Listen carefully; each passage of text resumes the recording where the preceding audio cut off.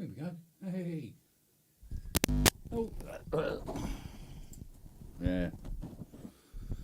Life. Ugh. Okay. Is it audio working, do you reckon? Because I have no idea. We've got nobody to bounce off here. No idea what's going on.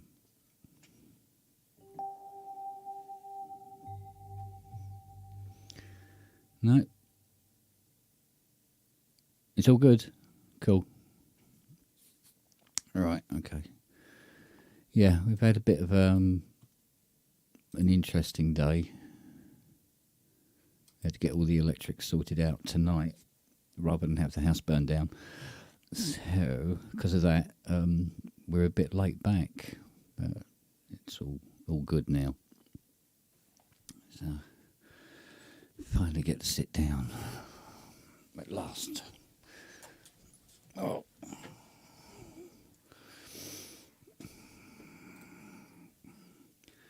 Morning. Evening, Kent. How are you? Yeah, in one piece now. Yes. You had your electrician finish then? Yes. Yeah, quite interesting. There's a couple of things that were wrong. Well, one that still is, but they're going to come back and sort it out for us. But yeah, so yeah, we had smoke coming out of the wall sockets, so never a good thing. Yeah. Yeah. That's. Unless you're a bit of a pyrotechnics expert, of course, but in this particular I have been known. Yeah, this apparently was frowned on by the electrician. No, you're not having any of that. Yeah. What was the actual issue? I mean, you know. Well, the actual issue was the air conditioning system went into the new workshop today, and it had been connected up to its own RCD in the fuse box, and it was like, oh, yeah, cool. But Fiona said that she could smell burning the day before, and it turned out that there was a wire in the wall in the kitchen melting. Because this electrician from 1,000 years ago had wired everything to this one plug socket. So the boiler, the washing machine. So it was drawing too much load, yeah. Mate. So it had, so there's a boiler, a washing machine, a kettle, a toaster, the heater and the pump for the pool when we have it out. Everything was running off this, penultimately would end up running off this one socket. So that's really quite scary, and that was done by a professional. Yes, yeah. Apparently, I'm not so sure now. Good God. Yeah. So. Yeah, it's been one of them. So, but I got it sorted out. But this guy come in, he sorted out all the issues. And but he had to do a full report on the system, so he had to check everything out. Yeah. And he goes, I'm sorry, he says, but that's going to take about 3 hours. And it's going to cost you. It was 150 quid. No. I mean, fixing is going to cost you. No, he fixed most of it. And it was all. He said, no. He said, don't worry about it. 150 quid all in. I'm going. We're taking your number. Wow. Yeah. So, which we thought was pretty damn good. So, yeah, you can come back again, mate. And how's the workshop build? Well, the workshop's built now. Got to put floor in it now. And the air conditioning heater thing is in. Although we had a bit of a giggle with that as well, actually, to be honest, because the guys come down to fit it and go, "Oh no, we can't fit it because you haven't got enough room here and you haven't got enough room there, and we can't run this here and there." And off they went.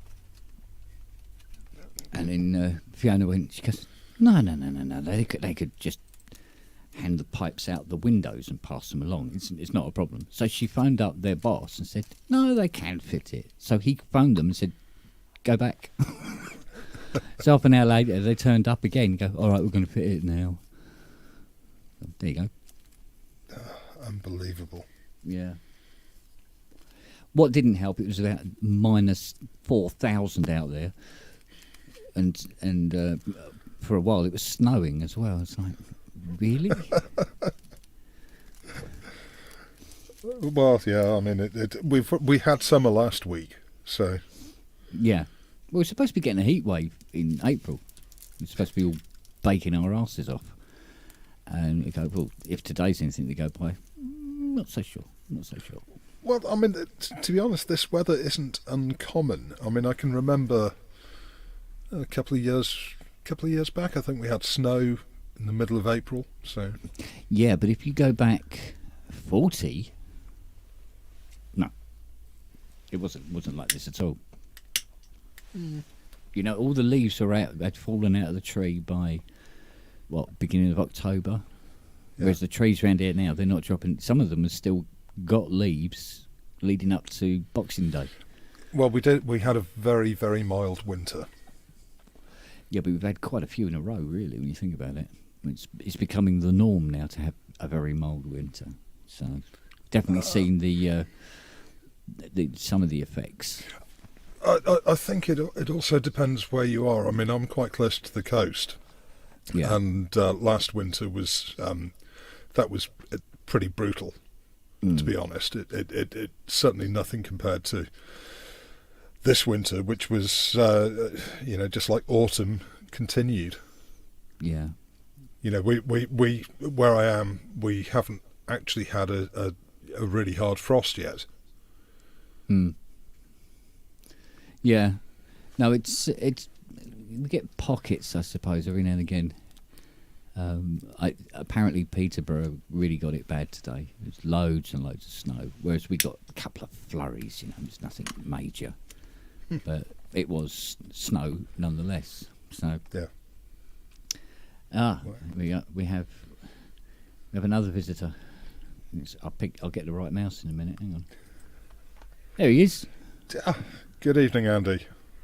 Hello, is this coming through? It is. Yeah. Hello, everyone. Denied a drink. Oh, just have a bloody drink, Kent. I can't. I haven't got one here. Go and get a bloody drink. I'll chat to Sassy. All right. Hi, Sassy, you all right? Yeah, pretty good. How are you, Andy? I'm all right. We were gossiping about you behind your back, Kent, about the electricians and everything. Have they mended everything? Have you got power? Now.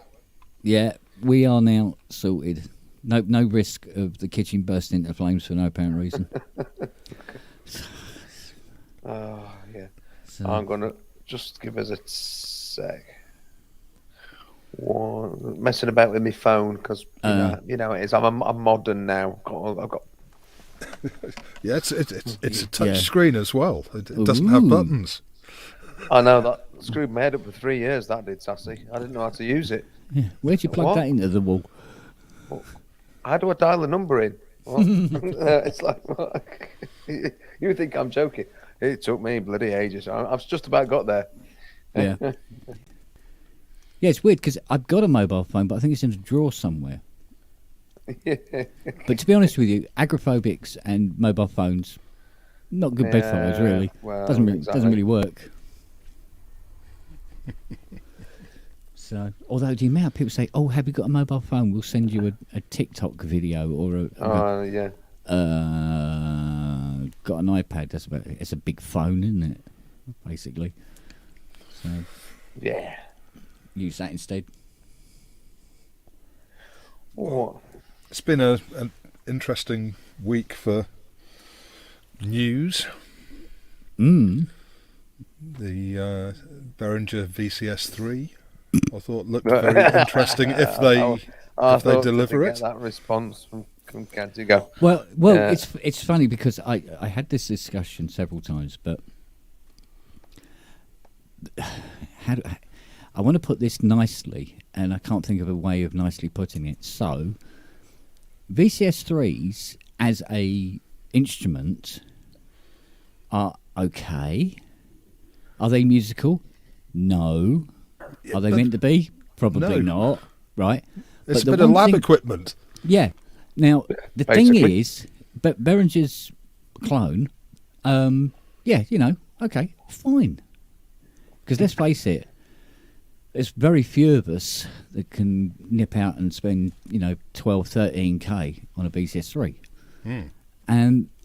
But what made the VCS3 special was it being old.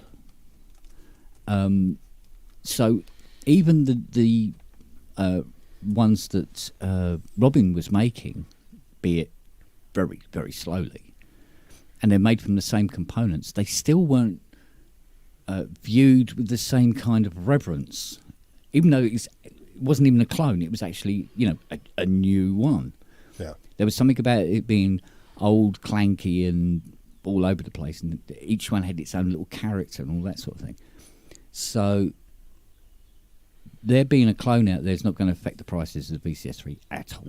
Oh no. No, I just love I just want one. I mean, it is that irrational thing.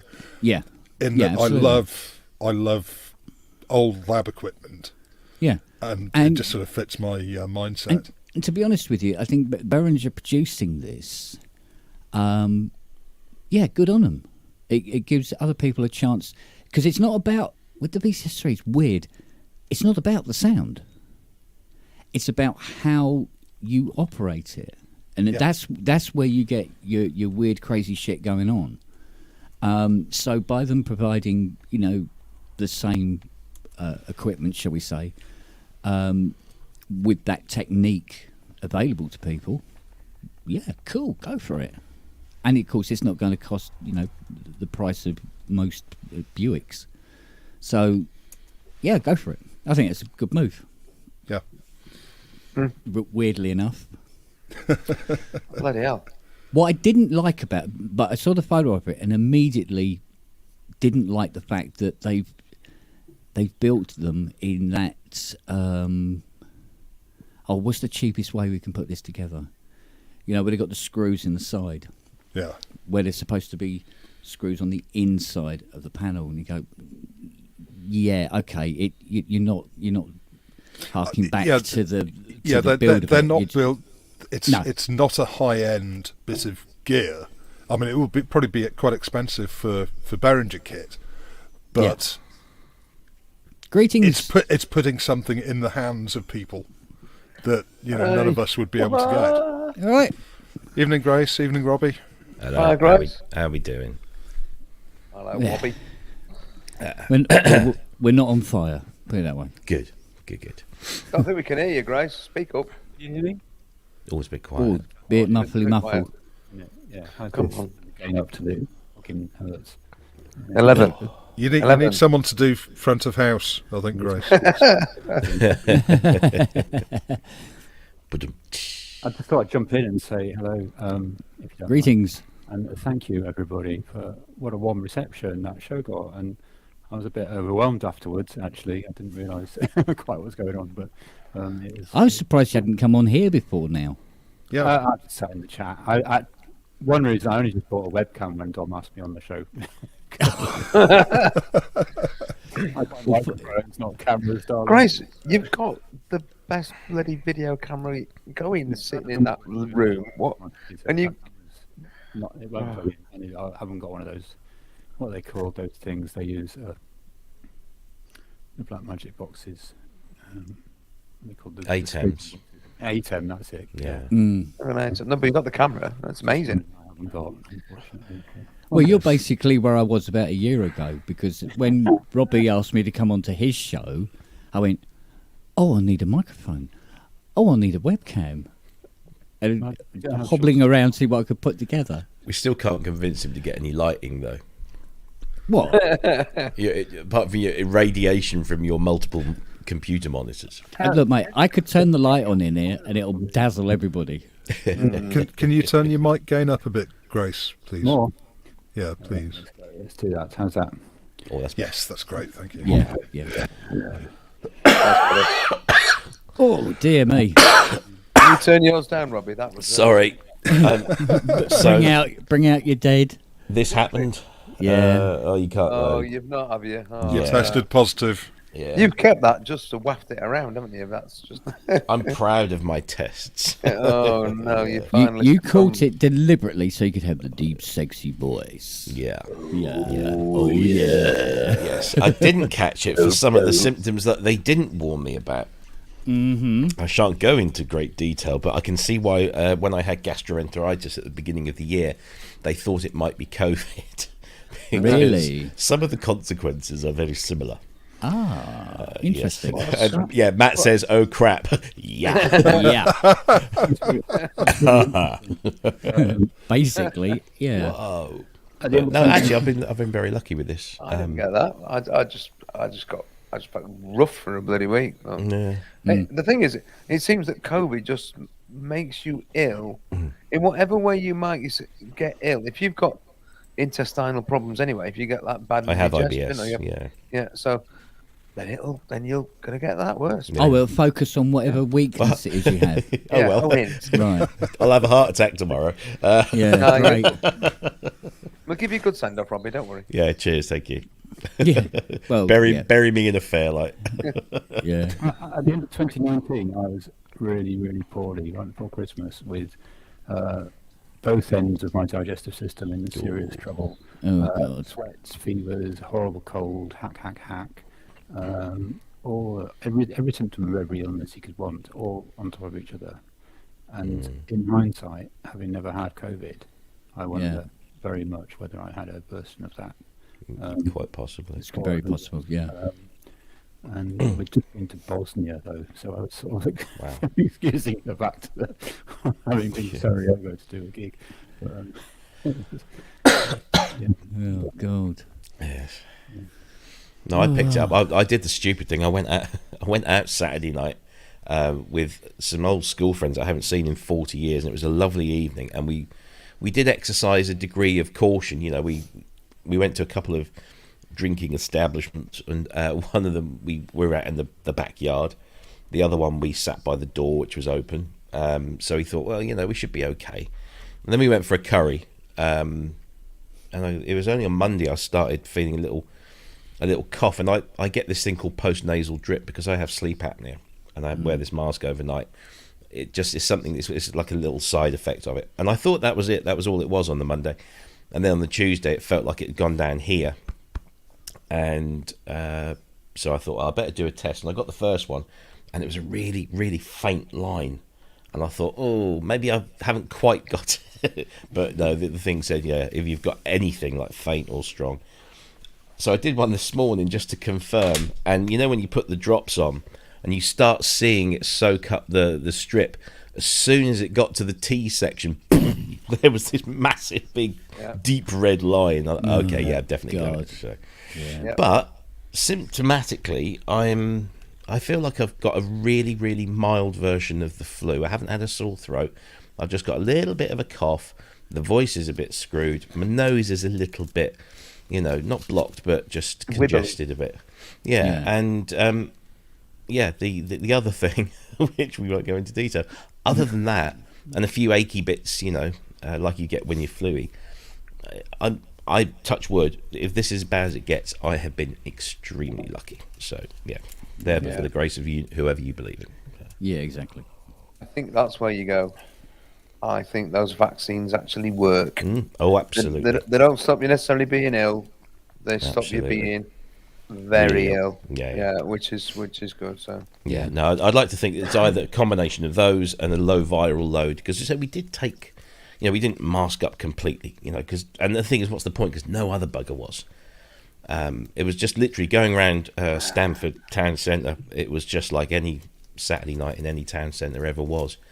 So, you know, it happens. But when we went to see that film, me and Andy, a couple of Sundays ago, it was like that. No one was wearing a mask. yeah, in the no, very few people. You do have to go, well, what's the point of wearing a mask at this point? Yeah. in time? Yeah, And the The thing is that technically it's not just the mask, is it? Really, you should be going around with rubber gloves on as well. oh, everything, yeah. I mean, So, please. I mean, you Full know, hazmat suit.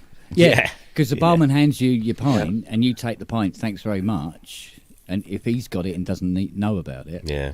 now you got it, and a face mask wouldn't have helped in the slightest, unless you went to pick it up with your mouth. My biggest worry is that because I went out on the Saturday, which is where I think I picked it up because I haven't gone out much at all.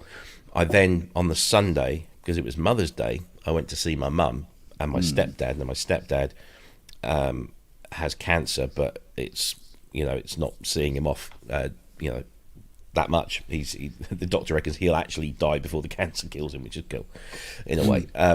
But you don't want to bring that into their world. And so obviously I went round to see my mum, but luckily they've been testing negative. All my family, bastards, the whole lot of them tested negative, and they're treating me like a leper.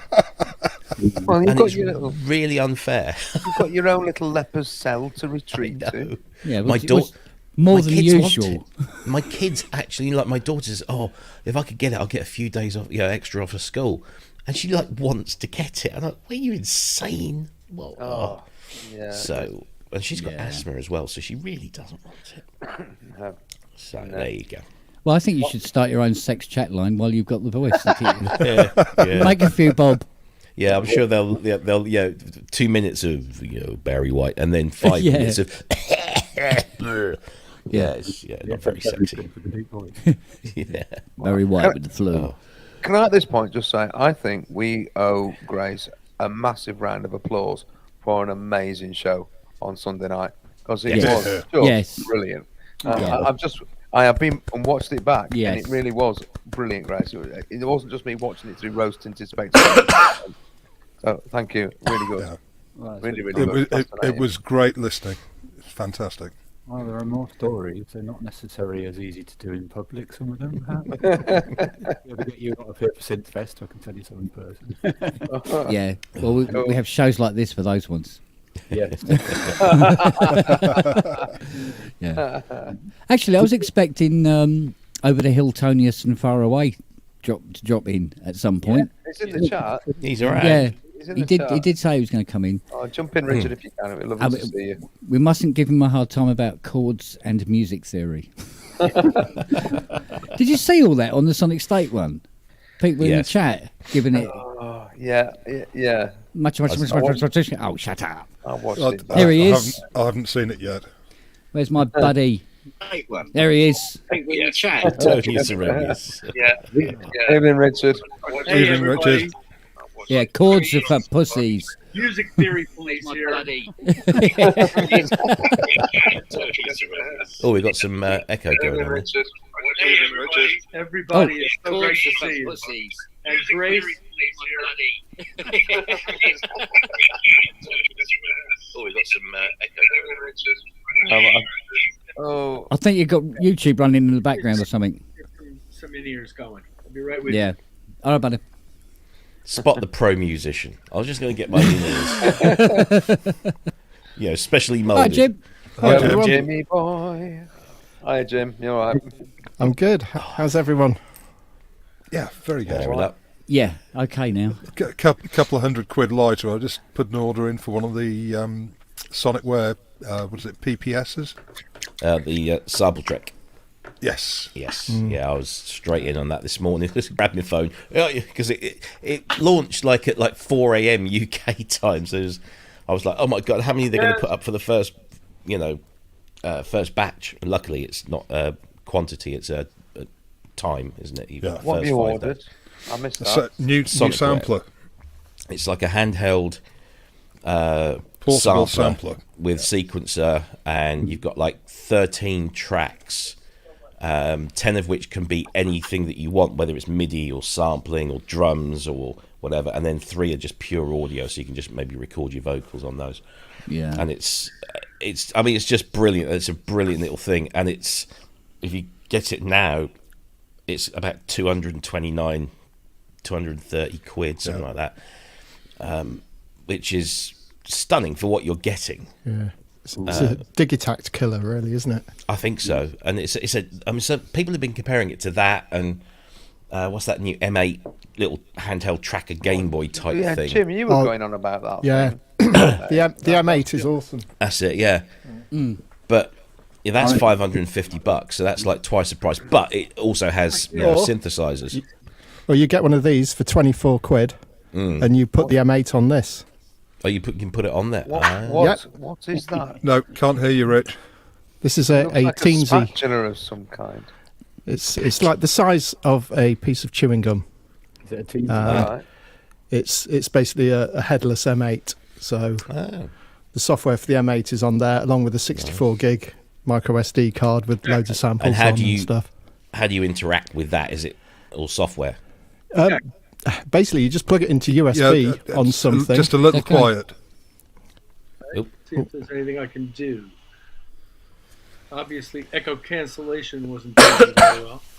Here we can- go. Boost You're your own kind mic of you're volume, I kind think. of there. You just need the booster a bit. I'm working on it. How's He's there. this? How's this? That's better. Yeah, Okay, it's yeah, fine. That's cool. much better. Okay, good. Thank you for having me as always. Hey, this Oh, is a see. free. This is a free for all. This is just a fight in a Thank you pub for being car park. had. I want to join the line of people congratulating Grace on your outstanding performance on Wiggly's Yeah. show. Oh, yeah. Yeah. Really enjoyed it. Yeah. Oh, it was probably the best Mr. Wiggly show ever. It was just like Certainly the longest. steady, steady, 3 hours. steady. The Badger Yeah. Baboon is the best one. oh yeah. Oh, and I thought, well, never mind. That was the best segment, Kent. Rich, I'll give you that. Yeah, all right. I give you that. I give you that. Yeah. Certainly the longest one. You did the Ukraine show. But yeah, as I was saying about this, so plug it into USB, into whatever, Mac, tablet or whatever. And I've got it paired up on Bluetooth using a PS3 controller at the minute with my Mac. And you just use that, the joypad, and navigate around the tracker screen and stuff. And yeah, it's got like full sample capability, Same FM tracker, synth. It's got a Richard. version of Braids on here. Wow. It's just, yeah, and the effects sound really good to my ear anyway. But yeah, 24 quid. Not bad. Yeah. I know. You're going to bring that with you when you come around here to do this. Yeah. Definitely. Cool. But I'll yeah, bring me spoons. I might have to bring my latest purchase as well, which was something I've rebought after selling my original Argon 37 key. Now got an 8X down here. Oh, you were Oh, saying yes. about that. Well, Ah. Yeah. Impressive synths. Thing of beauty. Mm. Really is. oh, So, Yeah, Richard, I got a call about doing that Ukraine show about a week before the show. So I nearly met you, but I couldn't do it for various reasons, including doing this Mr. Wiggly show that we did at the weekend. Mm. Oh, It would have been nice to meet you in person. It's a shame. How are your Yeah. gigs going, Richard? Well, that one went great. That Yeah. one we've done this week so far. This week is a light week. This is the Ukraine benefit on Tuesday, and we have a private show here in London on Saturday. Then it's back home, and I've got to be in Phoenix next week for a private show and back. And then we'll be back come mid-May for pretty much the entire summer, or take some trips to Europe and back.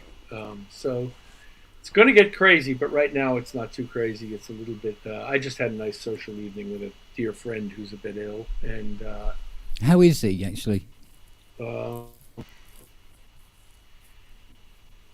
sad. But I mean, he's not sad. He's just struggling. His wife is torn Yeah. up to pieces, and I'm just trying to make everybody happy. But it's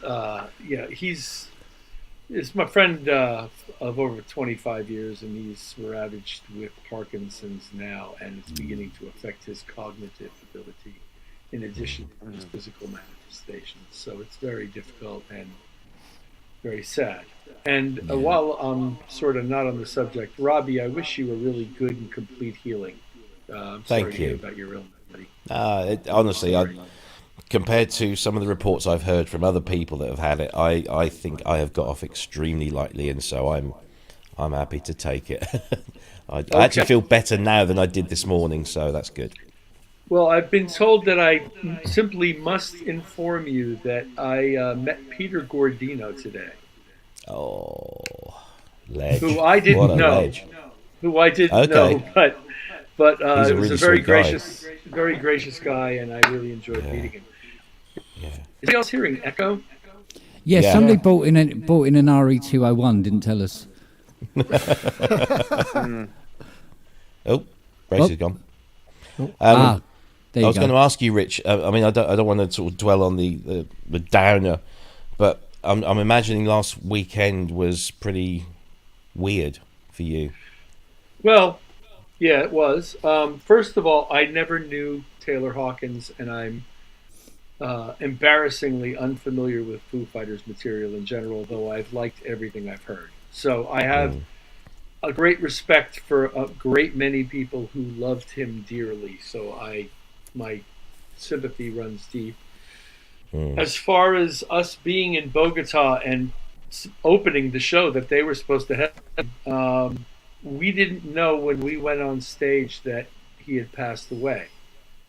However, we were observing somebody's road crew breaking down somebody's gear backstage, and not quite understanding what it was, if it was a previous act or what. We just had arrived, so we didn't know if there was an opening band or what. And there was this giant, like, pink drum set, like hot pink drum set, and the guy's breaking it down. It was later that I looked at videos of Taylor playing and realized that was his drum set. We weren't told about his passing until after the show. Right. So we gave our usual happy-go-lucky performance to what had to have been 25 or 30,000 people. And the show went pretty well, considering especially that we were using some members of our crew weren't, normal members of our crew weren't there, and I was playing on some unfamiliar gear.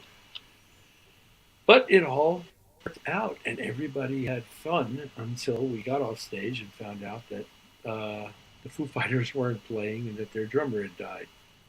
And so, yeah, it was a really kind of dark ending to the whole thing, and very unfortunate. And my heart, of course, goes out to his family and to everybody who was in the band.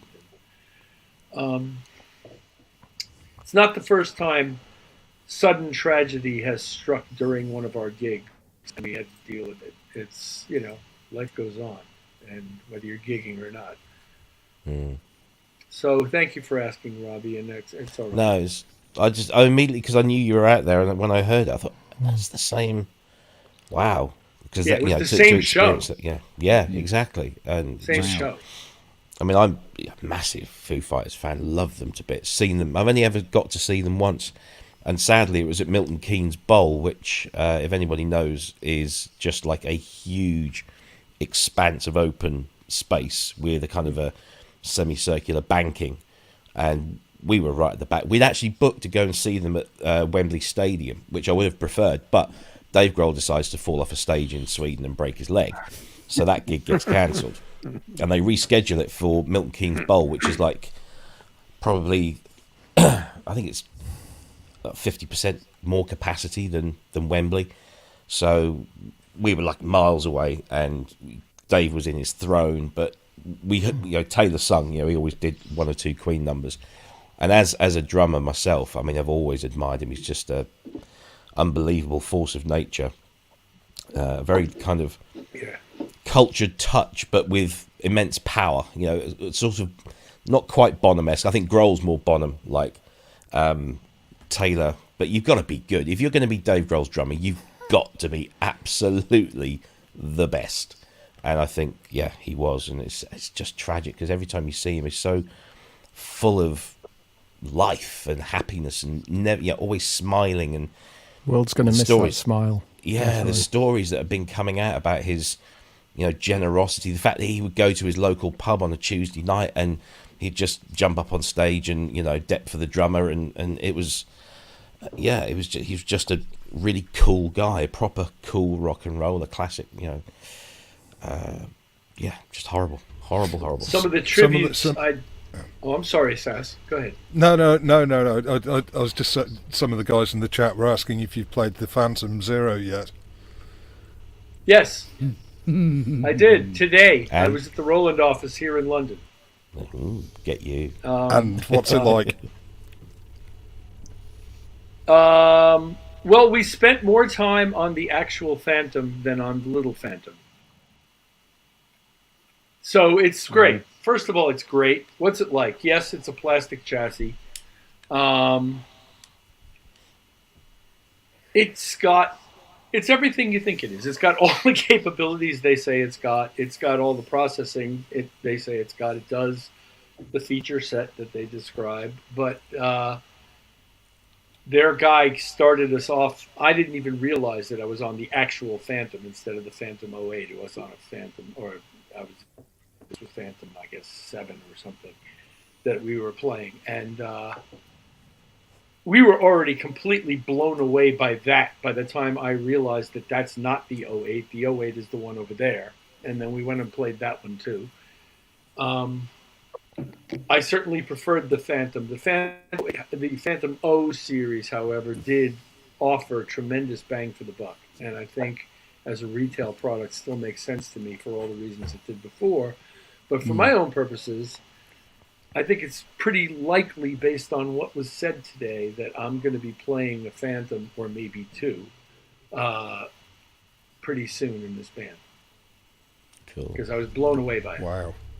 It sounds amazing. The audio outputs just are stunning, and the capabilities are stunning, and it does all the things I needed to do and 1,000 things more. And seems are really operable. Once you get your mind wrapped around their architecture and how to get the things, it seems like it's going to work great. It is a bit, when you make something that's that feature dense, it's almost inevitable that some things are going to get buried that you need to get to.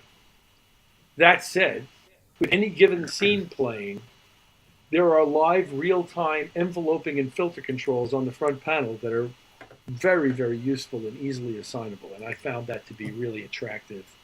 And the synthesis stuff that came out of it certainly blows away anything that comes out of the stage pianos I've been playing all these days.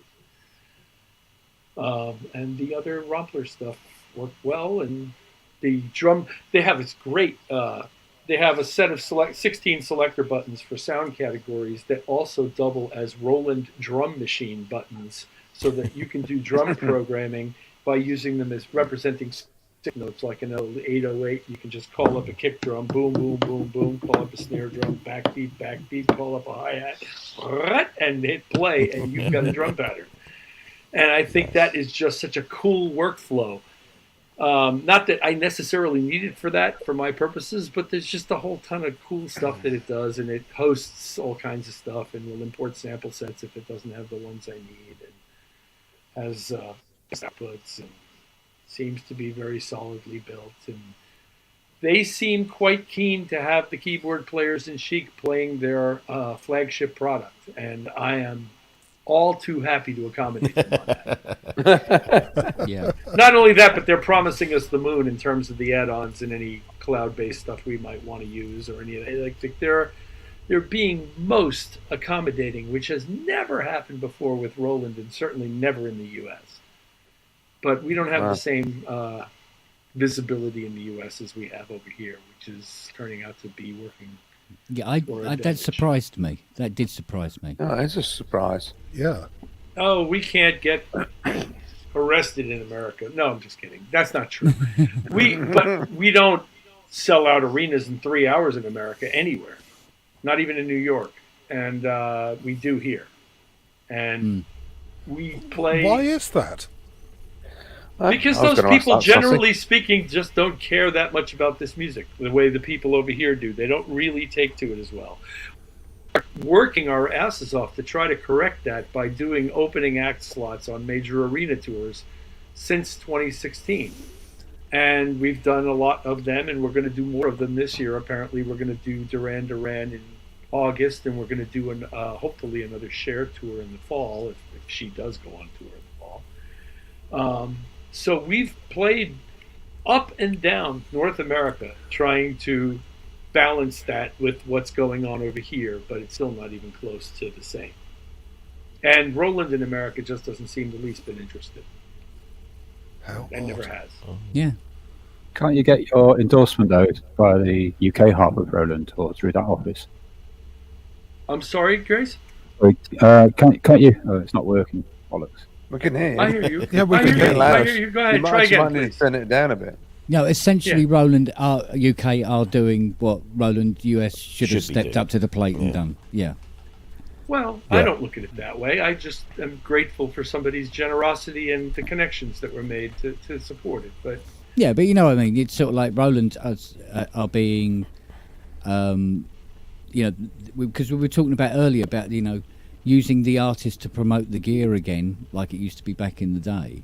But it's Roland Europe are keen to do that as opposed to Roland US. well, everything on our stage already was Roland. That's electronic. That's not a guitar amp. So the other keyboardist plays Roland and a Roland vocoder, which, by the way, will be redundant once we start playing the Phantoms because the same vocoder is basically built into the thing. I play 2 Roland keyboards. The drummer uses a pad, triggers some Roland to do various percussions and things of that nature. So we were already like 100% Roland stage anyway.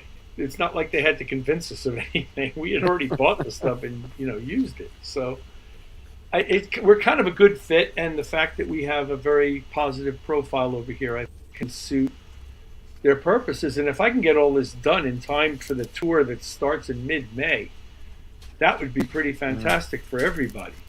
So I'm waiting to hear back from them. I don't mean to be pushing them, but if it doesn't get done by mid-May, it's probably not going to get done before the end of the year.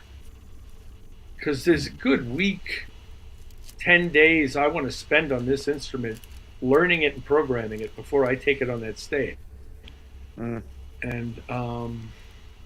because I think it'll take that long for me to get sufficiently comfortable to want to use it in a live context. And the only time they've got to do it in is in April. And really, honestly, so we'll see how that goes. Yeah. Like we said earlier, that ideally you have one waiting in your hall when you get home. Yeah, well, that'll be a surprise, but it'll be a happy surprise. Yeah.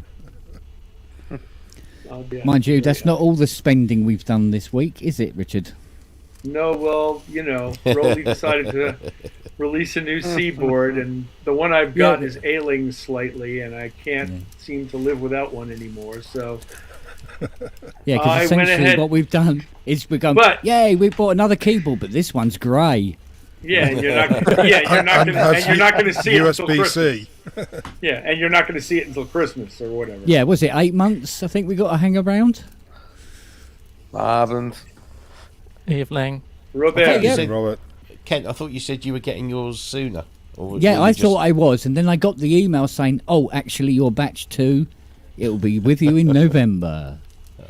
Oh, And I'm batch 3, and they say it'll be with you in November. So go figure. but they didn't say which November, did they? Meanwhile, he has your money. Yeah. That's Well, that's the thing. I've just invested in their company. again. No, the first time it already the instrument did exist. True. Yeah. True. Yeah. No, and of course they were very smart to get Parisi to play the demo video. Yeah, the demos are very impressive. Well, Parisi. Yeah, I'll have to do that that coupon. I'll have to do that coupon tomorrow. Yeah, they were offering a $300 coupon in their email promotion for the thing. Yeah. So that was That they kinda didn't handy. send me. Well, maybe you just never didn't talk nicely enough to them. No, I'm Yeah. kidding. But they sent Ty, who didn't buy one. So, what Could the Ty not hell? send it to you, Kent? Couldn't you use Ty's? I Here, don't Ty, think he buy it. knew. At the time we were talking, he didn't know. He didn't know about it until afterwards, where Richard had sent me his one, so I can use his one again to try and get this. I think what was it, 285 quid off. I think it was close. Yeah, something like that. Yeah. It's $300. I think it was like 235 quid or something like that. But you think about it, if you were in the basket at the website, why not just do it there? Why not just take it off anyway? Yeah. I don't know. It's, especially if they haven't sent anybody the bloody email with the offer on it. I will now defend the Rolly Company and say that I had already purchased this thing at full price when I saw that, and I wrote to them and I said, would you be so kind as to apply this retroactively to the purchase I made this morning at full price? And they wrote back the next morning, which was today, and said, yes, we'd be happy to do that for you. So yeah, Wow. they're okay with me for at least the next 24 hours. Yeah, well, no, but I'm going to have to do the same thing tomorrow now. Yeah, but I think they'll accommodate you. I don't think it'll be a problem. Yeah, but it was lucky that I knew somebody who'd also bought one, Well, wasn't it? Otherwise, I'd never have known. well, there you go. Yeah. So God damn it. apart from the MIDI port and the USB-C and the colour, what's different about it? Well, I won't know been until I made. touch But that's it. enough, isn't it?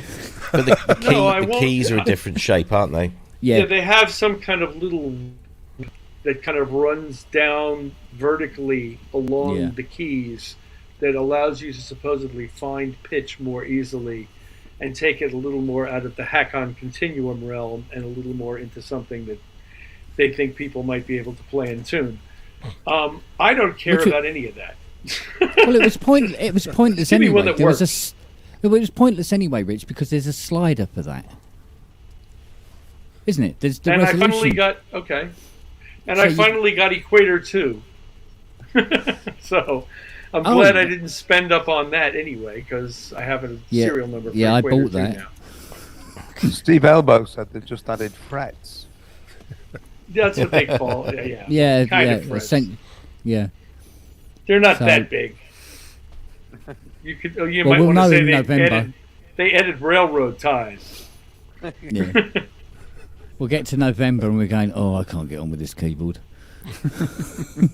Well, we're stuck with it. So Yeah, and I'm we're not- stuck with it. and I'm not quitting on this technique that I've spent the last 6 years developing. So I'm exactly. more likely to buy another one than give this one the finger, if you know what I mean. I think that a really easy route is to put two blocks together.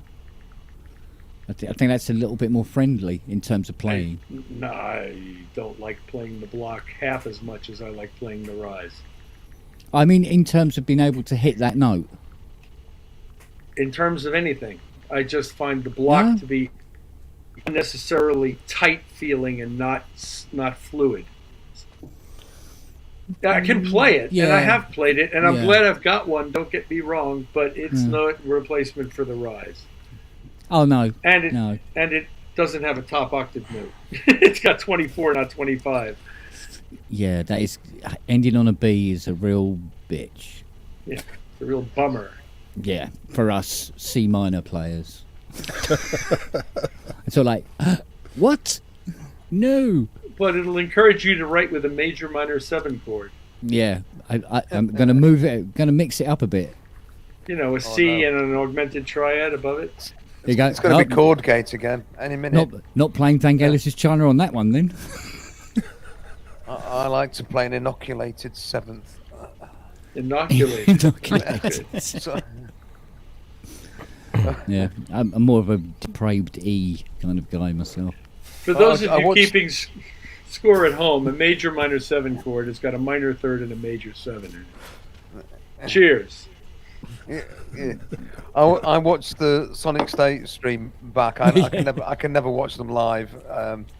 And I just was watching the chat and looking at the comments in the chat and just chuckling away because there was just like these different types of comments like, oh, who gives a shit about chords and what they are? You just Right. Another's going, yeah, but you've got to know what your inversions are, and you've got to know what diminished, augmented, subvert, and I'm just sitting there going, what? Well, yeah, I can understand why people are so. Yeah, you got to know it, and I can understand why some people might go, yeah, why have to have an argument about it though? I was thinking, Right. this Well, is you don't silly. have to know it. No, But even a blind squirrel finds an acorn once in a while. absolutely right. But a little bit of knowledge doesn't half go a long way. That's, I need to do one of those. And I mean, absolutely. I was I taught will be music with you the- on that, Richard.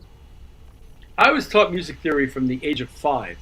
So for me to think about living without it is almost inconceivable. I have seen people who don't have any theory knowledge whatsoever get great results. And as an example, Stevie Ray Vaughan, no less a person than Stevie Ray Vaughan, wanted me to teach him music theory. And I was really reluctant to do so because I did not want to become the guy who got him to start thinking about it. He was already so great just doing it that to start wrapping his head around whys, I didn't see the point. But anyway, it's and another guy who wanted us to teach him music theory was Avicii. Excuse me, Avicii. With him, he was like a sponge.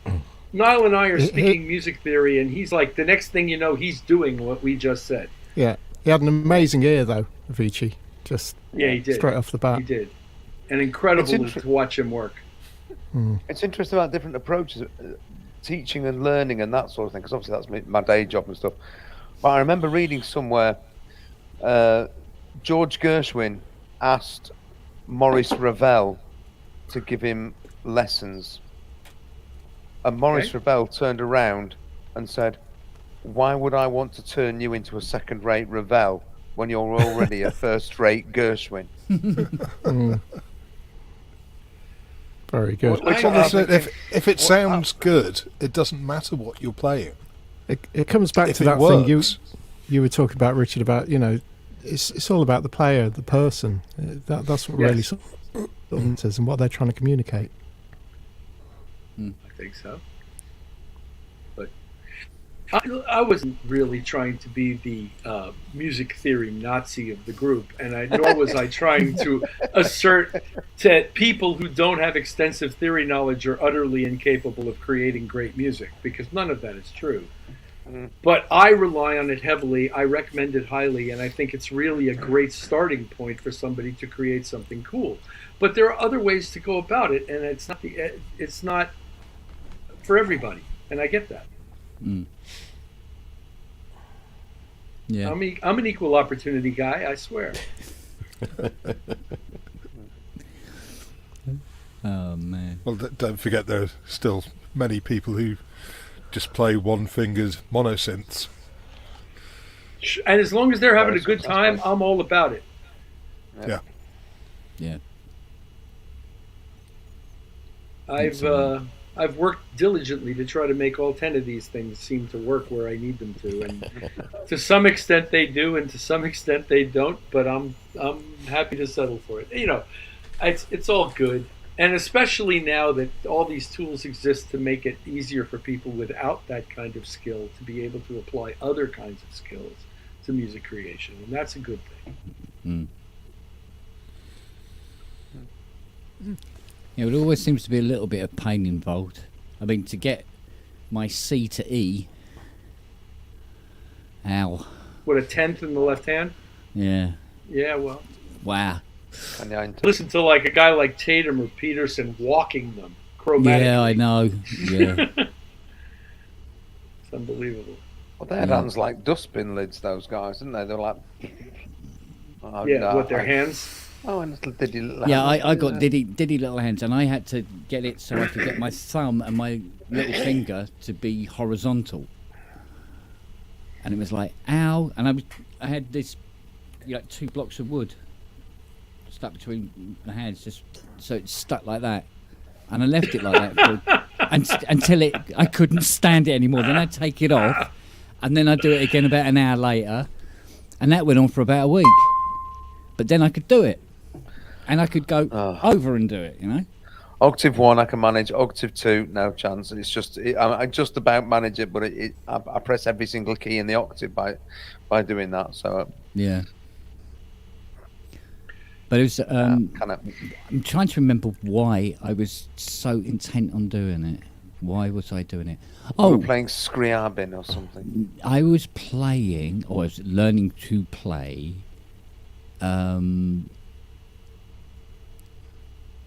Vivaldi's. Was it Spring? I don't know if it was. It was one of the Vivaldi ones, and he's got his big wide, C G E as the bass chord. And to be able to play it live, you need to be able to whack these buckets up. But you had to move the middle finger and then those two and then the middle finger. So it was doing this snake up the keyboard. But yeah, I got there in the end, thanks to 2 blocks of wood. and a couple of elastic bands. And it stayed there now. And stretch. And turn it and turn it and turn it and turn it and turn it and turn it. Spong's rack. Yeah. Spong's rack. Okay, I'll tell you where the treasure is buried. Exactly. Yeah. So, but one must suffer for one's art. You sure? 2 blocks of wood have got me out of many a professional problem. Yeah. There's a story there, Grace. Come on. Oh. Especially when aimed at the right musician. Now you're reading my mind. Stop it. I did a Foo Fighters gig once in Wembley Stadium.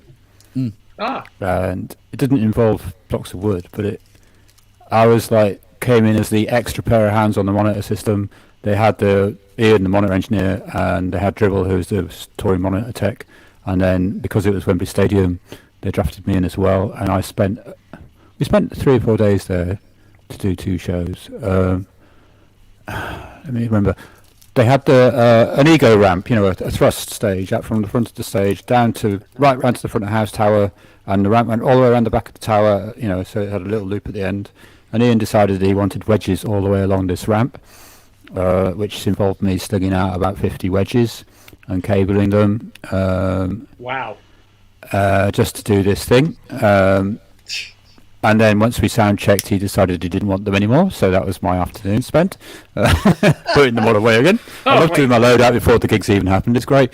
And the other big thing that I was doing was it was a revolve. The stage was about a third of the way down the pitch in Wembley Stadium. This is back when Wembley was new. The new Wembley was absolutely brand new, and I think there'd been 1 show in there already, but not many. Certainly not a lot going on. So we were quite early on. So it was a revolving stage, and so we had a side fill in each corner of the bandstand essentially, so that we were doing switching stuff for the side fills as the stage revolved. But the main thing was getting all the cable up the middle. Now, if anybody's ever worked on anything like that, a revolving stage is fun. So you've got to run all your power, all your audio, all your speaker feeds up through the middle, all the multi-pin stuff, snakes. Richard, don't you? I can see. And I ran, I don't know, a couple of dozen cables up the middle of this hole in the stage. And the way you put it in is you build a twist into it as you go, so that because it won't go past the 360. They will never run a stage past the 360. So what their move was 90 degrees, and a bit later on another 90, and then a bit later on. So go right round, then swing back. So I did all of this stuff, and I built all my twists in, and I had all this coiled stuff under the stage, so it just worked really nicely. And I spent quite a lot of time just making it perfect. And then I lashed it up with PVC tape, just to make sure that should it snag on the sides, it wouldn't chop into the cables. And I did a really diligent job. And then we checked it all, we tested it all round, it all worked great. And I came back in the morning, and there was 2 skinny little video cables wrapped around the outside of all my tree. Just like they just chucked them down the hole. And it was all tangled around my stuff. And it was like, yeah, I don't care, but it's like, you're not going to have any camera very, very soon, and it's not really my problem, because my snake. Every time there was a revolve cue in the show, I scurried underneath the stage, and I sat there, and I mimed the snake charmer, and I was going as it went chuk chuk chuk chuk chuk chuk chuk round and round and round, and ways to entertain yourself, isn't it? But and the other funny thing about, there was a pretty epic show actually. They had Jimmy Page and JPJ turned up and played a couple, and Taylor sang a couple of Led Zeppelin songs, and Grohl got on the drum kit for them. So they did that. That was amazing. The funniest bit was so just before the show started on day one, we were all, so the Monitor World was in a little lean-to off the stage in the back corner somewhere. It wasn't on stage, obviously, because it was a Revolve, so it was open sight lines, and we were in this little lean-to shed down at the foot of the stage, and we had a camera, you know. And I said to Ian just before they went on, I said, "Good luck, mate." And he goes, "Normally, I would say, it's okay, I've fucked up bigger gigs than this before, but I honestly don't think I can say that this time."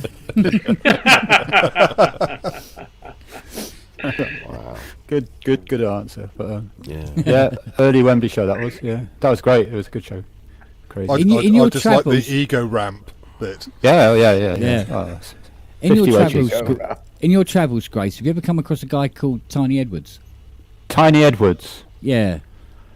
No, I think I recognise the name, He's but quite I small, don't know. I don't. Yeah. Tiny little guy. Yeah. Yeah. I might have seen him in the distance and not noticed. I do a lot of work for him anyway. He normally he'll deliver the whirlies or the the clavinets and stuff like that. He'll hire them out for the gigs. Yeah. And he said, this was a few weeks ago, he said to me, I can't remember what the gig was. It was quite an important gig, and he said he was on the stage and he's wandering around and he's setting up this beautiful 200A that he's got.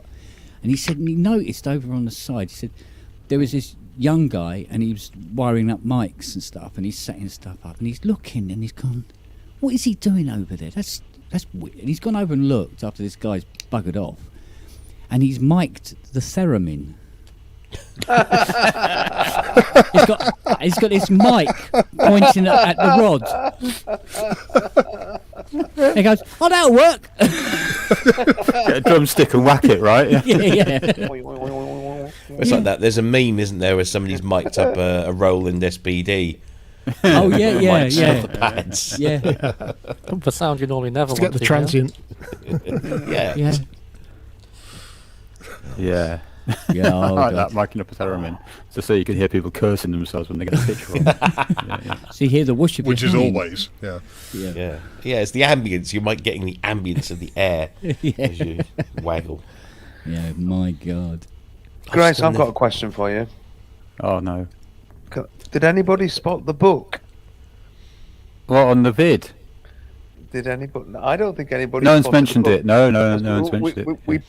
We placed a book on that Eurorack thing over there. There's a great big hole, right? It was a bit unsightly. So I was going through Grace's book collection to see if I could find and we put a book in, and we went through all these things. We had William Gibson, we had Ian Banks, all of these different books, and eventually it was, whose book did we choose that fitted the gap nicely? Did you choose? Which did I choose? Well, I chose, Wolfgang Fluer's book about his experiences in Kraftwerk.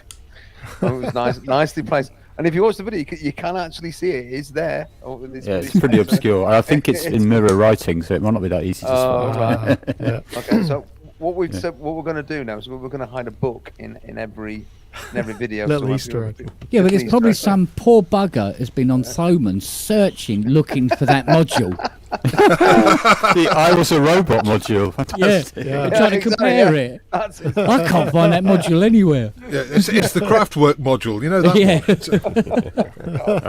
I made it. Yeah. Brilliant. one? Steve Elbows just said the Buckler modules. Great. Oh. Come on, Jim, where's the drum kit? So I've not brought it through. Come on. I haven't got. You're sleeping on the job. Come on, get on with it. I've got a Fiona stick, said and that's it. Fiona said something funny the other night, which she said, you know when Behringer done that post about the Kraftwerk vocoder, and she says, why don't you take a photograph of it turned on and post it up on their site, saying, actually it's shit, I wouldn't clone this, mate.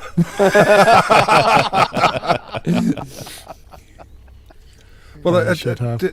did I see them posting about is it the 104 sort of Mooga Fuga? Yeah, they're doing the whole Moga Fogas, aren't they? So. Oh, Really? But they're actually the right size. That was very confusing. secondly, there's a Behringer product, which is the correct size rather than half or less. Yeah, the size of a matchbox. Yeah.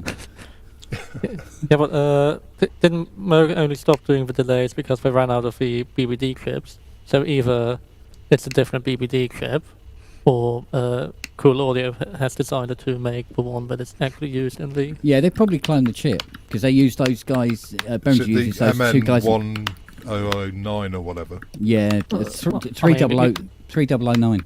Right. It's 256 stage jobby. It's about 8 legs, I think. But why do I know that? Oh, I'm a synth tech.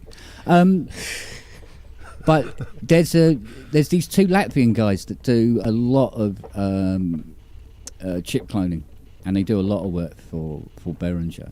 So I imagine they've just cloned the chip. Yeah, which is good. More BBDs being available, so you can actually have them not being entirely noisy. They are. I mean, from a manufacturing point of view, yes, they're rare. But from an everyday point of view, they're a piece of piss to pick up, and they're about £4. Yeah, it's more of trying to have them not be as noisy as a 30-year-old one. Yeah, but you do get these people where they go, "Oh, I missed the noise." Wait, but I like the. I miss that. Well, I think the same about people who use tape plugins. I mean, having worked with tape and the hours that you spend trying to minimise any noise and making sure the heads are cleaned and there's no dust anywhere, and then someone produces a track and just overlaid this crap all over it. It kind of But depends it's what magic you're fairy producing, dust, really. though. Yeah. I mean, I've got soft tube tape, which is pretty darn good. I use that, but you can use that within console 1 as well. Yeah. But do you use that for the noise, but you use that for the saturation effect, not for the noise? For sort of saturation and sort of slight smoothing of transients. Yes, but you don't want the lovely hiss from it. No. Well, saying that, I don't mind a bit of hiss, but or that occasional sound of the tape rubbing against the reel. Anything that makes something that's repetitive and linear more interesting. The sound of the nab adapter as it falls onto the desk and bounces and rolls. Yeah. I don't think any tape plugin you can actually set your vertical movement, whether there's any lift, and you're getting away from the tape head, and set something as an edge track, and you're losing your top end because you're no longer properly aligned. I think perhaps soft tube broken tape is a bit like that. They probably use that. That's right. But I don't use it for any of that. First of all, I shut off the noise because you can't. And second of all, that's not the reason why I use it. I use it for a combination of frequency and saturation. It's just an effect. It's not really intended. If it doesn't remind you of a Studer machine, it's fine with me. I mean, I grew up with tape machines too. So, and I don't use it all the time. But there's some Dinner's things. ready, darling. Yeah. Which plugin do you use, Richard? My favorite one. I've used a lot of them. My favorite one is the soft tube tape one. But the UA Studer is pretty good, and the UA Ampex is pretty good. And cool. different kinds of character to them, all three of them. So, and actually, the soft tube comes with 3 different characters. Yeah. So, it's just another way of getting EQ and saturation on something for me. I don't let it put the noise recreation into my tracks for the same reasons that Sassy mentioned. I don't miss that. And I don't know if I'll ever use dirty tape. I took it. They offered it for free, and I took it and I downloaded it and I pulled it in. I've not used it yet. But I even less than I missed the noise, I missed wow and flutter. So I'm not quite sure any reason why I want to put that on. It's called tremolo. So has everyone seen the UA native stuff that they're now offering? Well, I've seen that they're doing it. Not too bad a price from what I was looking at. Not that I particularly like subscription models myself, but What if somebody said you can see the line of people lining up to get on eBay their cards. You know, their DSP cards. Mm. Yeah, they're going to be really cheap. I mean, as long as you can still get real-time rights somewhere, that's the only thing I care about. The Madi Live racks, so you can use the UADFX Live, which they stopped making. If more of them become available again to buy used, that would be good. No. I was just reading the chat there. I bought a Cynthia AKS this weekend. Why? Congratulations. But it's only on the front cover of a book. Look, it's on the front cover of that book. I can't hide that one now, can I? I've just blown that one. You have to pick a different book now. And of course, this is the point where I say, I got one of them in the front room. Of course, and in the shed. I'm Yeah. buried underneath the Chrysler. Oh, wait a minute, no, beg your pardon. It's propping up the corner of the Chrysler. There's two. It's jacking the Chrysler Well, up so he can that's fit tripled the exhaust value of on the it. Chrysler. Yeah. Tripled, more than that, mate. No, there's one in the... There's an AKS in the front room, and it's a Cynthia in the hall. I think. That's completely different sense. No, it's not. It's exactly the same thing. It's exactly the It's just same a different thing. case. No, same case. No. Does the AKS actually have an AKS name badge, or does it just have an A name badge at the front? There's some print on the front, but other than that, it's exactly the same synthesizer as the Cynthia in every single respect. And the only thing the AKS has, obviously, is the KS. In paint, which rubs off. Well, yeah. But no, it's Daniel Miller's AKS, isn't it? Oh, the power supply came for that today, Rob. So yes. I'll fit that tomorrow, and I'll have to knit him up, Yes. so you can get him on the show finally. I'm still waiting. Yeah. I think he's still in Berlin. I'm happy to wait for somebody of Mr. Miller's stature. Well, those live demos of his System 700. Now that it's restored. Just Yes. can't rub in his hands. What the hell did I just do there? Sorry, I'm... What's happening up fan purchases? This has finally arrived. The cheapest one I could get on Reverb. Yay! Yeah. Yes.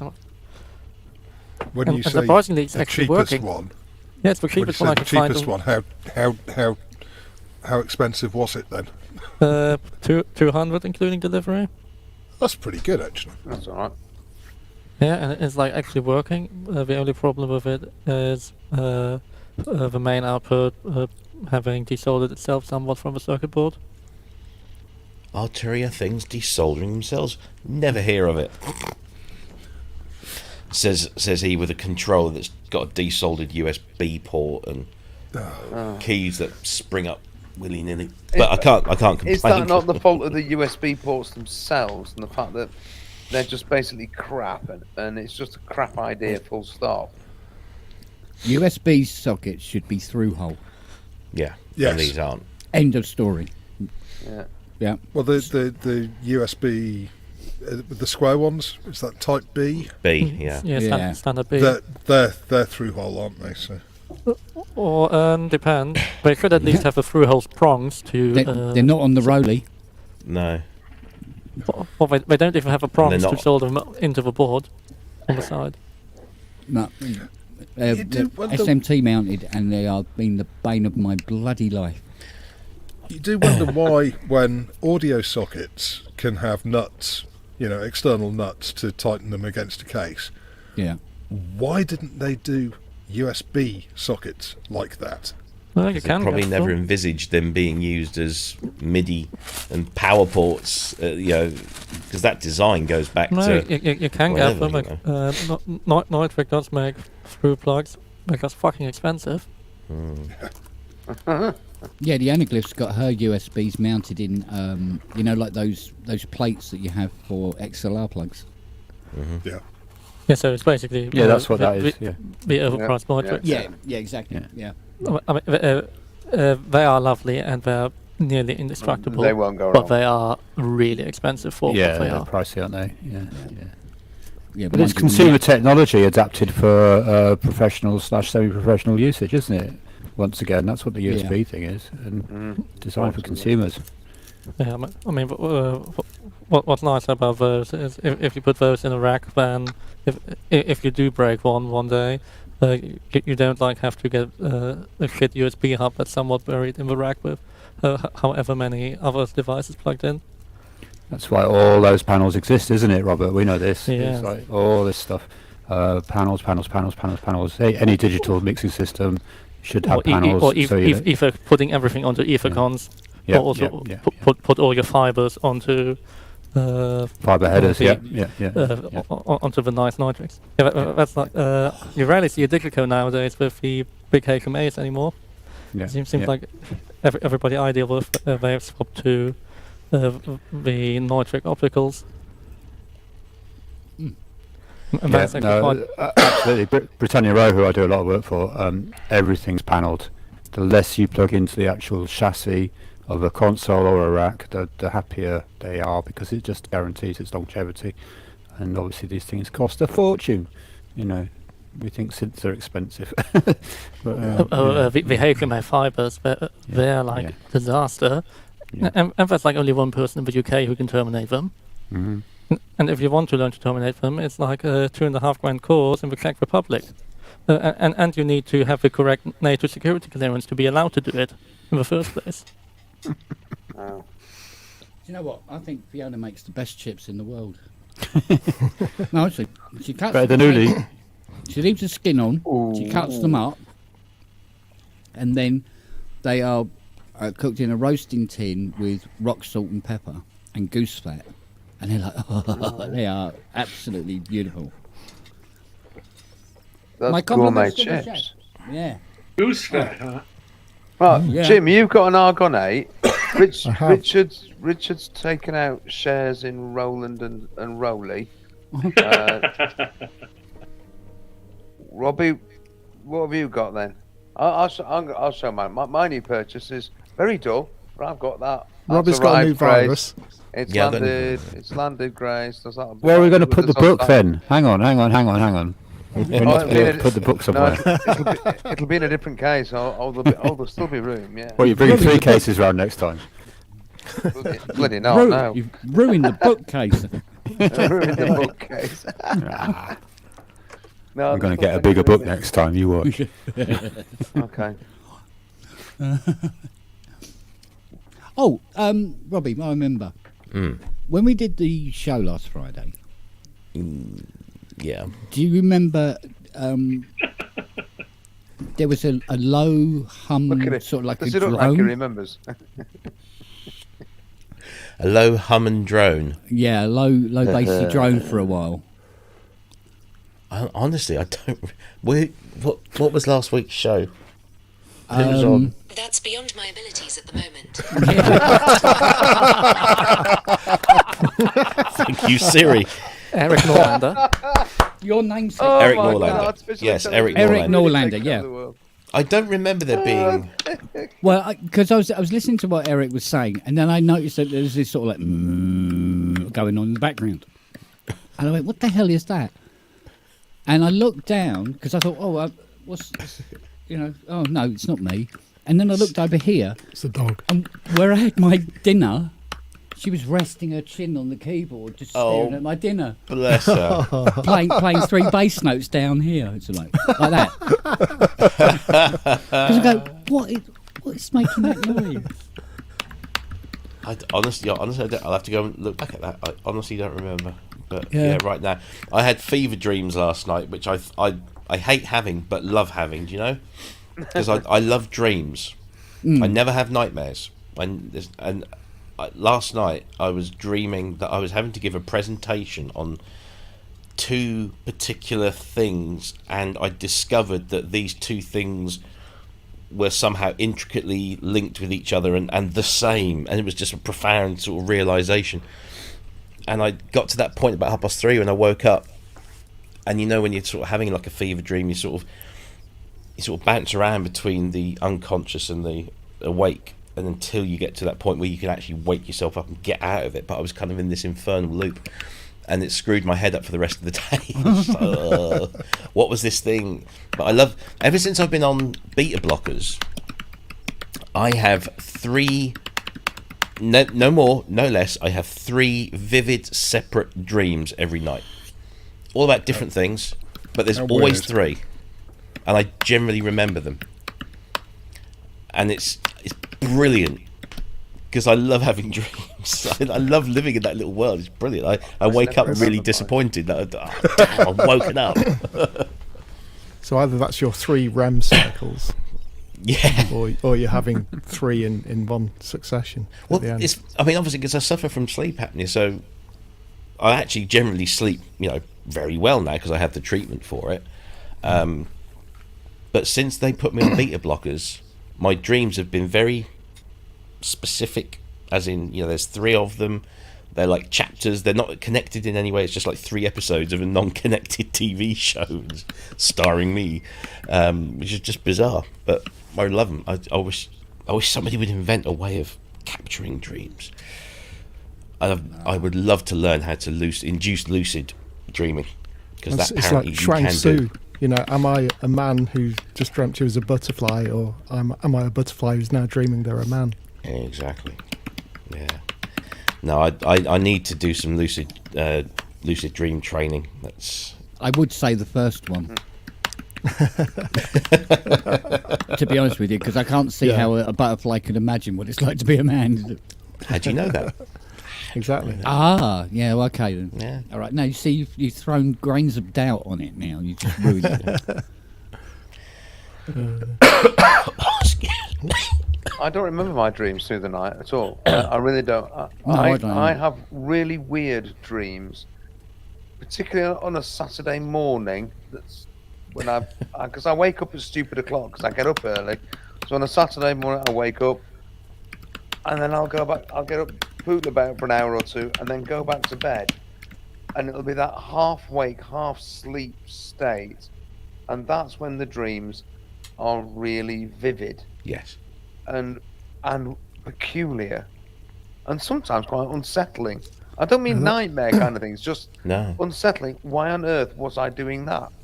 I think that's just decompressing from being a teacher all week. Yeah. Very possibly. I don't. I mean, who knows? I'm not a psychologist. I don't know how these things work, but I do know that, like, I will not. I'm sure I will dream through the night because people tell you that you do. That's what. Like you said, REM, that rapid eye movement and all that business. But when I wake up in the morning, when my alarm goes off, I've got no memory of anything. There's nothing there at all. Well, there was that. Oh, go on. Sorry, Andy. No, I'm going to say that's it. I feel slightly, because other people talk all the time about the dreams they've had, and I'm going, no, not really. There was that account by this guy which, really makes you think about the fact that in your dreams, time takes on a completely different scale. Yeah. So there's this guy who had this massively elaborate dream all about the French Revolution, and he was there, and he had this really long court trial and everything, and it ended with him being sent to the guillotine and having his head chopped off. Wow. And in that moment, a broomstick had fallen down and hit him on the back of the neck. Wow. And the idea is that whole dream just happened in that instant. Yeah. It's just absolutely crazy.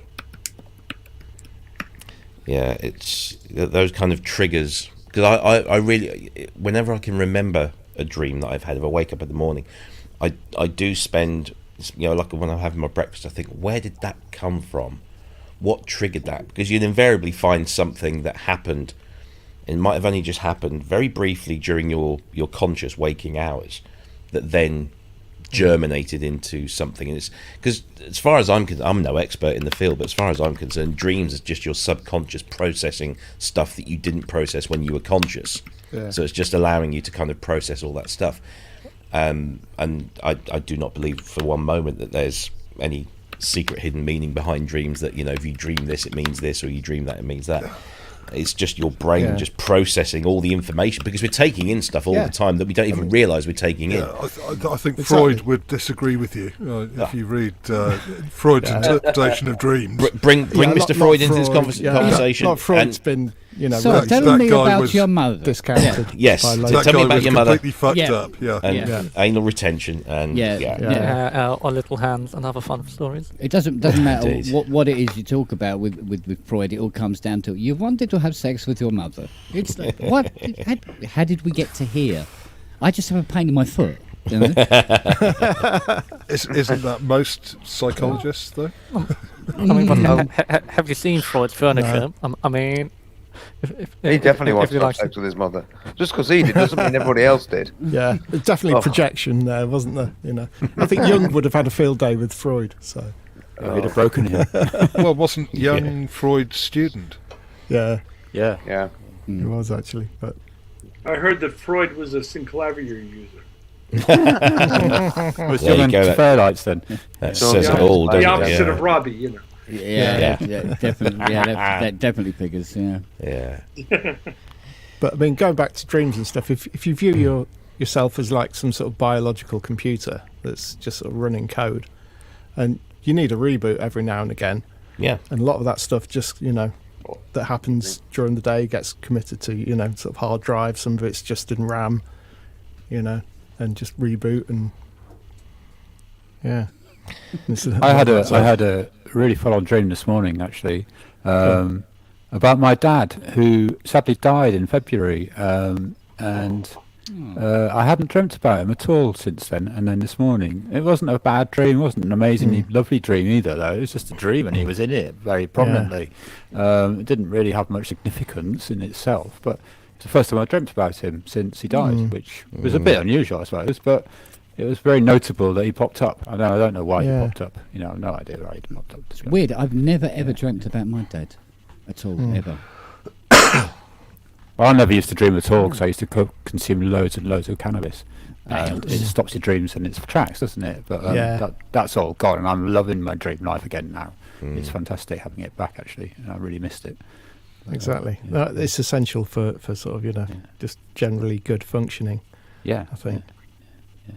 I say it does. It helps you process stuff that you didn't process or couldn't process, and I often find,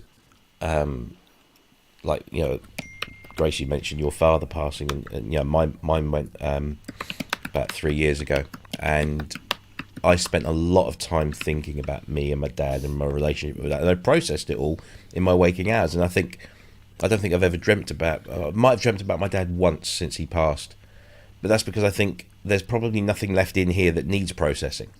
I miss him, but it's not really a thing, I guess. I don't know. That's kind of probably quite healthy in that case, isn't it? Yeah, absolutely. I've always had. I talk to myself. That's one of my things that I do a lot of. And people who know me are not probably going to be surprised. So you talk to your synthesizers. You've got all those synthesizers to talk to. I talk to the cats. I talk to the cats because cats are real. But there's nothing wrong with talking to your objects. If that's when they start answering, that's when there's something wrong. Well, the thing is, I always process stuff like by having a conversation, whether it's out loud or whether it's in my head. I'm always having a conversation with myself and processing stuff. And some people don't have an internal monologue. Isn't that weird? I couldn't. It's just alien to me.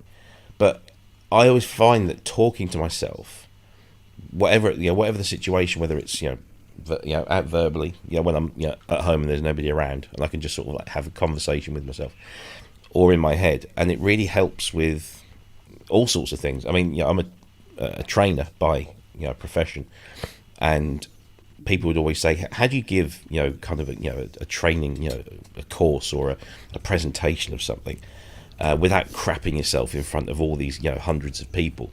And I practice in front of not necessarily a mirror, but I visualize an audience. Like I'm in when I was traveling around the country doing this and around the world doing a lot of this stuff, I'd be in my hotel room and I would just go through the session in my hotel room, and I would just talk it through, and then I would imagine the kinds of responses I would get, the kinds of questions I would get, and I would answer those questions.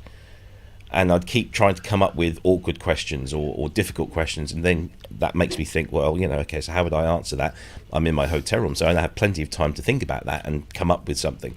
So that the next day when I'm in that room and I've got 500 people in front of me waiting for me to talk about something, when that awkward question comes, I'm invariably prepared for it, because I've already kind of visualized that happening. And it's a very helpful thing to be able to, people say, "Ooh, you must be mad." No, talk Got to your yourself. virtual hecklers. Yeah. I've done it all my bloody career. Mm. What are you going to say when a kid says, Exactly. Yeah, it's all preparation. all my best off the cuff remarks were prepared months in advance? People think comedians are geniuses because they can be up on stage and then just come out with a quick quip when somebody in the audience heckles them. Do you not They think work for a hard second on that it. they've worked hard to figure out all the possible jibes or criticisms that was going to come from an audience, and they've got it in their toolkit. It's just up here, and it's the skill is being able to access it and spit it out like you have just. Wow, that was a quick response. Like Chris Rock, for example. So. Or Winston Churchill. Sir, you are drunk. Madam, you are ugly. But in the morning, I was sober. Yes. Of course, anything by Oscar Wilde. So Yeah. I had an internal dialogue for many, many, many years, which is all wrapped up in my identity stuff that I've been dealing with. And so to go down to an internal monologue is very nice. But yeah, I had a raging debate in my head about my trans identity and whether to do anything about it for a very, very long time. And it was an energy drain. It sapped my creative life to bits. And for years and years, I couldn't. My creativity just waned very, very gradually over time. And I'm sure it was just because of the energy involved in that conversation that was going on in my head all the time. Wasn't schizophrenic or anything. It was just one side of the brain telling the other side of the brain what's going on. that's it. Yeah. Well, Any any just got to stressful. be your authentic self. Anything else is just tiring, Yeah. isn't it? Well, also, it's probably one of the most healthiest things you Yeah, can most do. Because if you're exhausting. going to talk Yeah. to somebody about a problem, talk to somebody who's experiencing the problem and knows what you're talking about. Yourself. You. Yeah. Quite. Yeah. And just sort of stand outside Yeah, outside yeah, yourself yeah, and communicate with yourself. It's when you start arguing though. It's Yeah, when it comes to Oh blows. yeah, that's where the dope came into it. I'm beside myself, and we can't agree on anything. Oh man. What's that from, Richard? That's a line, isn't it? That's from something. I don't know. I think I just made it I'm up. sure that's a line. Oh, well, then you're a He cheat. wrote it. Credited to you, Richard. Yeah, you could have that one. No, I can't remember who was the one that said what was the difference between knowledge and wisdom. And it said, The fruit salad, isn't it? yeah, that's it. It says knowledge is knowing that a tomato is a fruit. Wisdom is knowing not to put it into a fruit salad. So I did, and it works perfectly well. It's really quite nice. Who told you that? The voices in your head? Yeah. You go, Yeah. yeah. Well, They you've did. got, you've got voices in your head. Yeah, but only you the ever- usual amount. I'm not mental. Have you ever put pepper on strawberries? Yes, Go on. very nice. Really? Good. No. Yeah, well, there's no black blood pepper. line. It's really nice. Oh, Salt in okay. your coffee. What? Come No. on, Grace, you're a coffee. No, seriously. If you're doing how you're doing it, if you're doing it in one of your stovetop mocha makers, just a couple of little grinds, or in your V60 filter, then just a couple of little grinds. I'm telling you, it works. It just adds a. Never heard of that Ooh. before. It's great. Just a little bit of salt. I can imagine in that, yes. I was thinking, 'Cause it's when you bit- said it's it, I was between- thinking like in my Nescafe. contrast. And I was going, Oh no! You've got to do it in your proper. You've got to do it in your proper coffee. I'll have two salts, please. Yeah. Sense is just gone. Yup, he knows that one. It's Oh, wow, It's a great, okay. It's a great little trick. Well, guess what we're having on Saturday when you bring your three modulars around? Salty coffee. Grace, stop it. There's only two ham and pineapple pizza with chili. that with chili and chocolate and chocolate and Tabasco. That's casting aspersions, Yeah. that is. Yeah. Yeah, dear. Because wasn't there something about pepper and lemon? I've never tried that. Yeah, someone said something about putting well, pepper on I the know. nut. I just know that strawberries with a bit of pepper. I used to make rocket salad with strawberries and pistachios and pepper. Really good. Oh. And whenever you're doing something with a tomato sauce, always put tomato ketchup in. No. And it takes away a lot of the acidity from the tomato. Just put sugar in it. Oh, it's all the sugar and the ketchup, yeah. Yeah. Yeah. Yeah. Yeah, because it's Welcome- technically not a vegetable, Welcome is to it? Kent's cooking channel. Yeah. Homebrew. Starring Jim Blue. Actually, yeah, Jim, well, come on, chuck This your is Jim's out honour, anything. this is, Yeah, Yeah. well, I think me and Torsten should set up a cooking channel. That's Torsten Have Heinze. everything going. Yeah. Yeah. Hmm.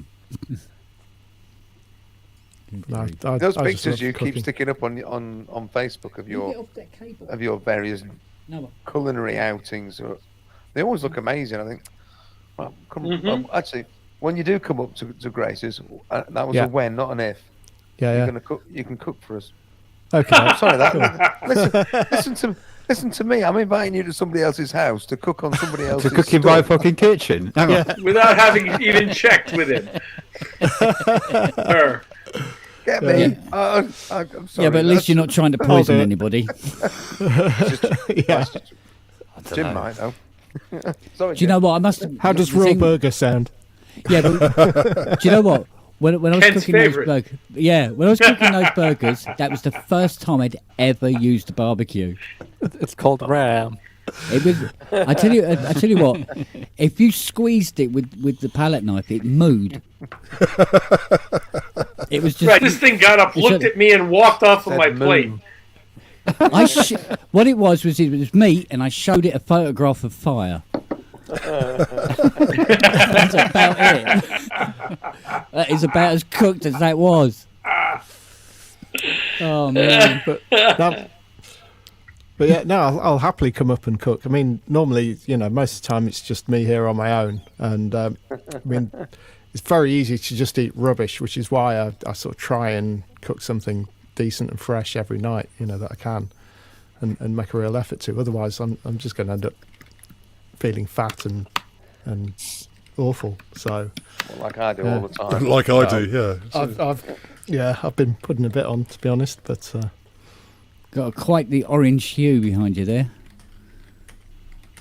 Who, me? Yeah. You.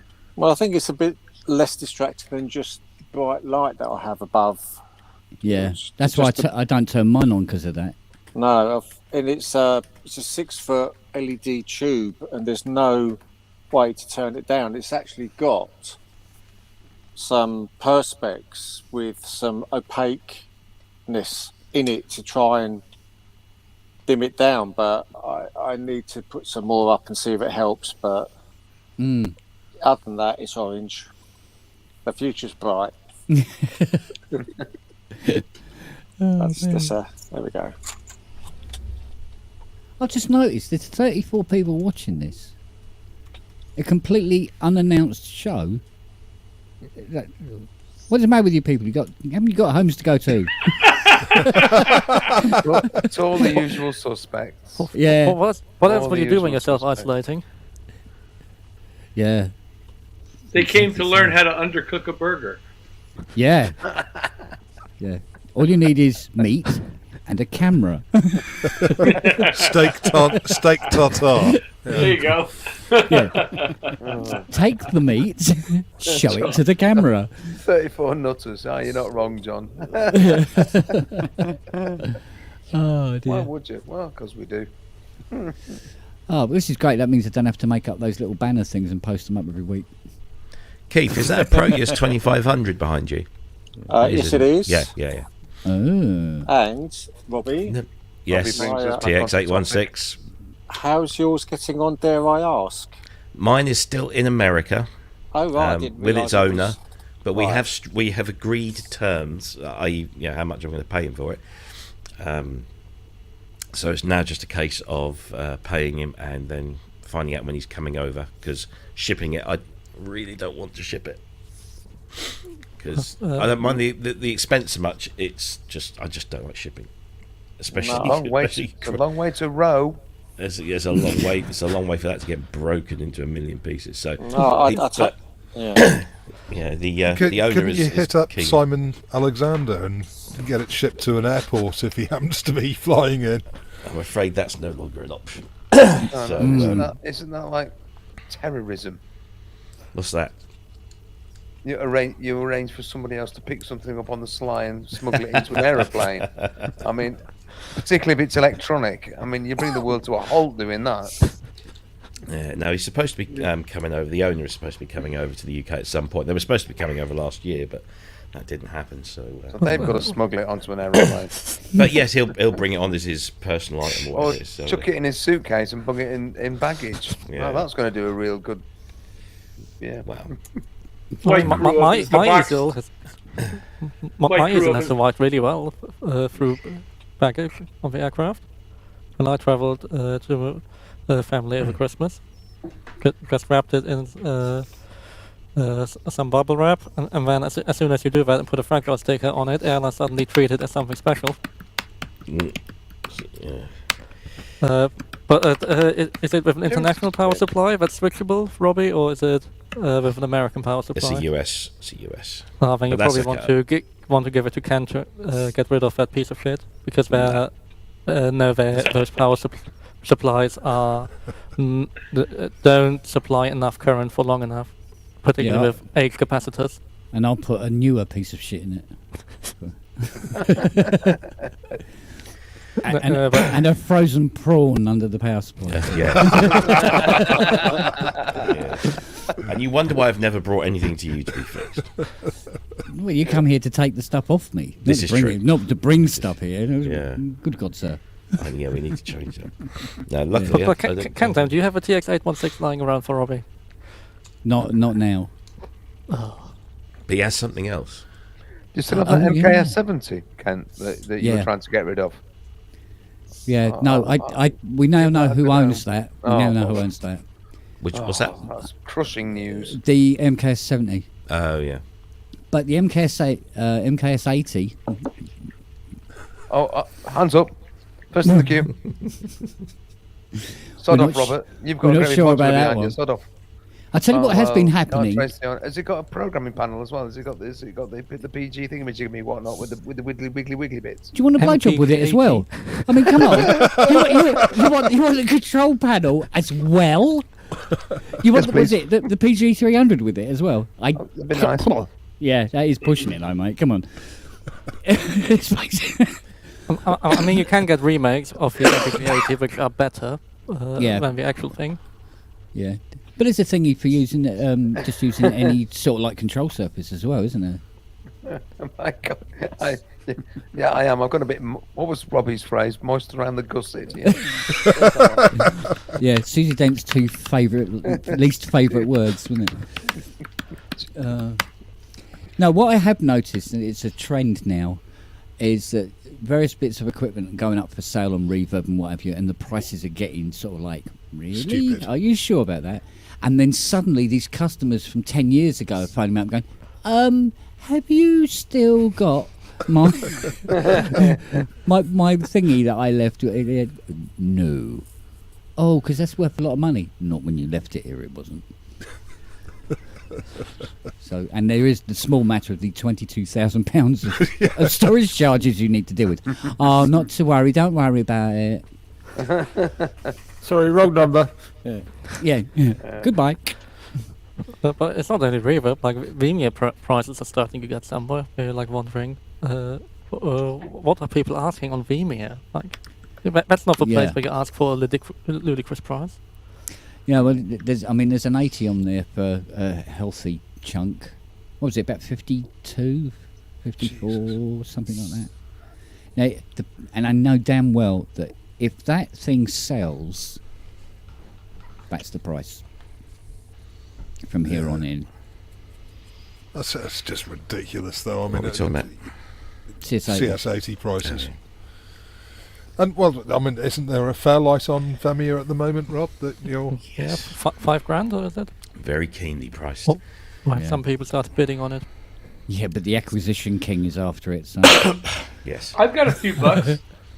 Yeah. It was funny because there's a guy that popped up in the one of the Fairlight groups today and said, "I'm getting a I'm getting a Fairlight in 10 days' time. It has a faulty light pen.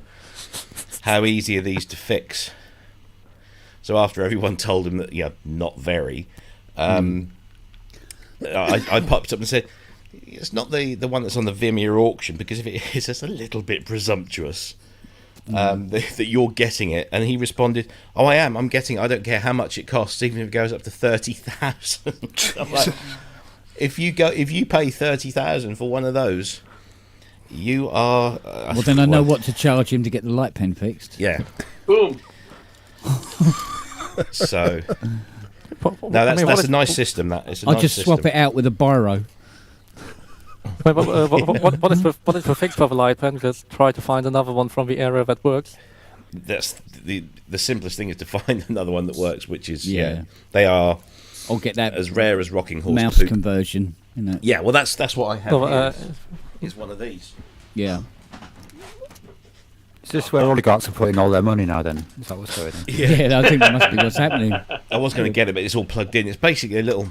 There's a guy in California called Joe Britt, who's basically it's based on a teensy board. Yeah, it's based on a teensy board, but you hook it in between the mainframe and the music keyboard, or you can just hook it onto the mainframe, and it gives you a MIDI in port, a USB port, and there's something else on there, and you can have the one I've got has actually got a replica LED screen. So on the right hand side of the music keyboard and the Fairlight, you've got the little LED panel that tells you what sound you've got loaded, and then you've got the keypad, so it replicates that on top of this box.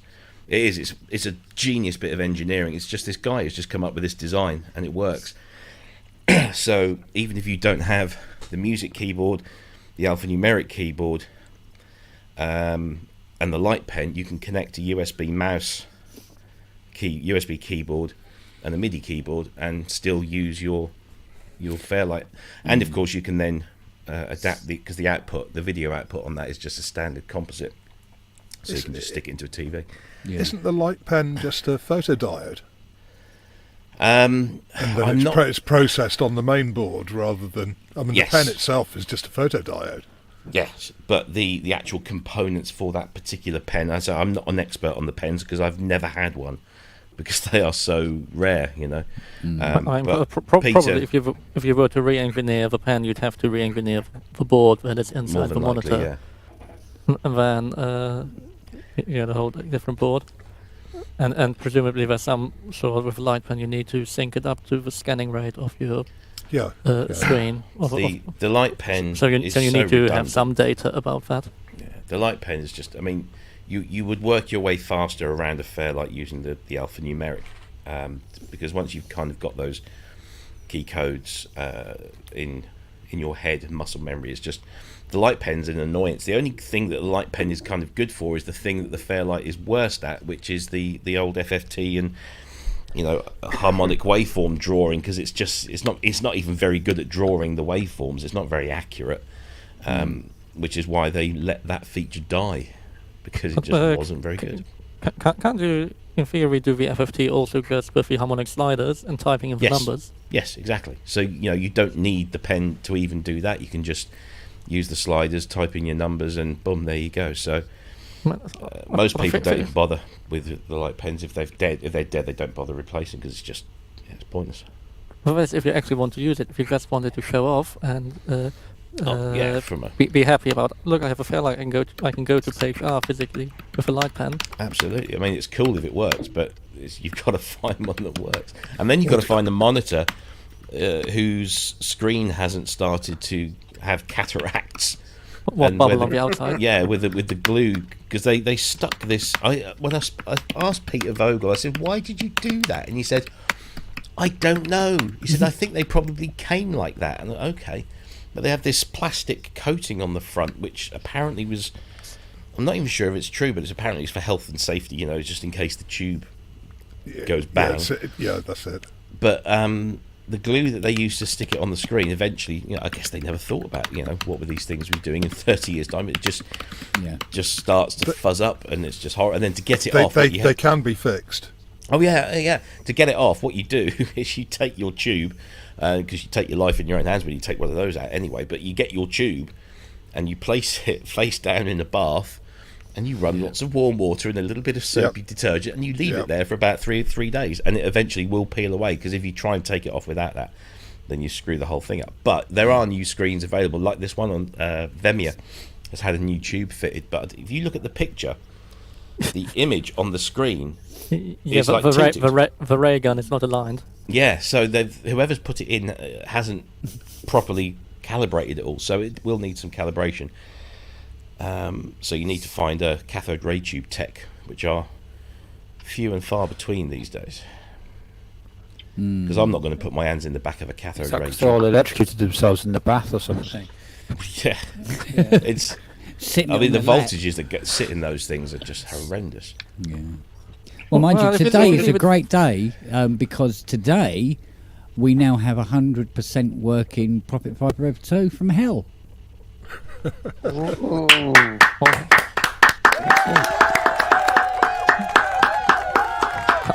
How many other Rev 2s had to suffer for that?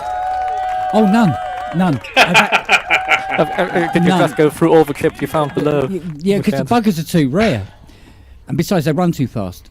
But I mean, even the audio socket on this had to be replaced. It was the most destroyed Rev 2 I've ever come across in my life, and it's only because of their value. At one time a day, go give you 50 quid for it, mate. We'll have the knobs off it, But it's fully working. It's cost him so much money. Well, let's put it this way. It's just about no, not to me. About 100 quid shy of £2,000 on SSM chips. Jesus. Ow. Wow. Alone. Never mind getting the computer working again. Were all 11 oscillators broken? No, it's not just the oscillators. They've got filters. There's a VCA for just about everything, which is an SSM 2020. And then there's the 2050 envelope generators, to which there are 10. There's a lot of SSMs in it. It's not just the 10 VCOs. So had it just failed? Was it a cascade failure, or was it? Somebody had tried to fix it at some point. They tried to. They obviously had a problem with the power supply. Ooh, what a surprise! But what they managed to do is cross the rails. They crossed the streams, did they? Oh no! Yeah, they crossed the streams. Yeah, they crossed the plus 15 with the minus 15 rails. And just fucked everything. Yeah. But not content with doing that, they then put the minus 15 rail to deck as well, so it was also earthed out. So when the power supply went, it took out the digital board, it took out all the RAM, it took out the EEPROMs, it took out the DAC, a whole series of TTL, a mass of SSMs, because they heavily rely on the minus and plus 15 volt rail. And then it was just left to get into disarray. So the keyboard was shagged, it needed new keys, there was cat whiskers missing, screws missing, things broken, covered in dirt and shit. And I even repaired the Kenton MIDI kit, because I thought, well, I'm here, might as well. Even though Kenton's just, I mean, I could throw a brick and hit Kenton. They've moved literally just at the bottom of the road here from me. And I go, I'll just repair it, it'll be quicker and easier. So, but it's there now, and it's making noise, which is very good. But I have to ask, and please tell me if this is, I'm talking bollocks. You're an idiot. Yeah. Okay. Yeah. But if you're going to spend £2,000 on restoring, no, that's just the parts. Yeah. All right. Yeah. So yeah. That's so if you're going to spend £5,000 on restoring, because your fee. No. Yeah. Let's just call it £2,000.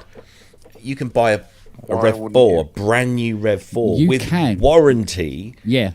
And it has a knob that makes it sound quite a bit like a Rev 2. It doesn't have the oscillators, but apart from that, it's basically there. I just The don't get it. thing is that it's Can't something let about- Jim back in. Oh, the SSM chips give it that sound. It's that thing, you know. And if somebody wants that sound, and obviously people do, because a Rev 2 will sell for, in some cases, 3 times as much as you could ever get for a Rev 3.3. But it isn't like the Rev 3 market finally reached sensible times again since the Rev 4. Since people have realised In terms of price, yes. In terms of repairing, it's there's nothing between them now. It's it's really really piss easy to repair a Rev 3 now, because I mean Curtis chips are you find them lying on the ground. The streets are paved with them now. You do, Ken. No. Honestly, no. Curtis is so easy to get hold of Streets now. of It's Epsom. stupid. It's stupid. I can order in 50 Curtis VCOs tomorrow. I was pulling transistors and chips out of the bottoms of my shoes after I'd walked through Kent's backyard. Serious? No, I shit you not. If they're on their back with the legs sticking up, they're dead. Yeah. So, but yeah, I mean, so Curtis is dirt cheap now. It's not a problem, and hence why Behringer were doing so many Curtis-based clones, I suppose. But it's They've but got SSM, cool audio, haven't they? yeah, It's cool audio, and also the Latvian guys. yeah. The what's it? SAS? AS, yeah. Yeah, the AS guys. So, because they are supposed to be doing all the IG00 for the 80, for the CS range. But I heard on the grapevine they're not having a lot of luck with getting the VCOs right. And there's a very good reason for that, because the CS VCOs are full of mistakes, and if you don't put the mistakes in, it don't sound right. Sound the same. Otherwise, it sounds like a Curtis chip. And you go, we might as well just use Curtis chips, mate. But I mean, because the Descartes Dream uses Curtis VCOs, and that does a reasonable representation of a CS80. Well, I mean, it's more also about the wave shapers afterwards. Like that's the one thing they did in Descartes Dream right, is they just used the VCOs as a VCO and then put wave shapers behind it to do the actual. Yeah, because the VCO. They use the actual pulse shaper and the actual saw shaper. Yeah, because the VCO itself Andy's only just driving to pick produces up a his pulse. fish and chips, or don't forget takeaway. Pizza. Oh, did you see that thing on the news today about fish and chips and the cost? No. Oh. How much diesel is there in fish and chips then? Oh yeah, well it's what they cook it in, isn't it? No, they were talking to this guy in Fleetwood, and he's got a chippy. He's lived in Fleetwood all his life, and he's got this big family fish and chip shop. Yeah. The price of peas has gone up from £8 a bag. I don't know how big his bags are, but they're about £8 a bag to £18 a bag, and that's before tax. And potato prices are going up. Prices through the roof. It's just crazy. He said, oh yeah, everybody says all things are cheap as chips. No, they're not anymore. And of course, fish as well. The price of diesel has gone up. Yeah. And although commercial fishing fleets use, effectively the red diesel, Yeah. it has still gone up substantially. Yeah. So even though just they're not paying the duty, the costs are just stupid. Yeah. And it's happening all over the world, not just here. It's happening everywhere. Yeah. But it's happening to our fish and chip shops, and that's let's hope he important. doesn't get a chip shortage. Yeah. That's Hang on. That's people on the streets, isn't it? Jim. Robbie's got it. I can leave my drums set up in the other room now. Yeah, apparently one of the main fish and chip shops has burnt down. Yeah. But I don't know. I mean, everything's getting. Yeah, I can understand getting a bit more expensive because of diesel, but it's like that trolley I went to buy.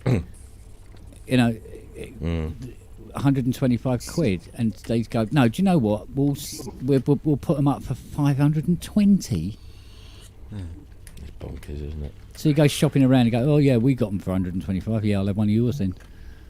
For exactly the same trolley. It's just ridiculous. But some retailers are taking advantage of the situation. You just think, yeah, aren't they? Jesus. Oh, yeah. Yeah, Really The bad. government have just announced recently that red diesel cannot be used on festival sites. Oh, Music really? festival sites, which is actually a joking? major deal. Yeah, apparently it used to be fine, but they've just announced that that's no longer qualifies. So all the I don't generators, know how they're etc. reclassified. It's plant machinery mostly, cherry pickers, tractors, all that stuff, which is always really important to have on a festival build. And they've just announced that that's no longer qualifies for red diesel.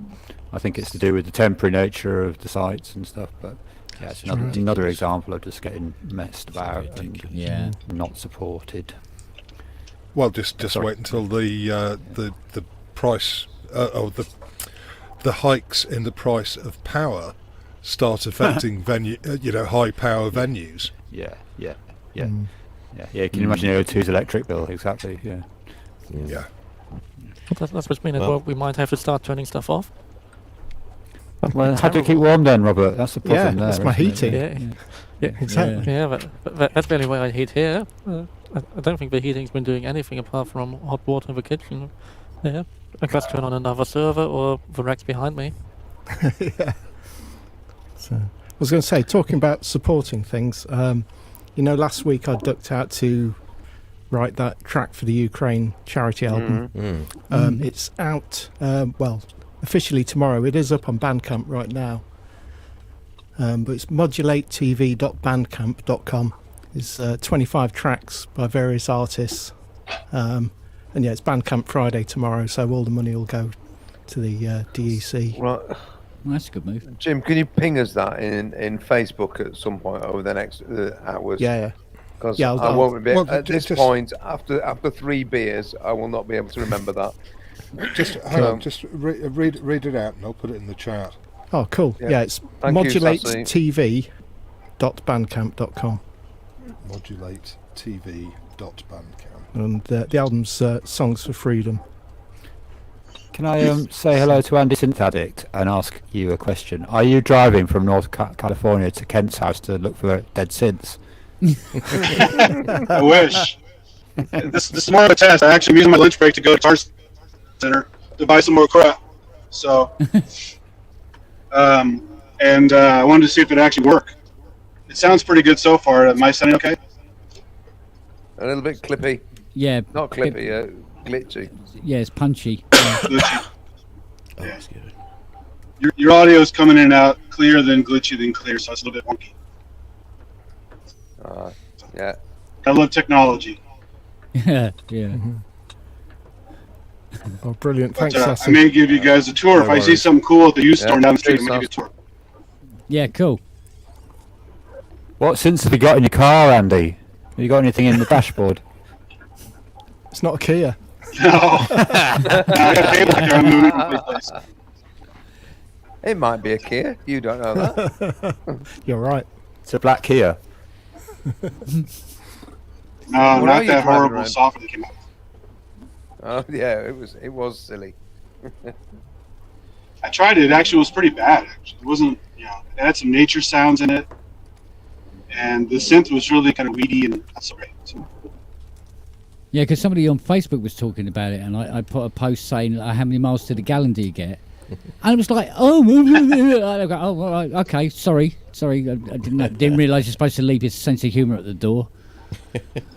This is the internet, Kent. Come on. Yeah, well, the internet. I'm used to the internet, I think.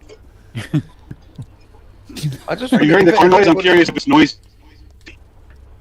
No, not really. No. No, not I'm just noisy. curious whether Okay, good. anybody's refused to buy a Kia because their 2-operator FM model wasn't good enough.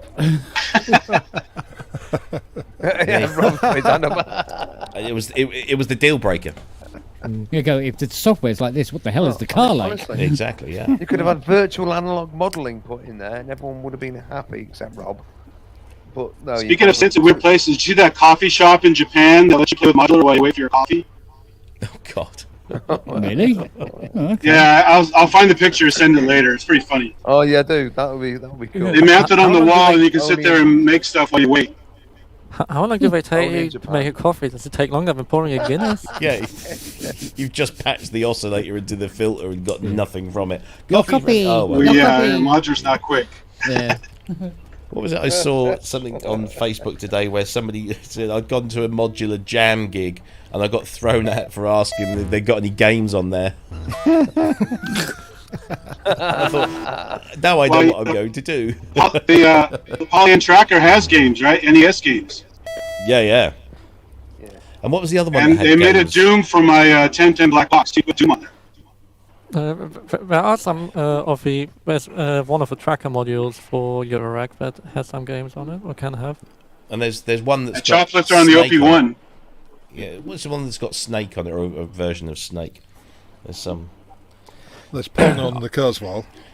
But also any oscilloscope. Is it really? You can any oscilloscope where you can do X, Y. If you put the right data into it, we have a game.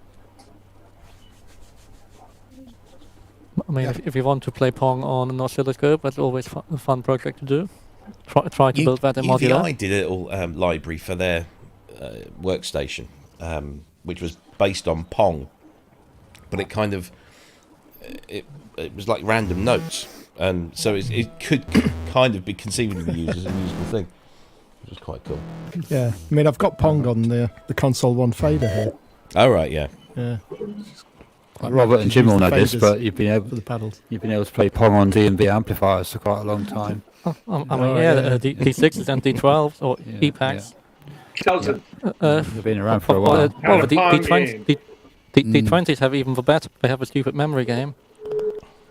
But they've kept Pong now because it's become a legacy thing that they always have to do, hasn't it? The problem is when you're sitting by your racks, you then get frustrated how shit the encoders on some of the higher stock might be. when you're constantly when you're doing a Pong championship and you're constantly the one losing because the amp you've been assigned has a broken encoder. Yeah. But Well, all you're the all talking important about things you do on the side computer of games. it. Sorry, Robert, I'm going to jump out. I'm going to bugger off. I'm going to say try because it's gone past my bedtime. So All right, buddy. obviously, great chatting with you guys in Kent's pub. That's great talk. I'm going to disappear and say I'll see you sometime. See you later, fairly bud. soon. See you later. Cheers, Andrew. Yeah, mate. See you Tomorrow. soon. Bye. Later, bud. See ya. Yeah, sorry, I've been calling this Kent's pub quite a lot recently. I think I called it the Spong Arms earlier to a Spong Arms. There you go. Yeah. Just need somebody to do a sign now, don't we? Yeah, well, me and Rob normally just go show. Yeah. Whenever I message him, I always write, inverted commas, are you doing your show today? Yeah, I'd messages as well. People going, is Kent's thing happening tonight? I'm like, I don't know. It was really annoying because I was getting some messages coming in on the iPad, go bing like that, and I look, and I'd see it be like Robbie or something like that. Go, are you doing a show tonight? Blah blah blah, and then I go to answer, and he's turned the power up again, and the hub's gone, right? And I know because it's a Virgin hub, it takes like 4.5 months to boot up again when the power does go back on. I don't know what the hell it's doing. It's sort of like working everything. It's a little guy inside, sort of like, right, that goes there, and that goes there. You need a UPS. Here's a 0. Here's a 1. Yeah. We go. You just reminded me of my wife works at a primary school, and one of the kids told her a joke, and she was just like, because the setup was, what do you call a nun on a scooter?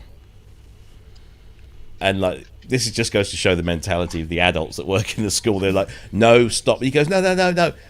Virgin Mobile.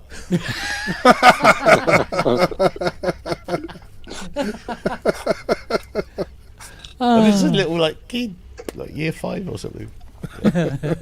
Right. Brilliant. Virgin Mobile.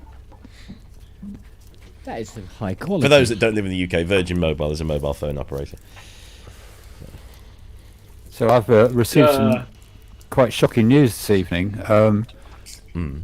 Various people here might or might not know what the Lead Mill in Sheffield is. Yes. A very legendary club gig for our American friends. It's been around for 40 years, and the landlords have just given them a year's notice to evict today. And it's probably one of the most loved venues in the country. Yeah, I saw Martin Ware post about that. God. And, so there's a petition out there at the moment on Change to try and stop it. We're going to try and get it to. You can get the Music Venue Trust can elevate it to a certain with the help of the council, which is dubious, Yeah. to a certain status which will protect it. But it can be classed as a community asset as well. exactly, yeah, it's one of those, and that would protect it. But it's evident that there's a lot of money to be made because there's student accommodation all around it, basically. And I've been sort of reading quite a lot of text this evening, actually, while I'm here, and a friend just texted, actually, said, what's the point of living in town if there's nothing to do? And I think that says it all, doesn't it? It's heathen. It's really bad. And, I mean, it's such a good venue because literally... Yeah, it's legendary. It's absolutely the stage legendary. is just like most of the place. Yeah. Is the building, what sort of... How old is the building? It's an old mill, classic Sheffield, old industrial building. Is it listed? No. You can always start but the campaign people to who try run and the get lead it listed. mill, the people who run the lead mill over the course of 40 years have spent millions on sorting that place out. Millions. Yeah, I think it's gentrification in full effect, basically. I mean, we're no strangers to it in Sheffield. We've had plenty of that happen over the years, you know. Well, parts of it did need it. Usual shit.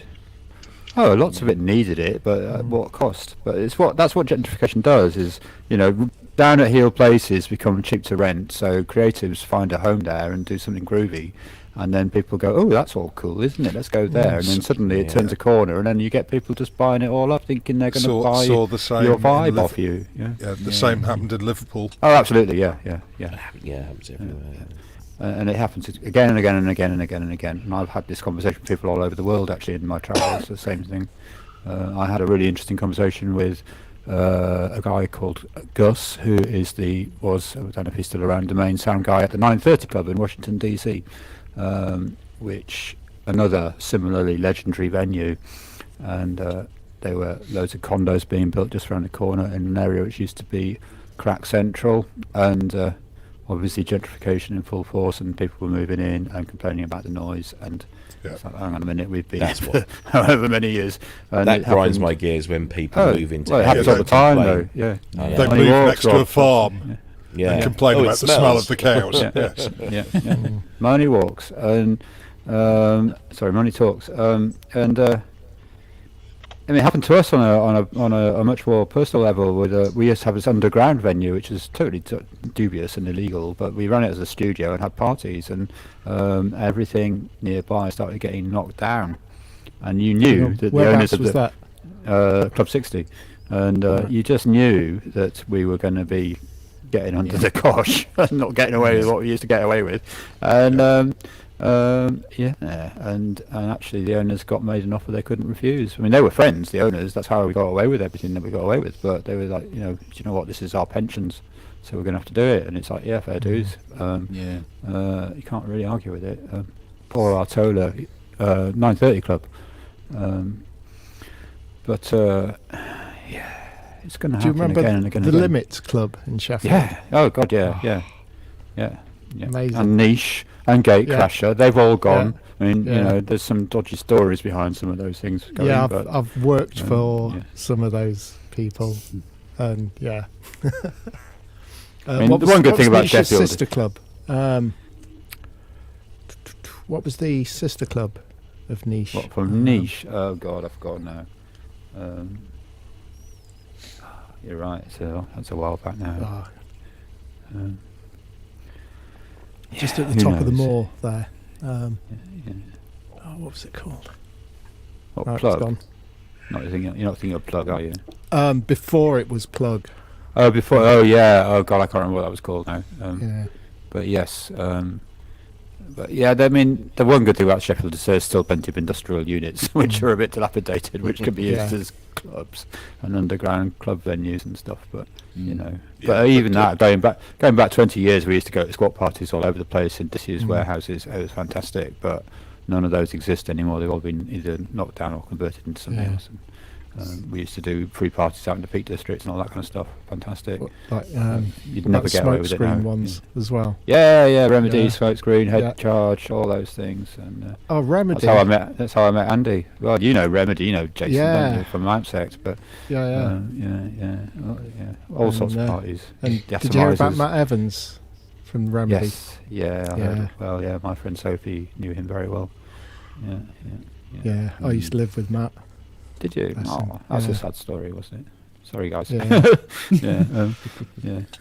But anyway, it's a bit of a shocker, the lead mill, because that was presumably a pretty robust financial proposition, because they've been there forever, and they're less gigs now, more student discos, but it's still being landlorded. Yeah, it's not good. I think my friend's right. What do you do when there's nothing to do? Yeah. Well, But I think the same thing's happened now to because Robbie, old Jeremy Stacey. Yeah. Of the Stacey brothers. His current studio is what used to be Nemo. Oh yes. And funny enough, he was saying next door is the swimming baths where he took the photograph for the China album. Oh right, yes. Yeah. But they're saying the same thing. It's going all up market, and they want him out of there now. They want to knock Nemo down. No, but that building was torn down years ago. That building was torn down in the 90s. That's already the second building. No. It's the Nemo that he had, because technically there was two Nemos. So That's why they couldn't find them. Yeah. So there was technically there was not two the famous rooms. Hampton. Not the famous Hampton. Not the big one. This was the little one, and so they're going to knock that all down. And it's like, fuck, they can't leave anything alone. Look at the back. Look at the back field. Yeah. I mean, oh man. So they released the new plans because they keep changing the plans. Good move. And they're now building the houses up as far as just to the bottom of the garden to the left here. And they said these are going to be the low rent houses. Whatever that means. Yes. So. No, I was flicking through some YouTube stuff and I came across a video that was put out on April 1st, 2017, and it's Trevor Horn and Lol Cream stood in what was about to be demolished at Salm West. Yeah. And it was an April Fool's that they did. Apparently they'd been stopped by the council because of residual sound problems. Basically, the walls had soaked up all of these sounds over the years. So they got some guy with like a vacuum cleaner thing on his back, sucking all of these sounds. They were playing clips of stuff, and then they came to this corner of the studio where there was a big concrete hole, and they apparently used to put Gary Moore's amplifier in there when he was recording there, and yeah, it was just it was funny as hell. But the thing was, you could see inside Salm West, which I had the great pleasure of being in at one point, and it's just all completely gutted, all down to the breeze blocks, and the main control room is all gone, and there's just the steel framework that held the walls and the windows in. Yeah. And it's so sad because that studio just became no longer financially viable, and Trevor himself had to convert, and it's now all flats. That wonderful building is all accommodation. Yeah. And he's moved down the road into that place that looks like a cafe, which is Salm the basements. Ladbroke Grove. So, I've been in there, I think. Yeah. What, Salm Ladbroke Grove? I think so. Yeah. Yeah. You walk up and it looks like a cafe, but it's done in blue and neon and stuff. Yeah. But he's got about 3 or 4 rooms in there, but they're all No, we did small. some band rehearsals there once. Yeah. We've got a great photograph of me with me Midas digital console next to the SSL analog board that was in the studio. Oh yeah. Well, I got to go in there when they were when they first shut it down. They had a clearance. They called it the Salm Yard Sale, and I went down there, and the whole sale was being held in Studio 1 at Salm West, and there was just all these trellis tables around the outside of the studio with all of this old gear, just like outboard and stuff. And I picked up a Roland VS880EX and Native Instruments Guitar Rig 1 pedal, and I got something else as well. I can't remember what it was. And when I went up to pay for it, because nothing had a price on, so you just kind of picked what you wanted and went up. And it was Aaron, Trevor's son, that was doing it all. And he said to me at the time, he said, if you find anything on that VS880, don't say anything to anyone, because they'd not even wiped any of the discs inside it. And there is stuff on there, but I have no idea who it is. But it sounds very good. But yeah, I picked up a few bits, and they was just selling boxes of reels. And do you know what I mean by Music Bank? Yes, yeah, there's the rehearsal, the rehearsal complex, which that's used still to be going strong. at the biscuit factory in Bermondsey. That's Mhm. gone from Bermondsey. They're now in North London.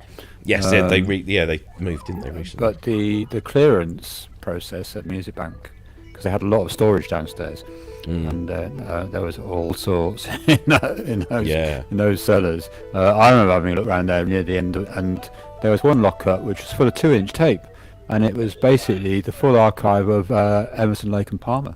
Wow. Yeah, which nobody knew who to contact to deal with it. And the guys who worked at Music Bank were all like, we've got all this stuff, and we can't work out who needs to know, because obviously you could go horribly wrong by telling the wrong person. Yeah.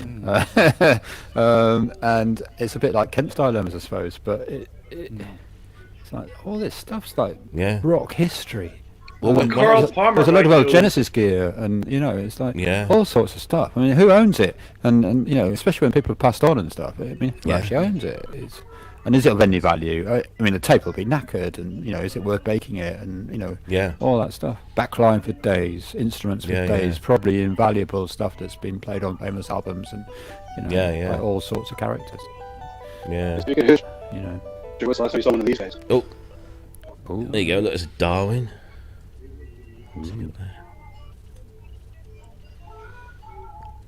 Very nice. Wow.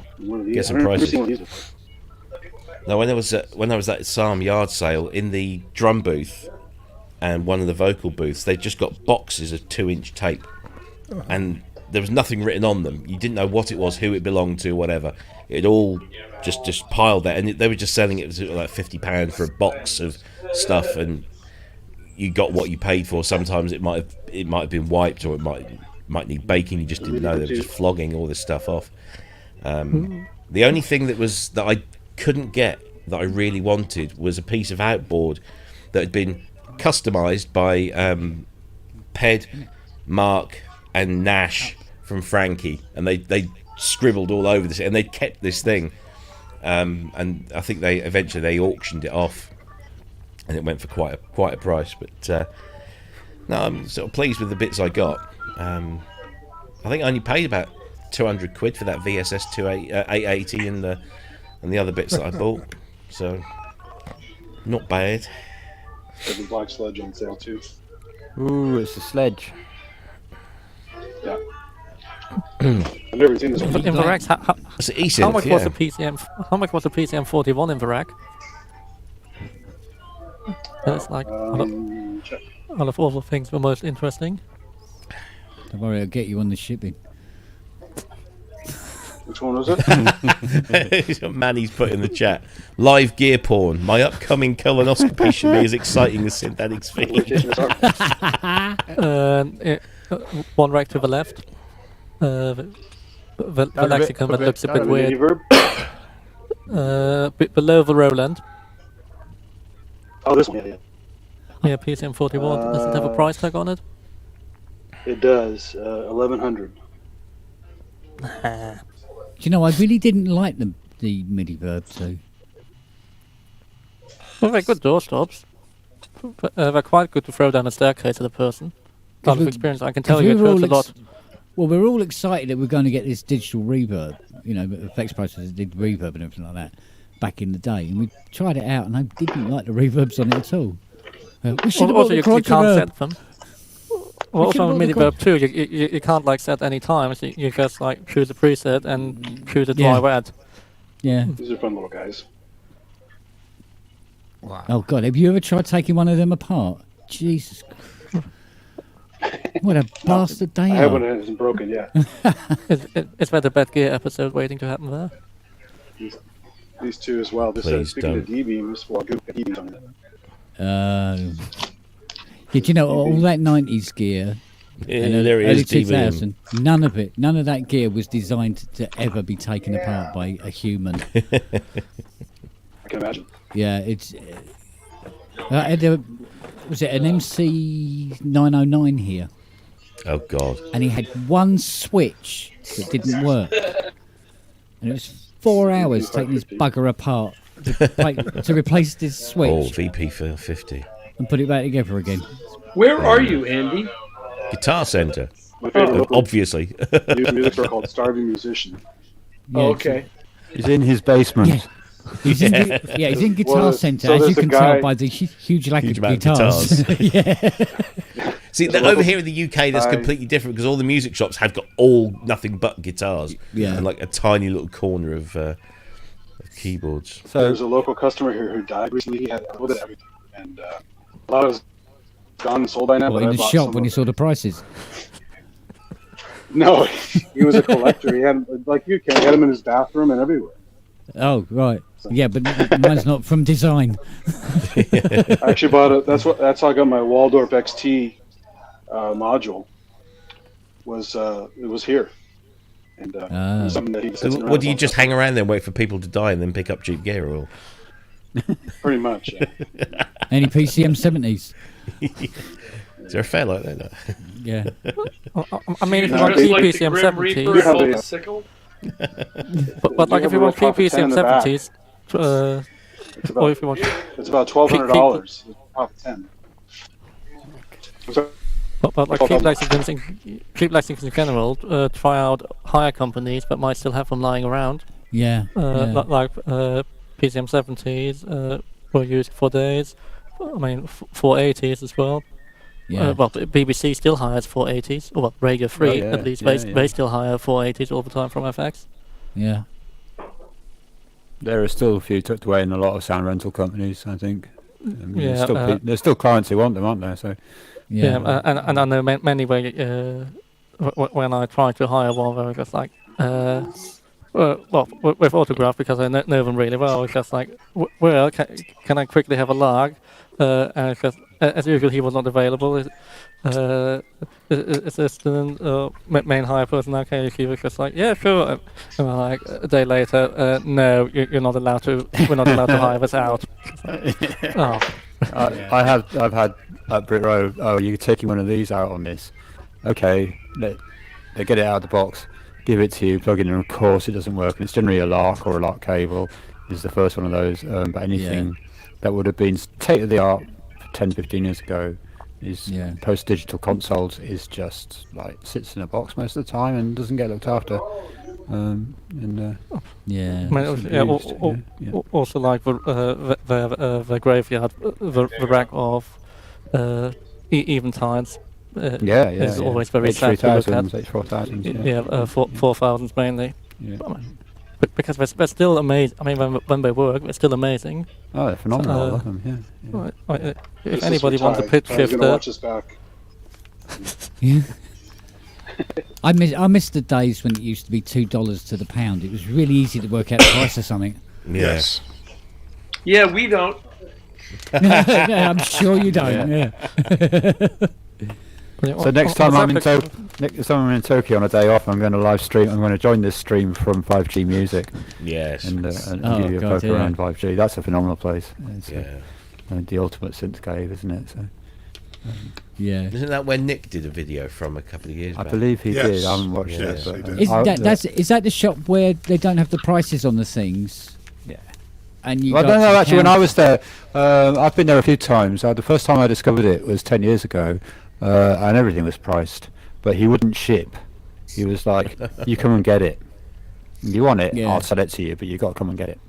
Yeah, because somebody was telling me something about that. You know, they'd changed the law out there, and you couldn't sell anything that was older than 6 months or something stupid. And he was like, he'd have the stuff in the shop, and you just pointed at it, and then you sort of gave them money until they nodded their head, and you've given them and take the unit. So like, don't speak, just keep giving the money. Isn't that something to do with how the Japanese call things junk? Because it's something to do with that law that you can't sell certain things after a certain while. After certain, they just call it junk, but then they sell it for exorbitant prices on eBay. Yeah, because they found out how much that junk is worth here. Exactly. Yeah, he was a very interesting guy. I met him and I chatted to him when the first time I went, and he was basically he was quite happy for me just to mooch out and look at synthesizers all day and take photos and all that. And he was just like, yeah, it's a bit of a history. I think he called it a synthesizer history place, which he meant a museum, obviously. Yeah, and it was brilliant. And I mean, I've got all sorts of photos just stacked. It's what I imagine your toilet looking like, Ken. It's stacks and stacks of synths, and it's just a phenomenal place. But but those ones don't get urinated on. you don't know. We are talking about Tokyo here. Well, true. How's the cleaning going, Robbie? Sorry. How's the cleaning going? Oh, it's still a work in progress. I cleaned all the famous people's piss splashes off it before I gave it to Robbie. Yeah, but what about mine? There is a certain aroma when I turn that on. Yeah, you circle around it and go, Richard Hilton, It was here. Dave Ball, Hans Zimmer, Frank Ellis. Yeah. Actually, it'd be quite funny if you put a synth on reverb and said, this literally was pissed on by Hans Zimmer, and see who bids for it. Well, there's this game we used to play where we go, what is my downstairs toilet worth? And every month we used to work out the value of all the stuff that was sitting in the toilet, and the record is 780,000. Wow. That's the record. Hell. And that had Hans's 2500 and 3 wings in it, but there was like 4 memory moogs and all this sort of thing. But I've noticed now, to get the high prices, it's less stuff in there to do it. Because just one or two choice synths. I had 6 Jupiter 8s in there, and I go, yeah, there you go, that's 120k all day long. Well, when you get that Fairlight, it's ridiculous. Yeah, it's just ridiculous. Full system 700, that should do the job. Well, the 700. I mean, I had. I still got the photograph of it. A 700 that was, it was 1.5 700s. It was a massive system. What's an extra main unit or yeah, they kept. extra set No, of they wings? kept buying. It had like another. Or a lab unit as well. Or Another. No, there was a lab another with filter it. bank. But it had another filter bank, it had another VCO bank, and it had another delay, and forget what the other one was. One is fixed filter bank and mixer and what? That's on top of the left one, isn't it? Yeah, it was mixer with delay, and no, there was a delay chorus unit one as well. That's it. And it was huge, massive. And it didn't work, and it was my first ever big job that I ever did. And I go, this is my first job? Really? Can I start with a stylophone and put a battery in it and work my way up? No. Here you go, mate. Get on with it. But aren't they made so beautifully that it's actually quite easy to maintain them? Yeah, but not this one, because this one was the demonstration models. The service manuals didn't match the circuit boards that were in it anywhere. Part numbers, locations, everything was different in this thing. So, and I was learning about electronics while I was repairing it. Yeah, how else do you learn about electronics? Yeah, but it's when you're doing it with somebody else's gear. That's the thing. That's worth a couple of quid as well. Yeah. Yeah, exactly. Although back then, that must have been worth like £5. Yeah, it was probably worth about 3,200 quid. Here's a local landmark, the Wiener Schnitzel. Yeah, I mean, do you know what? Hindsight is a wonderful thing. If I had known what CS80s were going to be going for now, buy them all up. Yeah. I sold a CS80 for 175 quid, and I'm never going to forget that now. That's going to be stuck with me forever. But hindsight is a wonderful, clear vision. Yeah.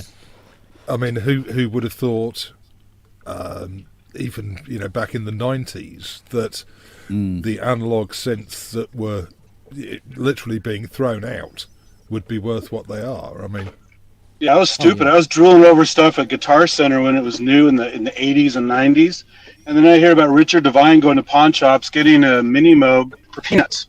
God, I'm an idiot. Yeah.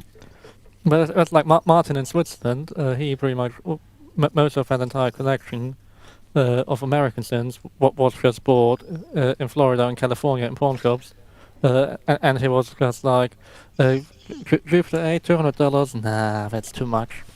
Yeah.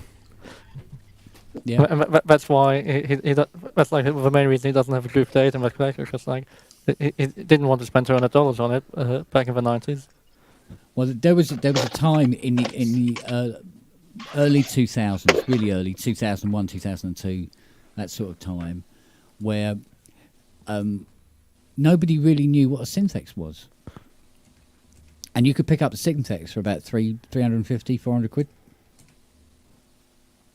Nobody had any idea about them. They weren't, people knew about mini Moogs and poly Moogs and what have you, but not Synthexes. And they go, Elko, that's an organ company, isn't it? But isn't that even a bit weird with Carr having written it on every album, like on Rendezvous? It like actually says Elko Syntax in the liner notes. It hadn't permeated into like the consciousness, and a lot of people just thought it was it's an organ company. Don't take it. It's probably a string synth or something. But once people found out, holy crap, and they went mad. So it's weird for. Well, the same with Oscars and Wasps, and Yeah, exactly. No, that's Guitar Center. Oh, he's gone again. Yeah, the wooden things.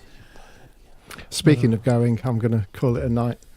But thanks for spending a bit of time with us. Please check out that album as well. Yeah, we'll check that out tomorrow. I'll post it on all the socials as well. So, but yeah, Good man. there's some really good stuff on there. It's really sort of.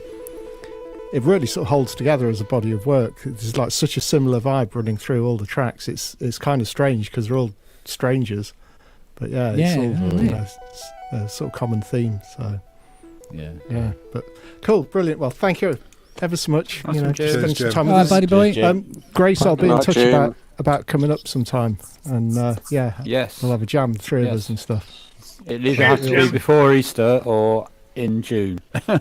Cool. I'm about to get a bit Okey-doke. stupid busy, so yeah. Yeah, no worries. Cool. Okay. Brilliant. See Thanks you soon, everyone. then. Take Bye. care. Yeah. Cheers. See you. Bye. Nice yourself, mate. Take care. Cheers. Bye. Where was Andy then? He was in Guitar Center. Oh, I thought he'd gone to somewhere else. No, that's what. Yeah, he's gone from one place to Guitar Center. Oh, okay. To have places like that here in the UK. Yeah. Yeah, most of them are Well, close. they barely have them anymore in the U.S. They walk into a Guitar Center now, and it's like the first thing you see is a giant tumbleweed rolling across the floor. Yeah. And then you go looking at the shelves and everything, and there's practically no stock that isn't like some stuff they took in used. Now, a lot of what we saw in those racks was stuff that they took in used, and some of it was perfectly good stuff. And that one looks like it's getting a lot more traffic than the one near me, because the one near me is really a ghost town. You go in there, there's two guys working the entire store. There's no customers in there. And I remember my son James went in to buy some drum stuff, and they said, just go back in the drum department, go behind the counter and take it yourself. Wow. Yeah, it's retail in general is not in a happy place these days. Well, I mean, here, especially down here, it was the shops' leases were just killing them. Just, just the rents, business rates. Yeah, the business rates were just ridiculous for some tiny little bloody room. I've been on and off to the States so many times in the last 20-something years, and on my earliest trips it was like, let's go to the Guitar Center every time we had some time, and find, to us, bargains, going back to what you were saying about exchange rates, and there'd be all sorts of stuff you never see in the UK. And in the last few visits, every now and again you'll find a second-hand shop, and there's some interesting bits and bobs, but that's it. And definitely on music tech side, very little. guitar shops mostly, second-hand used vintage guitar shops, might have some nice pedals, which might be vaguely interesting to someone who's into synths. But that, not a lot of stuff at all. And this kind of cave like Andy's in now. Yeah. Well, could you imagine how much it would Look how it's cost to sprawling run with people. somewhere like that here in the UK? Oh, it'd be a fortune here, wouldn't it? Yeah. I mean, there's the odd place. I mean, Nashville's still got shops, hasn't it? Which, because it's a music, it models itself as a music town, doesn't it? So they've got to have music This is more shops. hectic than ever. You should play this special ghost town right now. Yeah, but there's no bugger in there, is there? No. That's what I was just going to say. Really? Notice that there are 0 customers that aren't in. Yeah. Yeah. And I'm really like a customer. They're going to jump on him, aren't they? Because one time a day, a place like that, it'd be full of people saying. Well, there's a couple of people. Yeah, But stop how long? playing jump. They're employees. Those are the How staff. long Yeah. do you reckon you can keep all of that hardware on a sales floor and not have customers? Yeah. Well, all the time it's like that. It's losing money, isn't it? There's a store around the corner from me here in Sheffield, which is you can walk in and access equipment and buy it and play with it and try it, but 90% of their work is done online. And actually, the building next to their shop is their warehouse and distribution and offices. And the only reason they can have the shop is because they sold so much stuff online. And Same with Anderton's. yeah, it's kind of like that. It's called Rich Tone. It's a guitar place, but they do everything else. And but if you want to, I took my middle child who became quite obsessed with guitars.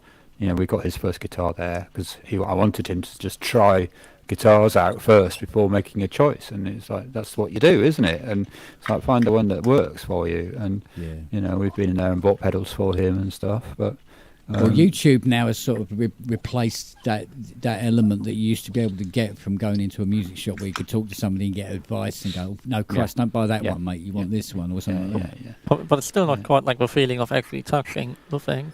And you don't get the smell of new gear. You can't tell if it's for you from watching even 10 YouTube videos. You can tell if it's a piece of crap or not. But you can, tell me about it. I got a room full of the stuff I thought I was going to be all right with. I was like, nah, it's not for me, really. So am I the only one here who's worked in a major music store in a major market? Most likely. I guess so. All right, so I was a keyboard salesman for Sam Ash in the summer of 1977. And if I told you the things we had brand new for sale on the sales floor, it would read like a who's who of every one of the most expensive synths that everybody wants to buy now, including CS80. We had a Mellotron. We had Oberheim, 4 voices, 2 voices, all of that. All out on the floor, all of Krumar, all of Rhodes Polaris, all of Yamaha, all of Roland, including System 100s and the little desktop stuff. It was a massive amount of gear on the sales floor. In what was, for the brief time I was there, and learned a lot and got to touch pretty much everything. Yeah. But it was one of those at that time. It was one of those things though, where if you sold one keyboard, that was all the rent and expenses all sorted out for the month. Not for that store now. No, but you know what I mean. With the shops now, and they got stuff on the shelves, and especially with Behringer stuff, it's like £200 or £300 a go or something like that. Yeah, the margins are so small. Yeah, it's barely paid for the lights on that day. I can remember selling one guy like 5 keyboards, 6 keyboards at a go. He bought the whole, he was like a Wakeman fan, and he thought he was creating himself as Rick Wakeman on stage or what have you. Mini Moogs, ARP string ensembles. Do you have a selection of capes? Like Wolfgang Palm on his website has like a great story about like the worst day of PPGs in the 70s. What was when basically MS-20 came out and suddenly his analog was no longer selling, and when he made a keyboard shop in Hamburg and was developing and building new stuff in the basement and developed a wave computer in the basement. Whilst he was then, every time the bell rang, sold another MS-20 and kept paying for Motorola's for the Wave computer. Very nice. Yeah. Very nice. Now it's like a warehouse. Story. You see all the boxes here. More boxes than keyboards. One cool thing they do have is this history wall, kind of like a little museum. They go over some famous things and dates and. Look at what Give you a we little used bit to of sell. Yeah, basically. When keyboards were worth money. Yeah.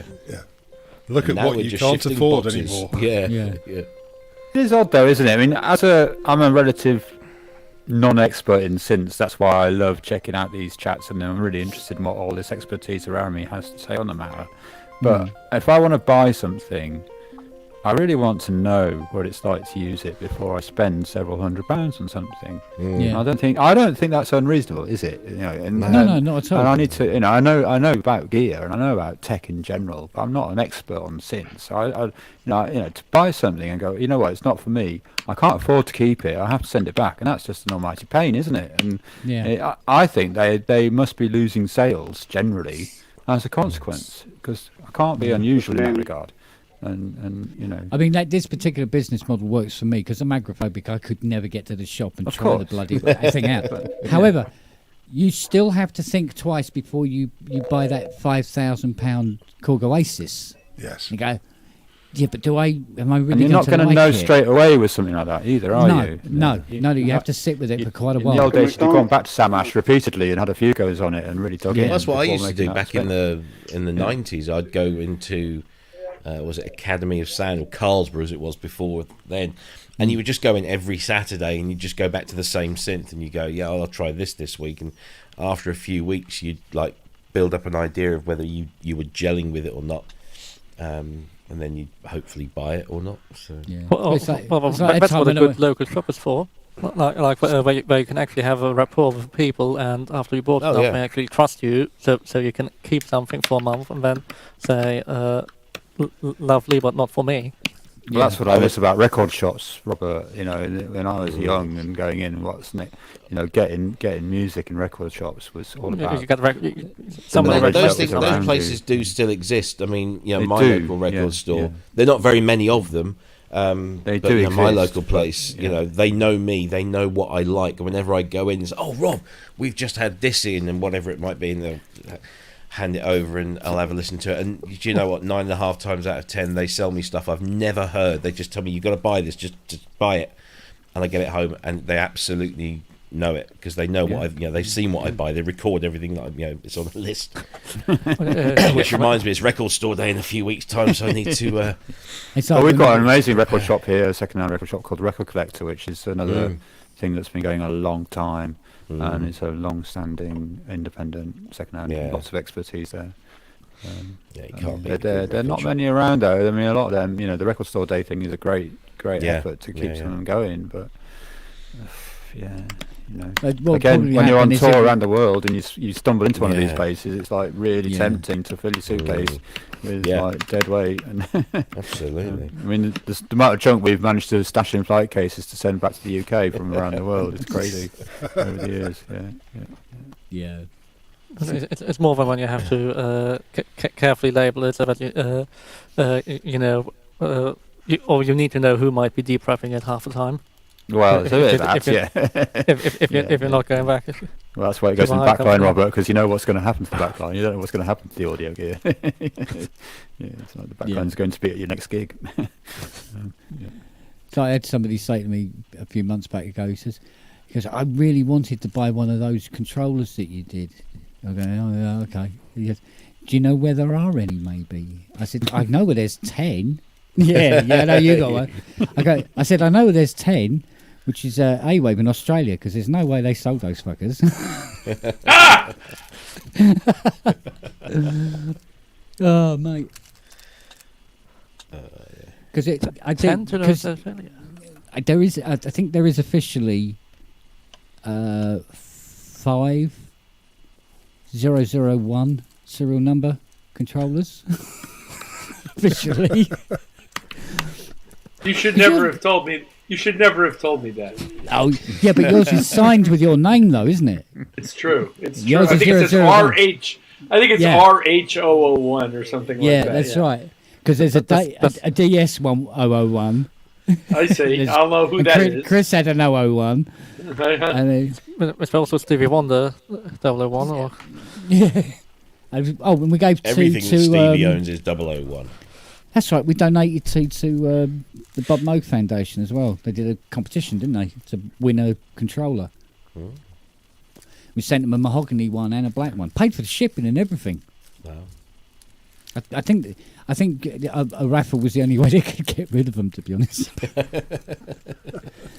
So it was probably, well, I mean, we talked a lot, didn't we, Rich? But during the whole process of that thing being designed and built, and you know, Richard is one of these type of people. He's a very, very lovely, humble guy, and at no point during the whole process did he turn around and goes, "You know that what you're doing is a completely fucking stupid business model. You're making a dedicated controller for a dedicated piece of software nobody's going to be playing in 5 years." You know well, I didn't say that, but I did say that you've decided on an extremely small target market with this hardware product. Yeah. I did say that, and I also suggested that you make an ARP 2600 before anybody else had. Yeah. Mind you, it did lead to something. I mean, it's all right to talk about it now because it's over and done with. Right. But it led to us having talks with Eric Persing about doing a Nomisphere controller. And it was all very sort of like, I'd like the controller to be able to do this and that and blah, blah, blah, blah, blah. But when it came down to the nuts and bolts, it was like, yeah, but you go away and build it and pay for everything. And we'll put our name on it. Just let us know when it's done. And we're going, not the way it works. We got this little problem about I financed the entire operation on my mum's credit card. Well, it depends on the kinds of licensing deal you can get from him on future sales of that software. Yeah, but we were hoping there was going to be some sort of like, look, here's, $30K. Go and get it sorted. I understand, seed money. I get it. Yeah. Yeah. Advance. But when it was like, no, there's no money coming directly from us, and go, well, we've got to pay this bill off. And so I had to give up R&D and go back to repairing synthesizers again to pay off the credit card at 39% APR. Jesus. Mind you, 39%. Mate, what if I'd done it today? You could do better with the Mafia. Yeah. I mean, today, you want to see some of the APR on some of these cards. I thought, no, that's a spelling mistake. I need new glasses. That says 99% APR on that card. Jeez. It's like, what? I stopped using credit cards years ago. Yeah, but I said to Fiona about this. I said, have you seen this advert with a credit card? And it's 99%. She goes, oh, that's nothing. There's one with 4,500% APR. Yeah. I mean, what? What do you use, Sasquatch? Wampum? I'll either Checkbook, use right? a direct bank transfer, depending who I'm dealing with, or I'll use the likes of PayPal or cash. Yeah. I mean, I've got a Visa debit that I use as well, but if I don't have the money, I'm not going to buy it. Yeah. Right. No, and I don't let anything run up on mine, but I do find it handy to have them. Yeah, it's like one of the people we had working out the back here, and I think the bill was only about it was like $5.50 or something like that. And I thought, I'll pay him cash and I'll bung a 20 in it. And I gave him the cash, and it was like I'd handed him a freshly laid dog shit. He went, no, I'll send you my account number and everything. Oh, okay. Fair dues. Yeah, it's no skin off my nose. I just thought you might like the cash instead. So last night I found myself out at dinner with the band, and I realized I had left my wallet behind. And for the first time ever, I used... yeah, right. So for the first time ever, I used Apple Pay on my phone, and it worked like a champ. Yeah, it's all I use now. All I use is Apple Pay, pretty much. Yeah, it's like, why do I bring my wallet? It's almost That's too easy. How it's yeah, going to be. Yeah, it's great for travel if you feel secure in using it and you're traveling. Revolutes and all those kind of things. They're really good for travel, but you're exposed a little bit in terms of getting hacked and stuff. But but yeah, I've very useful, and it's actually quite competitive exchange rates as well. The e-banking thing's really good. But for there travelling. was somebody saying that statistically you were more likely to get mugged carrying cash than getting hacked. That's probably true. So The if you're Apple going to go stuff is walking very around secure. in dangerous places, yeah. As somebody Yeah. who's been mugged, I can endorse that idea. Yeah. No, the then Apple stuff is very secure. accessible amount of money is different between being mugged and having some form of wire fraud in whatever Fair enough. Yeah. description. Yeah. Fair enough. Yeah. Because, I mean, a friend of mine, he says, I always carry at least 30 quid in my pocket in case I get mugged. He said, because it's nothing worse than getting mugged and you haven't got any money. Yeah. Then they get angry. He said, at least you've got something you can give them. So, right, piss off. That's what spare phones are for. Yep. Yeah, no, I don't know. Right, I'm going to have to go and make myself a cup of coffee. So talk amongst yourselves. Where's the waitress service? Table service, come on. I am parched, man, and nothing's happened. Andy's still driving then, is he? Not got there yet. Yeah, I don't know. Going to the next You want me to ring her up and bring you something, Ken? Oh, go on, do it. No, it'd be, can I help you, caller? I'd like to book in the synth, and also can I request a cup of brew? Yeah, for... give her a buzz. Give her a buzz. So I've Who's got the a boss? dodgy CS80 here. There's a CE1 boss I brought him 15 years ago. Can you find it for me, please? Yeah. Well, you're not going to bring in a Rev 2. Yeah. Profit 5. No, they're not getting across the threshold again, I tell you. But this is the last one I'm working on. I'm done with them. I really am. So if I were to find a Rev 1... Burn it. Burn it. There you go. Use it to stop the car from rolling away. What? Put it in a museum, is that what you say? Trade it for somebody to put in a museum? Mate, put it in a shed, call it a museum. put it in a river, call it a museum. No, but like, next to Prophet 10, do we know how many of those still exist, of the Rev 1s? Because Not from many. From all you can read, pretty much all of them were the second voice was That taken store out. hasn't had a Prophet 10 in the back room. It's $12,000. It'll almost certainly be Rev 3 Tech. It's from the Tech collection. So. Because if it turns on and works, it's definitely a Rev 3 one. Deal manual. Yeah, because Mark 1s, there's so few Mark 1s left from... They go to... The turn to pots dust. are a little rough on it. I tried it out. They let me try it out one time. It's a little rough. Yeah. Sound great though. It's a bit like the old dog shit. They tend to go white and then break down into powder and blow away. I actually don't like the keypad though. The keypad's pretty rough on it. What do you expect from a Pratt rate keypad? They're all that terrible. Yeah, I mean, oh God. Rebushing Pratt Reed keyboards. Oh, if I had £1, I'd pay somebody to do it for me. But I mean, it didn't feel like it was worn out. It just didn't feel like the action was ever that good on it. Are they considered good keypads for the day? Well, they were available at the time. Yeah, they're just standard Prophet 5 keypads. They should feel exactly the same as a Prophet 5 does. Okay. So if it's feeling a bit stiff and clicky, it's because the bushes are going grey and hard. Like, let's play it a bit more, and then eventually they are just clicky and no longer stiff. Yeah, Just don't like my Moto keypad. yeah, they can get all sticky and jam up though, admittedly. But it's the cat whiskers. Trying to get a good contact between the key and the contact bar is. Oy. I thought I had. Well, I mean, none of these synths were really designed and built to last as long as they have.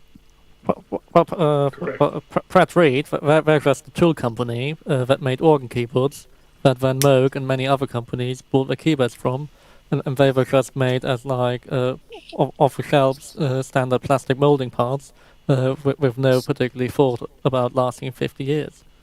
Yeah, but I mean, to be honest with you, when they're making the Polymogs, they weren't expecting them to see Christmas. Let's face it. I mean, the original Polymog power supply. Oh, good grief! What were they thinking?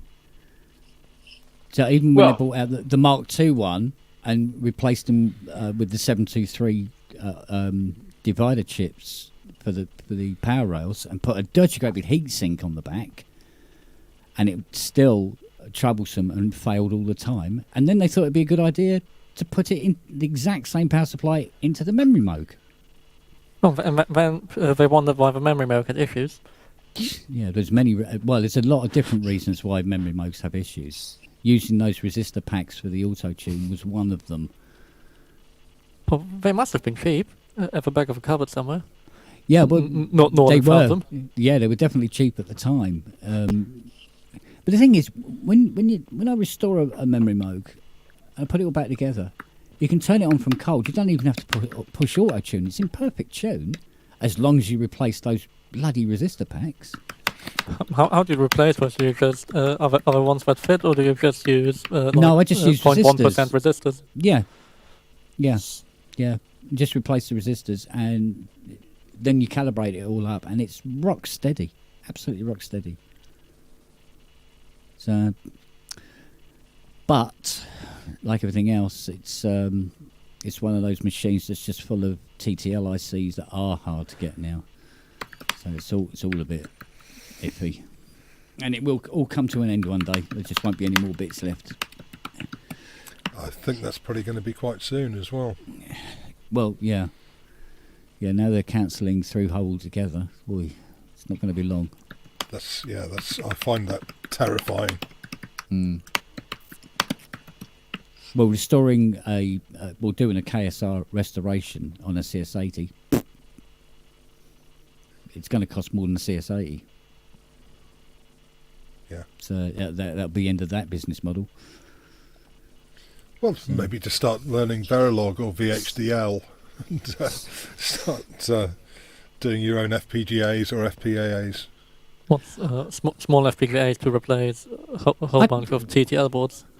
Well, I mean, we've ordered this resin extrusion printer, really big ones, beautiful. And with a combination of that and the other 3D printers that I have and the CNC machine, I was thinking about giving up all of this and going into making female sex toys. It's a huge market, my friend, a huge market. And I can make little, motor controller boards and stuff like that. Yeah, I'll make some very interesting. But you already got a rolling. Can you tell me what's wrong? Just about everything. Exactly. Yeah, you spotted the gap in the market then.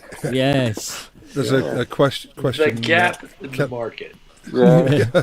Can you ask Kent if he's ever found a memory moog with a battery that has dissolved through the PCB like alien blood?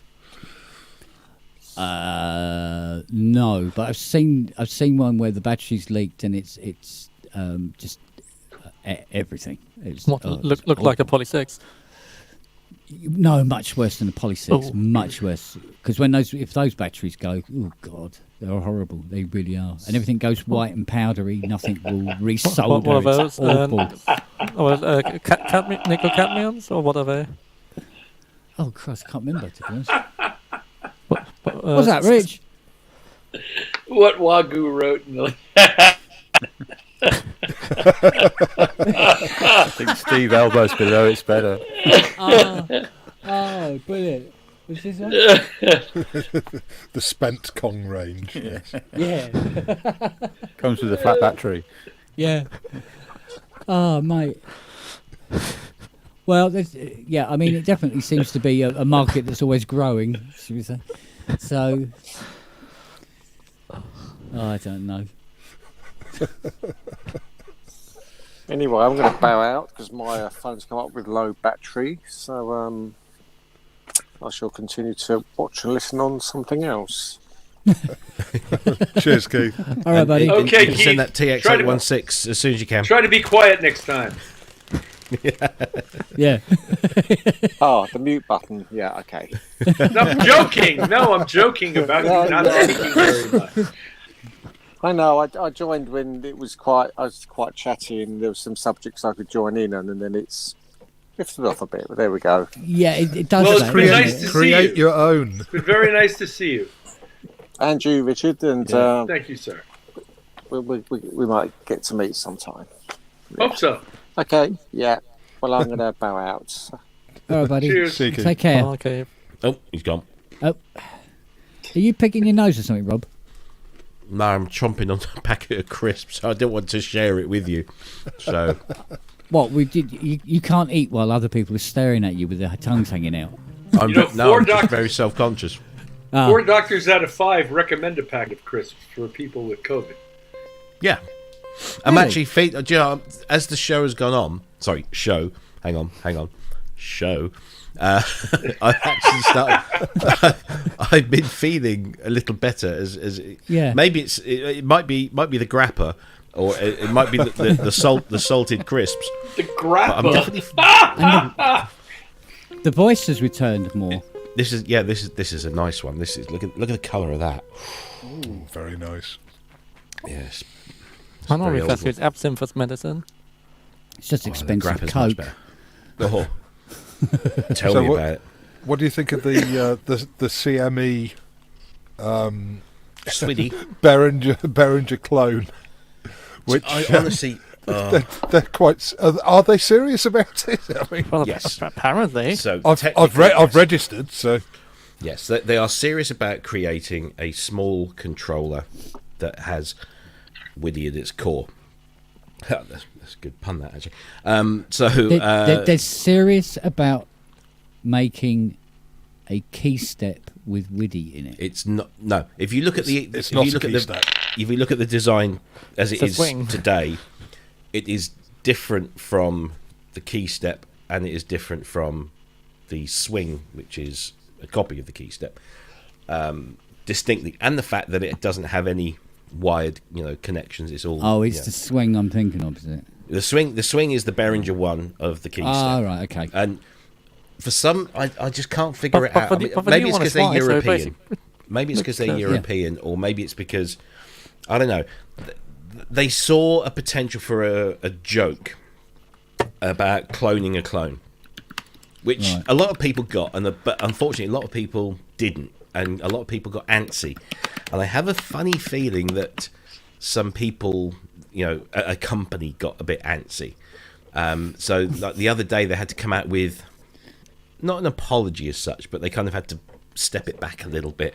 But anyway, it was supposed to be an April Fool's joke, and it was supposed to be revealed tomorrow, but it's been revealed today that they've got this controller, and in time old CME fashion, they're basically saying, here's our concept. Now tell us how we should do this. Tell us what you would want on this. Do you want poly aftertouch? Do you want CV and gate? Do you want MIDI physical ports as well as wireless MIDI? But they've said that the target price for this thing is $79. Now, what can you put in a keyboard like that? That you can't put poly aftertouch in something like that and sell it for $79 unless. Well, I can't. I don't understand. So well, you could if the aftertouch was done purely in software. yeah, but again, this is a cheap, mass-produced keyboard. I don't know. I'm interested to see what Like I said, I've signed up for it because again, in time on 50% off. you get 50% off the price, whatever it might be. And so and you don't have. And the thing is, the thing with CME, unlike say for instance Sonicware, or any kind of Kickstarter project, is that you'll guarantee yourself 50% off if you register your interest. That's all you got to do is just give them your first name and your email address, and then they'll put you on a mailing list, and they don't spam you. It's you get maybe an update once a week or something. Yeah. But when the product eventually is ready for shipping, you get your pre-order and you get a 50% discount of whatever the price is. And that was how it was for the Widdy Masters and the Widdy Jacks and the U-hosts. So I filled my boots, with Widdy Masters at £35 a set, So I got them for 29. there you go. So it's it makes because the thing is there is no commitment to buy, so you can register your interest.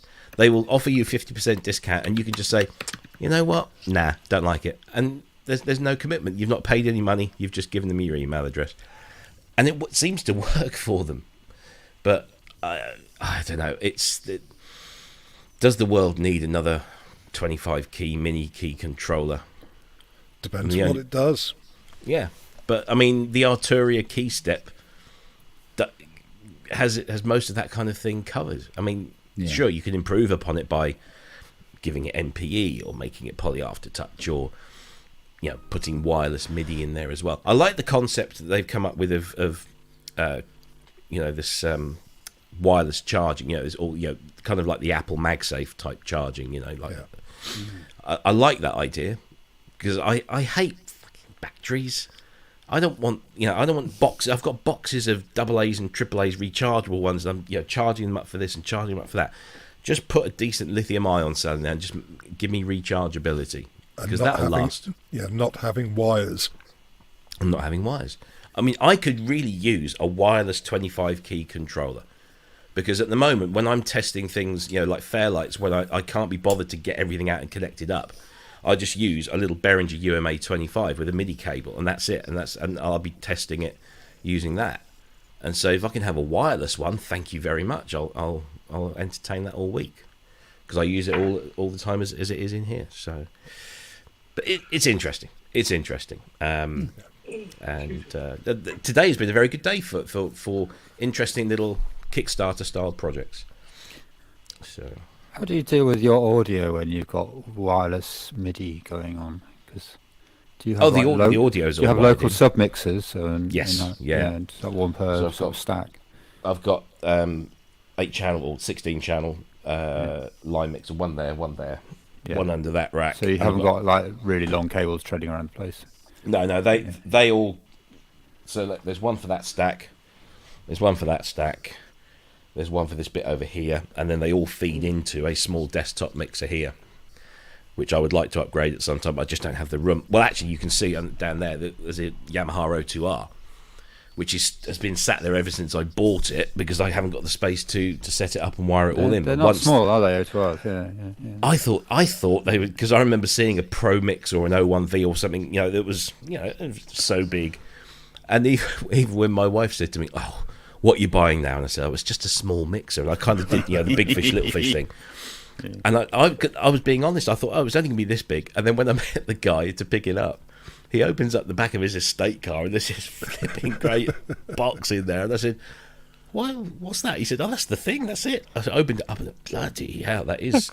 Compared to the PM1, it's tiny. Yeah, but then I bought the meter bridge for it as well, so that gives it height now. So I've got to, I've got some reorganisation to do, I've got, and then everything will go into that. I've got an O1V sitting under my table, which is, because it takes too much space up on the table. Yeah. Go and get pineapple juice in both faders. That's the only big tip I would give you. Don't worry, I'm not that healthy. The O1V lived in our underground club for 10 years. And oh, God. It was exposed to brick dust and everything, salt condensation, and it's the works. It's a piece of engineering, all right. Oh, yeah. I can remember an LS9 which got pineapple juice in the faders, which is fascinating what that did to the faders. I mean, the acidity just completely destroyed the carbon tracks. And then you have all this gooey sugary stuff at the top of it, so you're trying to wipe that off, and it's not happening. How did the motors work? Did they still function on the faders, even if the audio didn't? I can't remember whether we even. I've got 2 faders on this. Got 2 faders, well, several faders on this, that when you flick to another bank, they jump and they just keep rattling. So they go, and it takes about 10 seconds for them to settle down.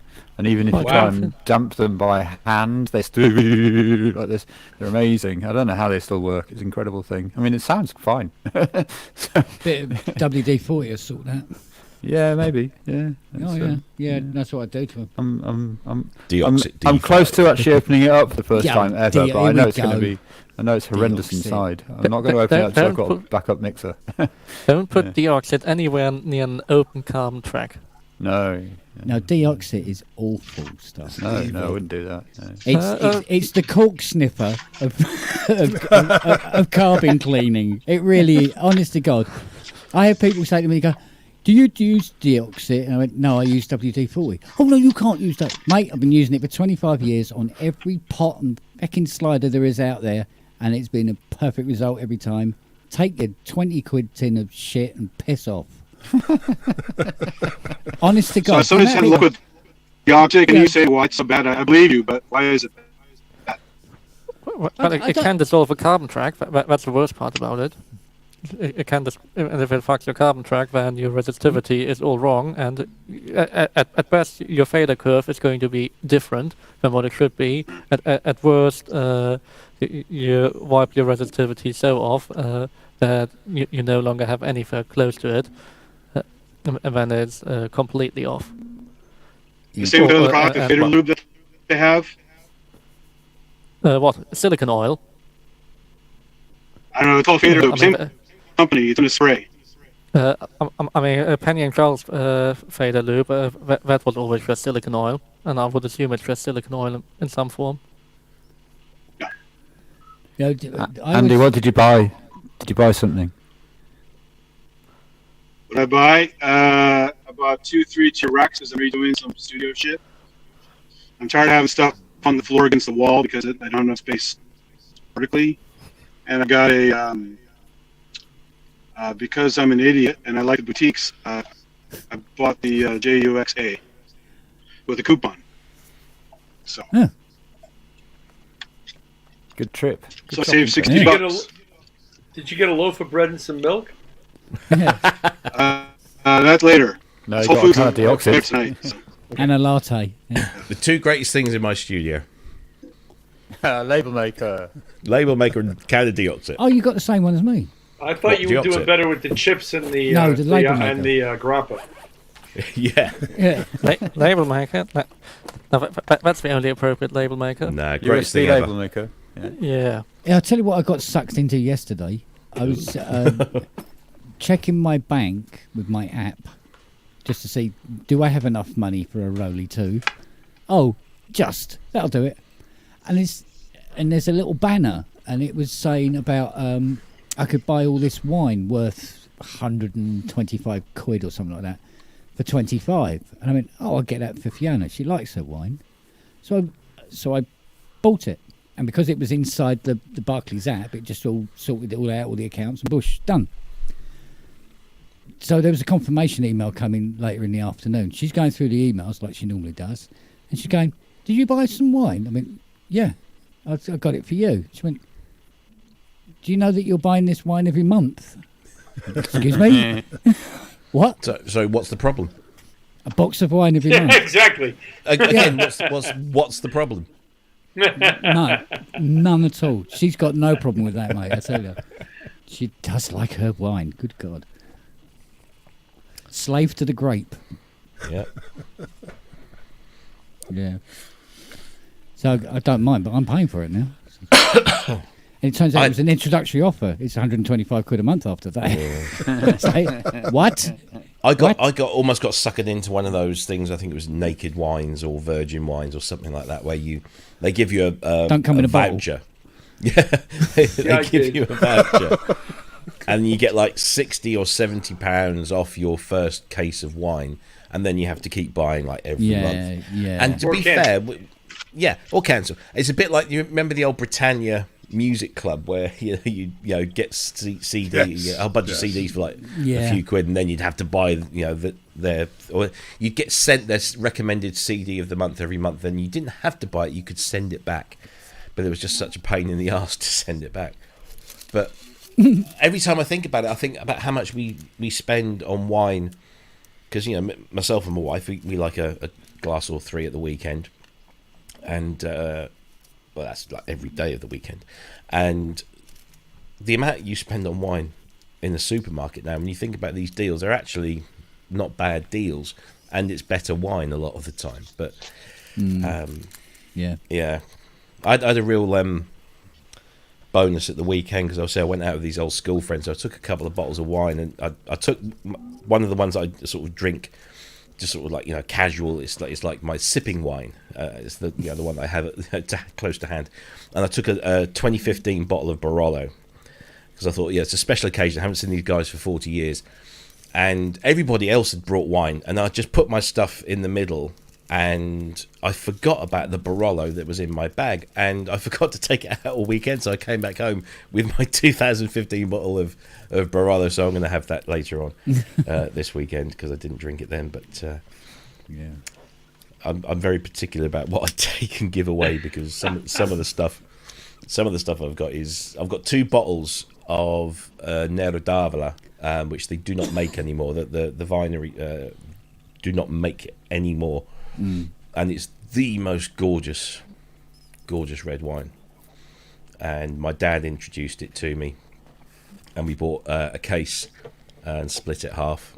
And the last 2 bottles have remained on my rack, and I fully intended to have one of those bottles with my dad on his 74th birthday, because we knew he'd got cancer, but we didn't realise he was going to deteriorate so rapidly.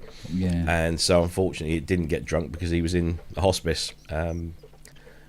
So I desperately want to drink one of those bottles because it's so nice, but I can't bring myself to open the bottle. It's just...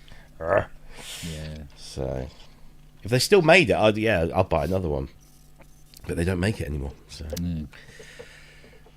But these things were made for drinking. It's They like are. since they're made for playing. Right. Wine exactly. is made for drinking. yeah, absolutely. Could not agree more. I mean, I use that. Although you wouldn't think that in here. Well, Well, they're not for collecting. I knew I was doing something wrong. I don't collect wine. Well, some per se. people do. Yes, and again, they collect it as an investment, like many people collect synthesizers as an investment. Or Well, how is whatever. wine an investment when it just becomes vinegar? No, it doesn't. Not the good stuff. If it's stored properly, it doesn't. You store it Yeah. properly, and it's I mean, yeah. But the thing is, I've got a small rack of stuff that I've collected over the years, with every intention of drinking. And then I'll just go out and buy something else because I think, oh, well, that's only a few quid. Whereas this one, I've only got 2 bottles left or 1 bottle left. But my old man used to have, when he had his restaurant, he had racks of stuff in the cellar that, oh, Jesus. Yeah. I have no idea what happened to that. Yeah, it's no fun for me because I'm teetotal, so Yeah. I just have to watch her get sloshy. She drinks for 2. She certainly does. Yeah. And one for the road. And one for the rest. I- One I for went- Ron later on. Yeah. I went through a phase of brewing my own beer and wine before I got into distilling, and it's amazing the quality of stuff that you can actually produce at home. But the problem is, you do drink it. Yeah. And if I added up how much beer I made and drank, I would be quite scared, I think. Yeah. Mind you, I'm What the are you same with distilling? cake.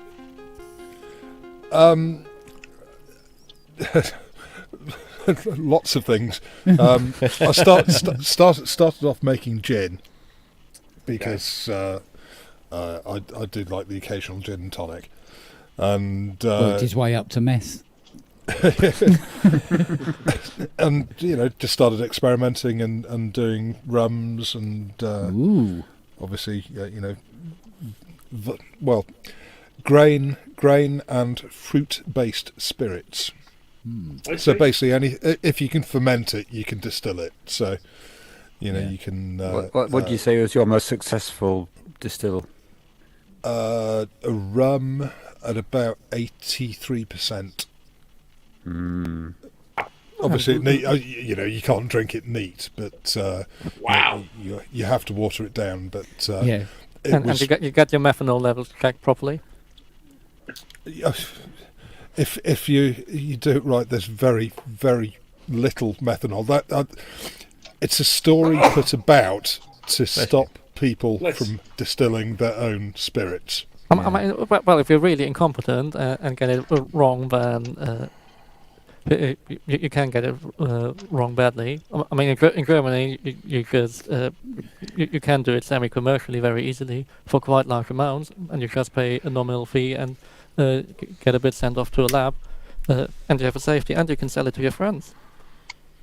Yeah, I mean, basically, you there. if you're distilling something that you fermented yourself, then you would separate the heads and the tails and just keep the main body. But you can redistill any spirit, so you can buy vodka in bulk and then redistill it and turn it into whatever you want. So it's a base spirit. I mean, whiskey is just a base spirit. Vodka is a base spirit. Rum is essentially a base spirit. There's no difference. It's what you do with it. So with gin, obviously you'll pass the condensate through, the vapor through a gin basket, and you can load that with cardamom, bay leaves, anise, juniper, etc., and develop your own gin flavors, and it's good fun. Again, the problem is you tend to drink. Sorry? What was the weirdest thing you made? Like what kind of fruit or combination? Oh, I've done everything. I mean, I've done damson based, slow based. I mean, slow gin is very nice, but when you buy it commercially, it's only 28%. You can make it yourself and get it up to sort of 65%, and it's very, very addictive. Do you remember that Monty Python sketch about Australian wines? Do you remember it, Rob? I don't remember that. Yeah. Rob's muted. Take a drink. Yeah. Take a drink. Yeah, the problem is that he was taking a drink. I've just done a Hilton. I've just done a Hilton. There you go, one drink. Yes. Oh no, just trying to remember it because I could recite that. It was on previous record. Yeah. There once was a man from Nantucket. Chateau Nuisan Wagga Wagga. They'd be hauled around the sluices every half an hour. That's it. Yeah, this wine comes with a label, and the label says beware. Beware. This is not a wine for drinking. This is a wine for hand-to-hand combat. Avoiding. Yeah. And should only be used for hand-to-hand combat. Yes, that's a great sketch. Oh, dear. The classics. The best. We always get a bit of Python in there, don't we, at the end? No, you have to. You have to. Not this record! Not this record! Not this record! Yep. Excuse me. And now a massage from the Swedish Prime Minister. Yeah. Good stuff. Oh, he's not the Messiah. He's a very naughty boy. Yeah. What's the holiday, the travel agent sketch? What about climbing the Twin Peaks of Kilimanjaro? No, it's the one. Different. It's the one where that's that guy, isn't it? Yeah. The Twin Peaks. My brother died trying to build a bridge across the Twin Peaks. So it's only one peak. That might be the reason. What was it?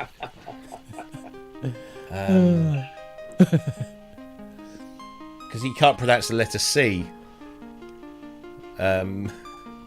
He said, "Oh yes, I saw your advert in the Buller supplement." The what? The Buller supplement? You mean the colour supplement? That's right. But you said the Buller supplement. Yeah, I can't pronounce my letter C.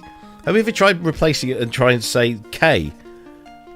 Like colour. And he said, "Oh yes, that works. What a silly bunt."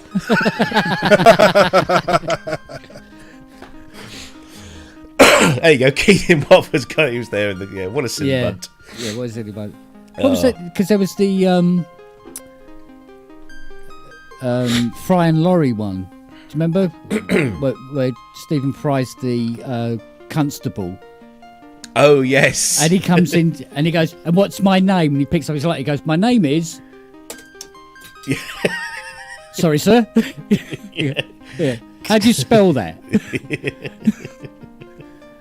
That was very Python-esque, that was. Yeah, it was very Python-esque. Yeah. Yes. Oh dear, I must listen to that again. I'm a very proud parent of a daughter who got into Cambridge. Oh, lovely. Oh, wow. She only wants to go there because of the comedy history.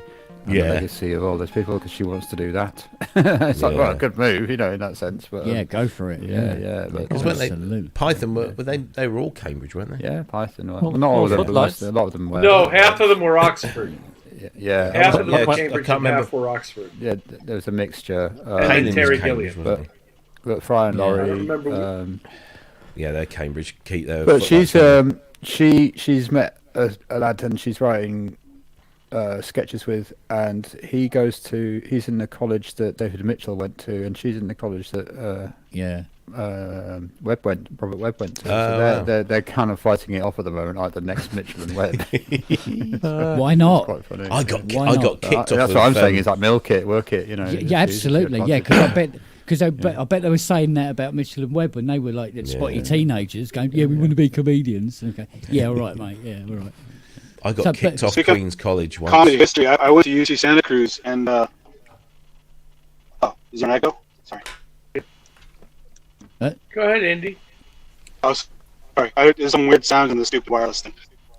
I went to UC Santa Cruz, and I grew up listening to Tom Lehrer comedy songs, and it wasn't until I graduated that I realized he was still teaching math there. The whole time I could have gone to one of his lectures. I'm such a dope. I love Tom Lehrer. Very good.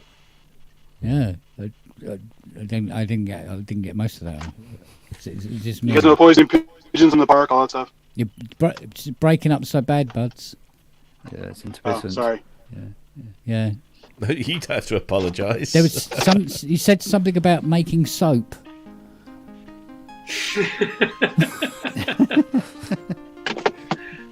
Or at least that's what it sounded like, anyway. Yeah, no, because the other good thing because the other good thing about being, if you are, coming out of Cambridge or Oxford, is if you're going to go into writing comedy and stuff like that. It's you go to the BBC and they go, come in. Welcome. No, absolutely. Take a chair. I'm so proud of her, and I'm proud of the fact that she's being a little bit anarchic by going, you know what, it's all about this rather than the history. It's brilliant. I think it's do it for what it's for. She'll do well, and she's good. worked it out. She's mapped it out. She's going, if I do this and this and this and this and this and this and this, then it might work out. So, I wish I could have been like that. Wish I could. Yeah. I don't know where she gets it from. Bringing back all the bad memories of my rejection letter from Cambridge. Fiona still goes on about that. She had the opportunity to go to university, but her mum wouldn't let her go, and she still goes on about it today. I could have gone to university. I could have been somebody. Yeah, I could have been a contender. No, I got kicked off the grounds of Queen's College, Cambridge once for taking photos of the mathematical bridge. Oh, you bastard! And so, one of the what do they call them? Bridges. No, the guys in the bowler hats that kind of look after, they're like the caretakers, but they have twats. Porters. Porters, that's it. Porters. Yeah. One of the porters came up to me and said, "Excuse me, do you have a permit?" I said, "I don't believe I need a permit to take a photograph of a bridge." She said, "Why? How much are they?" Yeah, quite. He said, "Oh, well, you realise you're on university grounds and blah blah blah." And I said, "Look, I'm just taking a photo. It's for my portfolio." It wasn't actually. It was a paid gig because my ex-father-in-law, owned an optical lens company that were based just outside Cambridge, and they wanted some connection with Cambridge, and they thought the mathematical bridge would be a really nice cover photo. So I was taking pictures of that. But I said, I'm just practicing. It's for my portfolio. And he said, he went off and came back in and said, I'm afraid I'm going to have to ask you to leave. I said, I'm just taking pictures. But no, wouldn't let me, so I had to go. Yeah. That was, Did you show him the rest of your portfolio?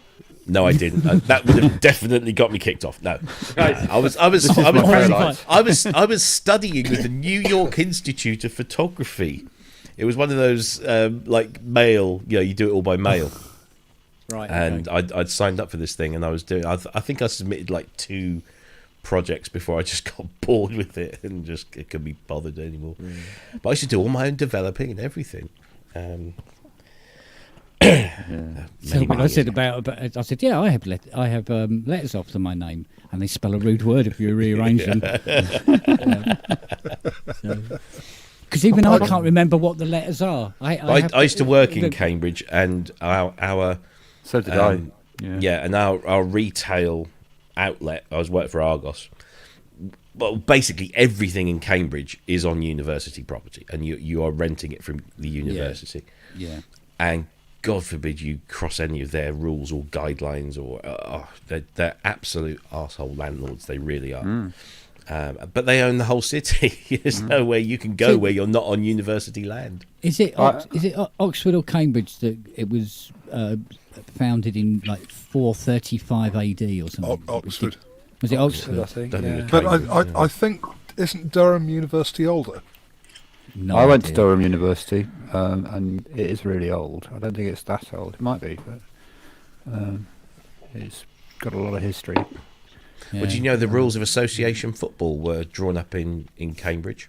It's a very interesting story. Because they used to play a version of football. I thought they were Sheffield. No, apparently so I'm told, by many people in Cambridge, was Parker's Piece. They used to congregate there and play these games of football. And what happened was that because Cambridge was a very rural town that then became very academic, and therefore lots of money came in, and so basically there was this big kind of rivalry between the locals, the peasants, and the academics. And one day the locals challenged the academics to a game of football, and under the guise of this game of football they ambushed the academics and kicked the living crap out of them. And because of that, they drew up the rules for association football to prevent anything like that happening again. So I'm told. Yeah, maybe they started to do competitive leagues stuff in Sheffield. Then there's definitely I think a home of Sheffield football thing in Sheffield. Yeah, it could have been the It's not my football Ken, league. do you want to send Ty a link? No, don't send him one. No. Don't want his kind in here. Jeez. Where is he? I was the technical manager at the Junction in Cambridge. Oh, the Years. Junction, that's a good little venue. So I lived there for about 3 years. Yeah. Yeah, whereabouts did you live? I lived out very near Sound on Sound. Oh, yes, Bar Hill. Village, yeah, near that next village along from Bar Hill, Dry Drayton. I lived in. Dry Drayton, yeah. I was say, Well, just outside Dry Drayton in a farm. My first wife was from Bar Hill. And I used to drive past the Sound on Sound offices and always think, I should just knock on the door and give them something. Yeah. And many years later, I didn't even have to knock on the door. They came knocking on mine, which was quite. Did they give you anything though, apart from a check? No, well, I give them stuff and they pay me, so I'm cool. Perfect, yeah, absolutely. Hopefully, something in print next month as well. Yay! That was the thing. I got the podcast gig, and that was like, oh yeah, that's cool, podcast. But then to actually get something in print in the magazines, there's nothing quite like it. Greetings, oh busy one.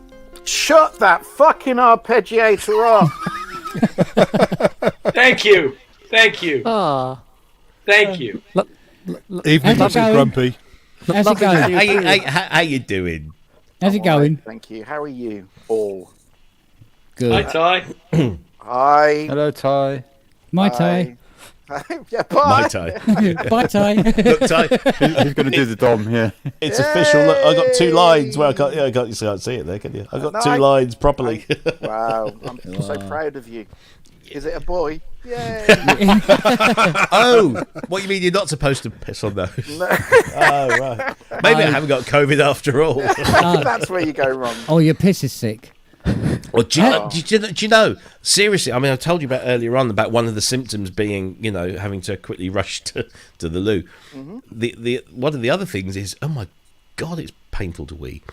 Is it really? Well, not painful, but that kind of that sensation you get when you've been holding it for a really long time, but you haven't with this. It's kind of. I do just want to remind you here for a second, Robbie, just in case you forgot. This isn't just you and I talking. This is. No, I know. I do. Yeah. I just thought I'd point that out to you, just in case you'd slipped there for a second. Maybe get your prostate checked. Yeah, my wife came home this morning and just lumped those on my desk.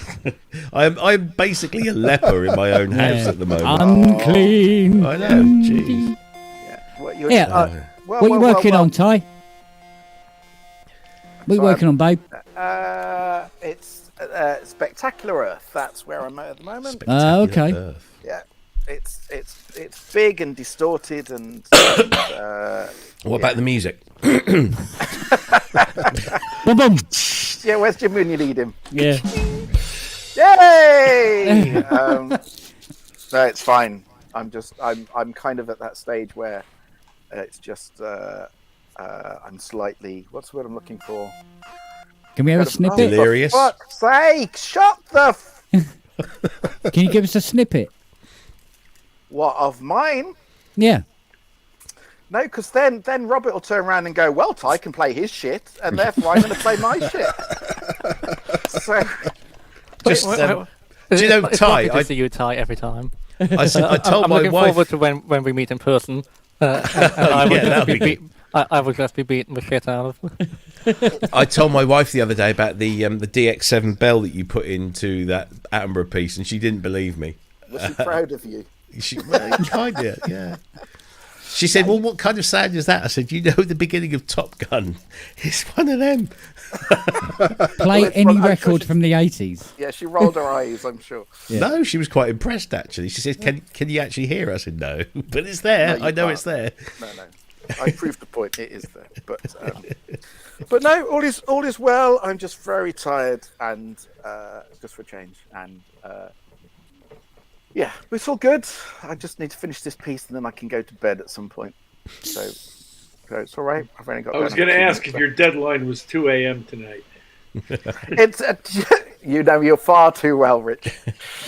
No, it's this has got to be done by 9 o'clock tomorrow morning, so I'll have it done by. There about, you go. I wasn't far off. No. I'll have it done by about 4. It's okay. So it's fine. It's all right. More distortion.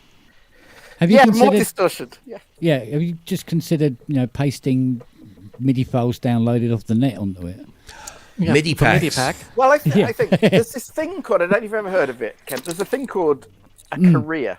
And what tends to happen is Well, it when you only goes start downhill. tending to just copy MIDI files, But it makes you so unhappy. it doesn't look good from a career perspective. Yes, but your MIDI career pack, makes MIDI you very pack. unhappy.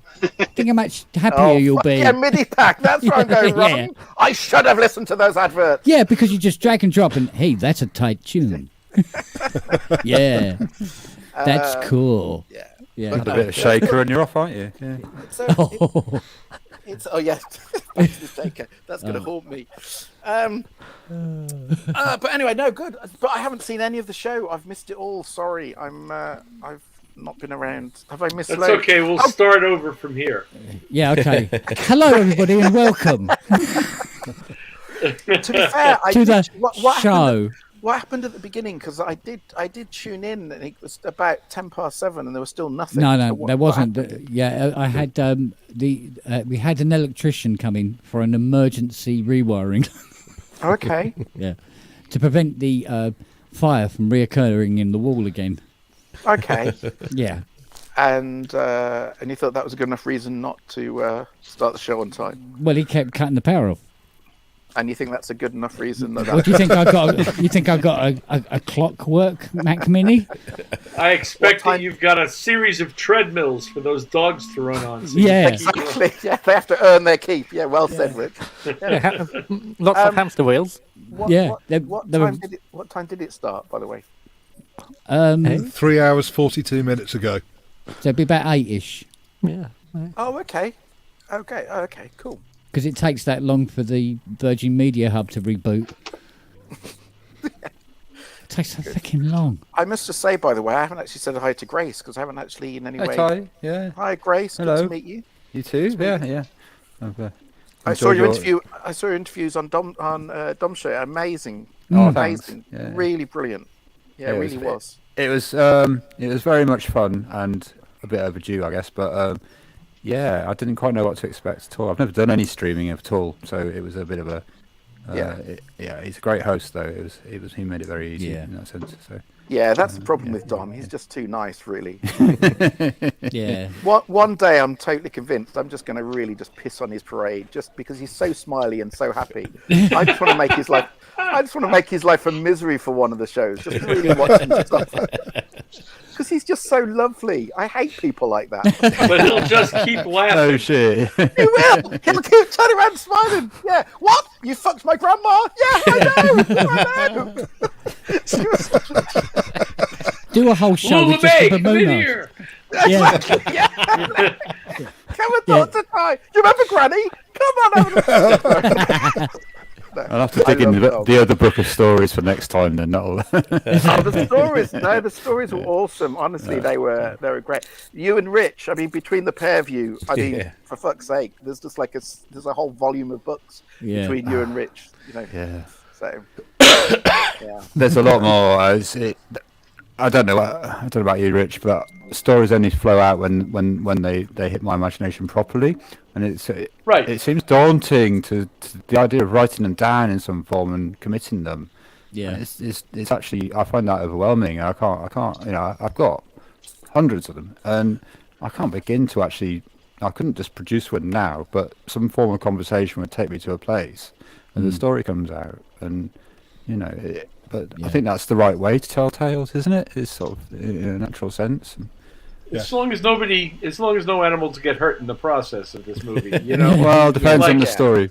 Do you want me to tell you about the horse getting punched out? That's the thing, though. You look back you look at the story and you go, you know, it was real good in the telling in the pub, but if I actually have to publish this thing and let everyone read it, now this poor sod has to answer for it for the rest of his life. Yeah, how do I get it through legal? That's the thing. There was one, I can't remember which story it was, Grace, but you were talking about one of the guys who basically kind of fucked up. And at once, I can't remember, I can't remember the exact story, but he'd fucked up, and you turned around and went, and what was his name? And all I'd say, I was watching it thinking, don't remember his fucking name! Don't remember his name! Just forget his name, it doesn't matter. Because So you have to, I know there's that kind of self-censorship of which names to stick in, which names to just leave, you know, Are they dead so I can get away with it, or do I need to use a pseudonym for them? Here's an interesting. I won't tell you the full story. I'll just tell you the fallout, which was that I sat on a back lounge of a tour bus once, and some kid, quite a lot younger than me, told a tale, and I sat there and listened to this story coming out. And as he told it, I knew that it was something that had happened to me, and he'd heard my story second hand and adopted it for himself. Oh, wow. Wow. I let it run out, and I went, yeah, that happened to me. And stony silence. It was brilliant. It was just like, what on earth are you supposed to do? It's a dilemma, because it's like, no, that's not me. That's not who I am. And but I knew that he must have heard this second hand and decided to start trotting it out as his tale. And it's like, whoa. Takes some cojones, doesn't it, to do something like that? And well, I'm still waiting to see if I hear anybody talking about how they super glued themselves to the patio. I still have that one to go. So no one would want to. No, nobody's good. Apart That's from you. stupid. Yeah. Well, that was the thing about the story in question, was it wasn't actually. I mean, it was dramatic, but it wasn't really. You know, it wasn't one of the most awesome tales I've got in my inventory at all. It was just one of them things that was bizarre and happened, and it's like, wow, there's a reach, but I don't know what you're supposed to do there. I mean, you just call them out, don't you? But I was, you have to call them out, obviously. I'm the queen of diplomacy, so I did it in a fairly gentle way. But it's like, what's that word? I don't understand that word. No, you can't even spell it, can you? I can't even spell it. No, you can't. No. Otherwise known as baseball bat. Yes, there is no room on my resume for that word. I'm sorry. Diplomacy. I can get my world. Excuse me, where's the diplomacy? I was asking for some diplomacy here. Hi. You can ask. Oh, that's in no way an annoying sound. Oh yeah, that's much better. Add more distortion. Yeah, exactly. More distortion. Oh, don't encourage him, Rich. Stop it now, Rich. They used to Lemmy Space Am had a 4x15 cabinet and a 4x12, I think, stacked on top, Marshall amps, and they would put the pencils through all the drivers in a tradition that goes back to David Davis, doesn't it? But not only that, we used to insert graphics across the channels of the mics from those amps. We'd mic up both cabinets and put a graphic on the amp on the channel, and everything below 300 hertz on the deck, because he could not stand low end, and it was like, for a bass player, you know, yeah. But of course, he didn't play bass. He played lead bass. Yeah, you know, so, I've seen a flaw in that cunning plan. Yeah. He couldn't stand it. He did. Well, guitars were working. the only thing that was allowed to be in the mix out front of the house, which had any low ending, was the kick drums. Everything else, honestly, they were all up here, and every show, at some point, he'd wander over to the monitor desk and say, "Ring him up and tell him to turn the kicks down, because I'm doing my head in."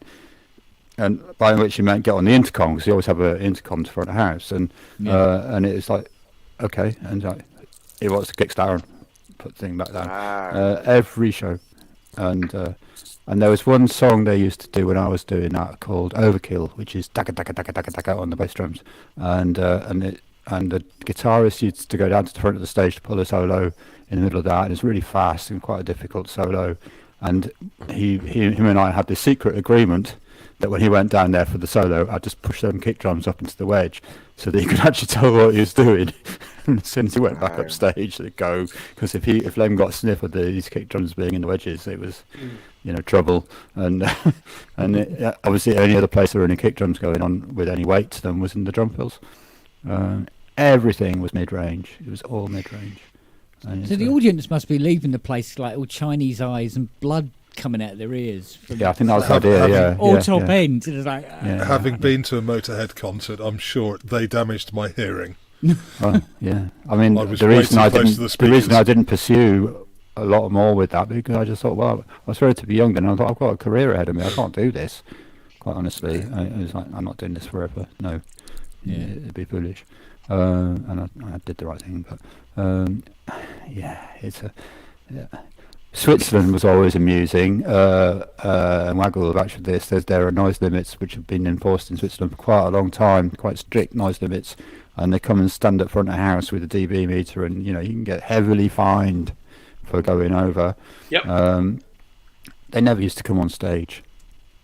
And it's a Motorhead show, stupid loud on stage. They'd stand there and you might as well turn the PA off, and it was still over the limit, and they wouldn't come on stage and measure. I think whether they were scared or whether it just wasn't in their remit or quite what, I've no idea. No, I'd go with scared. Well, yeah. But it's bizarre situations, but it was loud. 125 dB snare drum in the side fills. Clank, clank. Then you got to get the vocal over that and all the backline going full tilt. Yeah. Bloody hell. Wow. Loud. Yeah. Wow. I mean, there are other bands who've done loud, but I think for them it was all visceral and that thing of speed as well. Speed and volume and all the mind state of all of that stuff. It all wrapped up in the product really, and. Do you know, Motorhead for me are one of those bands that I love what they stand for. I really genuinely love what they stand for. But fuck me, I could not listen to a note of it. Could not listen to a note of it. But I love the fact that they existed. And what they stood for, and that they gave a certain, people what they wanted. But from a musical point of view, it's very interesting, isn't it? I mean, like anything. I mean, as an engineer, I've worked with a lot of bands, and you start to tune into what it's all about as you get to know the people and the artistry. Absolutely. And you don't have to like something to get it. And like you just said about the head, but they are definitely a difficult proposition on that front. It's a bit like New Model Army, because I was never a fan of New Model Army. Never a fan. Just was not my thing. And then I met Justin, the lead singer, and we ended up. I kind of worked with him on his solo album, produced his solo album with him, and then did some bits for New Model Army. And because I got to know them and I spent months with him, and he was explaining why he does what he does and how he does it and all this kind of thing. You tune your ear and your head and your mental state into why they do it and how they do it. And they're still not my favourite band by a country mile, but now I get them a lot more than I ever did before. But I kind of got to know him. I mean, that's what I feel about a lot of stuff is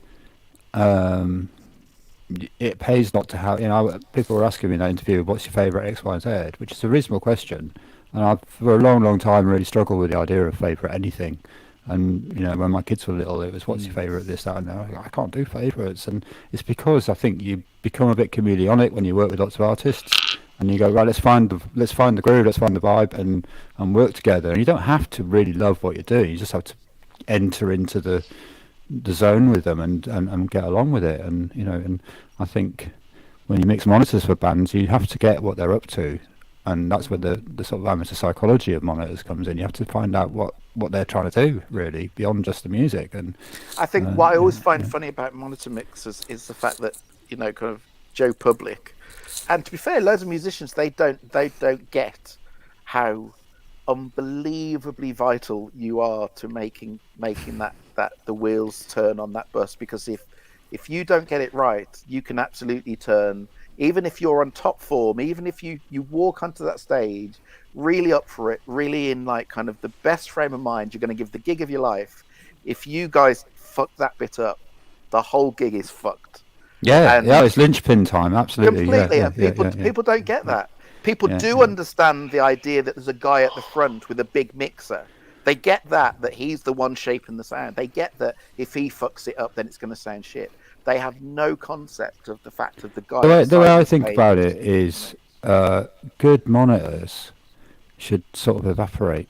And you shouldn't be aware of them. It's like it's exactly the same as me with what I do. If I do my job right, people walk away from having seen the program, not particularly noticing the music, but it's not got in the way. Do you know what I mean? Most of the stuff I do, if it's not got in the way, I've done my job right. Yeah, it's complimentary. It's the same with you. If you do your job well, you no one notices. You just enable. You're an enabler, basically. That's all you are. It's like when I was young, I was really interested in stage lighting for theatre and plays and stuff. And someone told me young, good theatrical lighting design is never commented on. Yeah. Because it's only enhancing the story. Yeah. And if someone goes away from a theatre show going, "Oh, what a great light show," then you fucked up. You didn't do it right. And whereas obviously with the rock show and lights, it's all about spectacle. But it's the same principle of like, actually, there's only half a dozen people who need to know that was really good work, and they know that by not noticing it. It's a kind of a strange scenario, but it's about enhancements, isn't it? I've had the great fortune to be stood. I was backstage at a Gary Newman gig, and I went to see and stood by the monitor mixer guy, and just watching. You do learn this appreciation for that. That is a skill and a half. And same for front of house as well. Do you know Andy Shillito, Grace? I know that name. Yeah, I don't know him particularly. Yeah. So he does the Darkness. I'm sure he does lots of other things, but our mutual friend Mr. Spears found out I was going to a Darkness gig and gave Schiltz a call, and we were greeted with backstage passes and everything. He said, "Oh, you can come in with me," and watching him do the front of house in a 2,000 capacity venue, he's playing an instrument.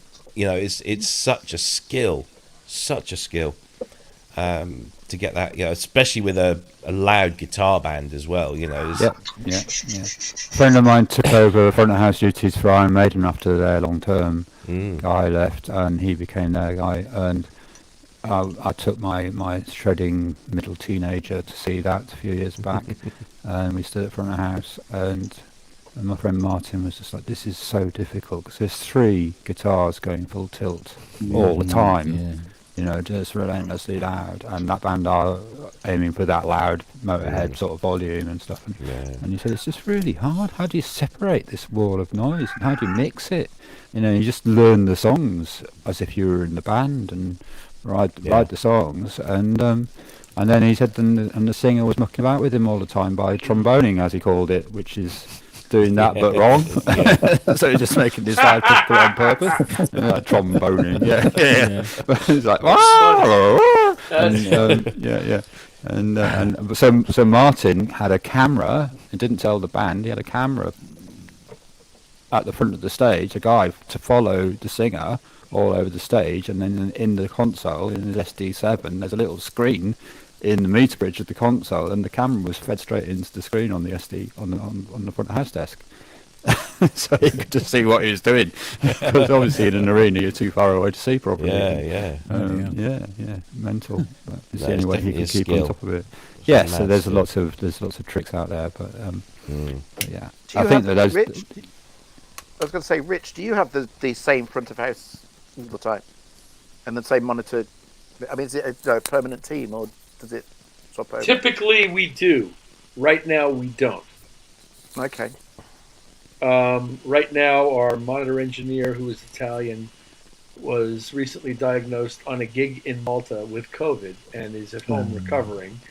And then the young lady who is his assistant, who covered the first of the series of gigs that we did recently, was also diagnosed positive with COVID.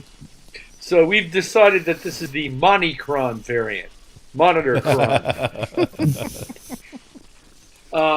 And our front of house is quite often, it's handled by one of 2 or 3 guys, depending on their availability at any given time and which country we're in, basically. So that's, but the guy we have from Italy who does our monitors normally has been with us since he did a gig with us in 2004 and is the most brilliant monitor engineer I have ever worked with. I'm sure there are plenty of other very brilliant, one of whom is right here on the screen with me. I don't do it that much anymore, but thanks. You just had to, didn't you? Sorry, Grace. Sorry. I can give it as good as I get it. Yeah. When you find someone who's good at doing that job, it's a kind of worth their weight in gold thing, isn't it, Richard? Absolutely. I've heard Well, that and from as tour Ty managers, said, yeah. it has everything to do with how well we play. Is how well we can hear each other.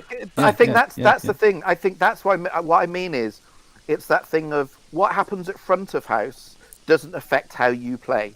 What happens from the monitor feed absolutely changes everything.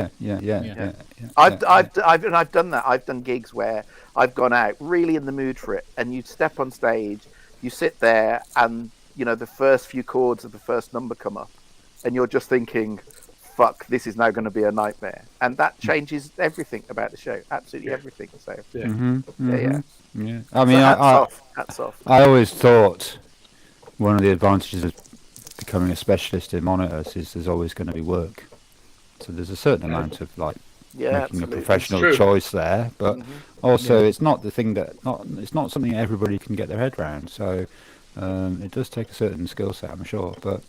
I mean, those stories that I told the other night, the Motorhead stuff, was a brilliant way in because it is in at the deep end, and it stood me in very good stead for many, many years. And I've worked with such a diverse range of artists since then that my knowledge has always been defined by those kind of jumping into the deep end early experiences. But I've done my fair share of the other disciplines within live sound, but monitors is the one that stuck, and I think there's plenty.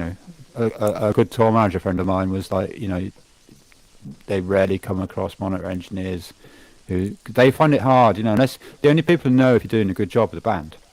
Yeah. So that's a small number of people out of a team of however many on a tour, and they're the only direct reference point as to whether you're doing a good job. So the tour manager doesn't know, the production manager doesn't know, other departments don't necessarily know. Their measure is whether the band are smiling when they come off the stage, basically, or whether they're moaning, or and it's the other thing I always think is, like, if you're mixing front of house, you're mixing for 5,000 people. If you're mixing monitors, you're mixing for 5 people, but it's much, much harder, strangely. Yes. It's well, because you're mixing for all of them at the same time. Well, you're creating 5 totally or 10 totally different things out of the same set of resources, Exactly. and trying to keep abreast of multiple things all at the same time. And then, especially when you've got a front person who is in charge and paying the wages, they're expecting full attention from you. And then you've got all these other people who are hanging off your work as well, and that can get quite fraught. And also, I tell you what else you have to deal with, which is that people don't understand. It's also the politics, because exactly as you were just implying there, there's that if you've got 5 people on stage, that 5 people are giving you 5 versions of events and 5 different stories, and you have to be the one when they're turning around and going, well, don't tell so and so, but I don't want any of this in there. But then they're coming to you, turning around and going, well, I don't want to hear this, but don't tell them. So you're having to adapt and all of that shit, all the mental crap that goes on with that. That's my quip about being a queen of diplomacy, because you just have to get the head around that rapidly and figure this out with people quite quickly. Really. I mean, I did.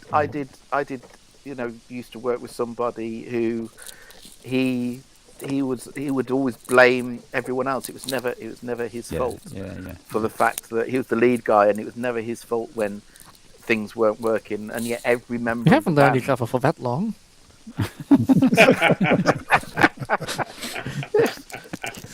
Very good. Touché. Yeah, exactly. But it was difficult because we were all asking different things of the monitor, but we couldn't actually let the lead guy know because it was. So, I mean, sometimes, a lot of artists these days, a lot of touring setups are a key figure who is the name on the ticket, and everything else is, sessioners basically around them. And an awful lot of stuff is structured like that now. Even if it's presented as a band, it's still actually one person with a band, an employed band, and so you get a bit of we're all in it together camaraderie at that level, and so all that kind of stuff actually irons out a little bit because everybody's got to hide something from the employer, haven't they? And that can get quite interesting, but you're all in the boat together basically at that point. But that's where my stories can't become definitive because it gets a bit complicated. No, exactly. Just changing the subject completely. One thing I was going to say, Rich, is that did you get to, have you touched on this whole thing? Did you get to go and look at the Phantom? Yes. Okay. Both questions. So, do you know the expression "dog with two dicks"? Yeah. Did you? Because can I tell you what I have a feeling? I have a feeling you went and looked, and I have a feeling because I had this conversation with Kent. I have a feeling you'll be more interested in the full Phantom rather than the O Phantom. Done. Give that man a cigar. It's all over and done. Can I just say that's exactly what happened? Can I just say, Kent? What did I say to you this morning? Yeah, I know. It's exactly what I said. Yeah, I know. Yeah. It's a stunning piece of kit. Yeah. And there's no and they're practically begging us to use them. So there's no reason to consider the other one. Yeah. There you go. Yeah. Honestly, I had this conversation with Kent this morning, so I'm glad I was right. Very well called, Ty, because I didn't know that would happen. And I didn't even know what I was listening to as I was falling in love with this instrument. And then I realized, no, it's not the Phantom O, it's the Phantom. Yeah. Stunningly effective design and number of capabilities, and looks to me like my future. Mm-hmm.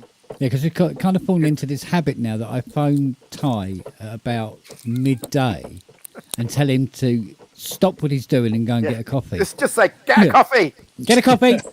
Now! Yeah. Yeah, to pull him away from the fucking computer. Yeah. So, yeah, good. Oh, that's great news. That's great. Brilliant. They seem keen to have us representing their brand in the market. Yeah, of course they're going to. Of course they're going to do that. No, you have no idea. In America, they're not even slightly keen to even know who we are. Yeah, in America, I'm more famous than Richard. That's exactly right. So of course, I was going to say, of course. So where did you go? Did you go to headquarters? Yeah, it's I think Chiswick. That's what you guys call it. Yeah, spelled Chiswick. Rich? I dealt with Jamie Franklin and Max Fattori. Okay, I don't know. Max Fattori is the European clinician specialist on keyboards for these products. Yeah. And he's a very, very talented and nice man and was incredibly accommodating. Okay. Oh, don't worry about it. I'll give you that. And I'll give you those. And I'll give you that sample set. And the cloud. We'll give you the cloud. And it's like he's just ready to, eat a dinner while I'm trying out this keyboard. And it was good. It was really, it was great to be treated that way. And we'll see where it all ends up. in But you the see, end. that is just unbelievable because kind of the fact that you don't get that kind of treatment over in the States is just that's just from Roland.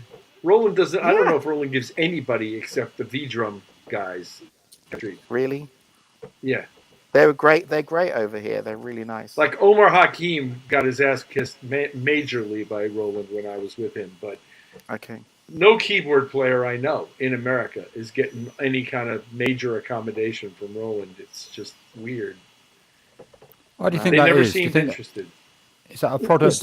Is that because of the split the companies? Because I know that Korg UK is different to Korg Japan to Korg USA. So is Roland the same way? Well, their offices are obviously run by different people in Europe and in the States and in Japan. And I think everybody's answerable to Japan in the end. Yeah. So it's a question of how they want to conduct their relationship with their employer, which is Japan, and be in between them and the artists, and how seriously they want to take artist endorsement. Can I also ask the question though, Rich? Because over here, because we see so much of you and Niles and whatever, you kind of, because you're incredibly highly regarded over here in terms We've of adopted you. Yeah, basically, it does feel that way. I mean, I don't mean you personally. Don't fucking let it go to your head. I mean the band. Yeah, there isn't a spare room or anything. It's not Rich Hilton, and Niall Rogers. It's not like that. It's not the Rich show with Niall.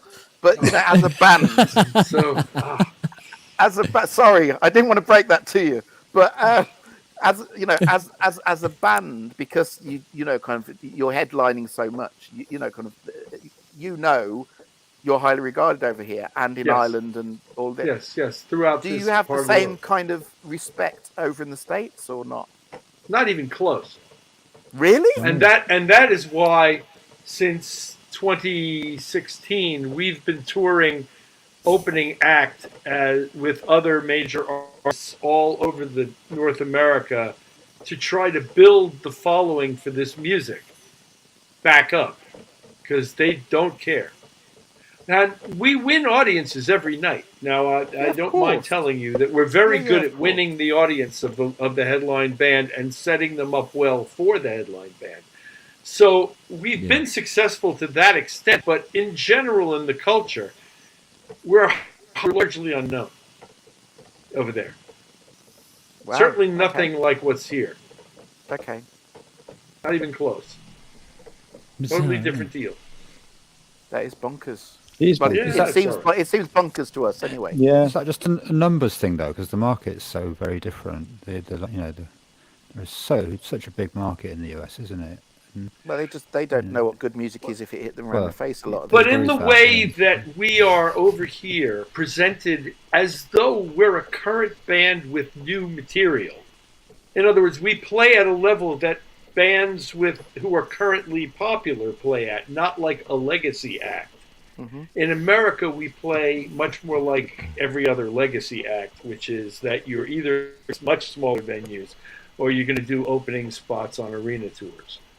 And we've mostly been focused in the last 5 years on arena touring, opening spots, which has its advantages. And so it is, we're very successful in winning over those audiences every night, but it still doesn't translate to a broader, that I've seen yet. I don't see it really transitioning into that broader knowledge.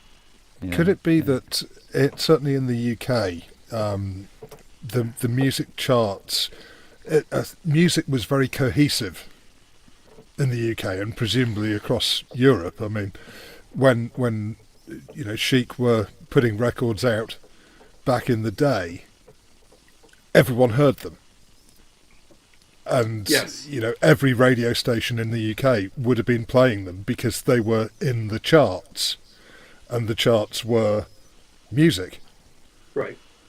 Whereas in America, I think it's a much more fragmented scene, certainly with radio stations. I mean, it's become like that now here in the UK, but it started in America, where you would have radio stations dedicated just to a single genre, and they wouldn't play anything else. Whereas here we would have rock music, we'd have glam rock, we'd have new wave, new romantic, everything we got to hear all of it. Understood.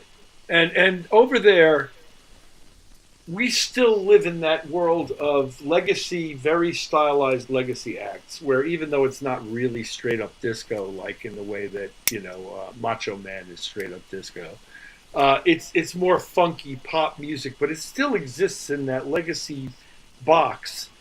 And that people who were around for that music might have an appreciation for it, but it doesn't really carry as well through the generations.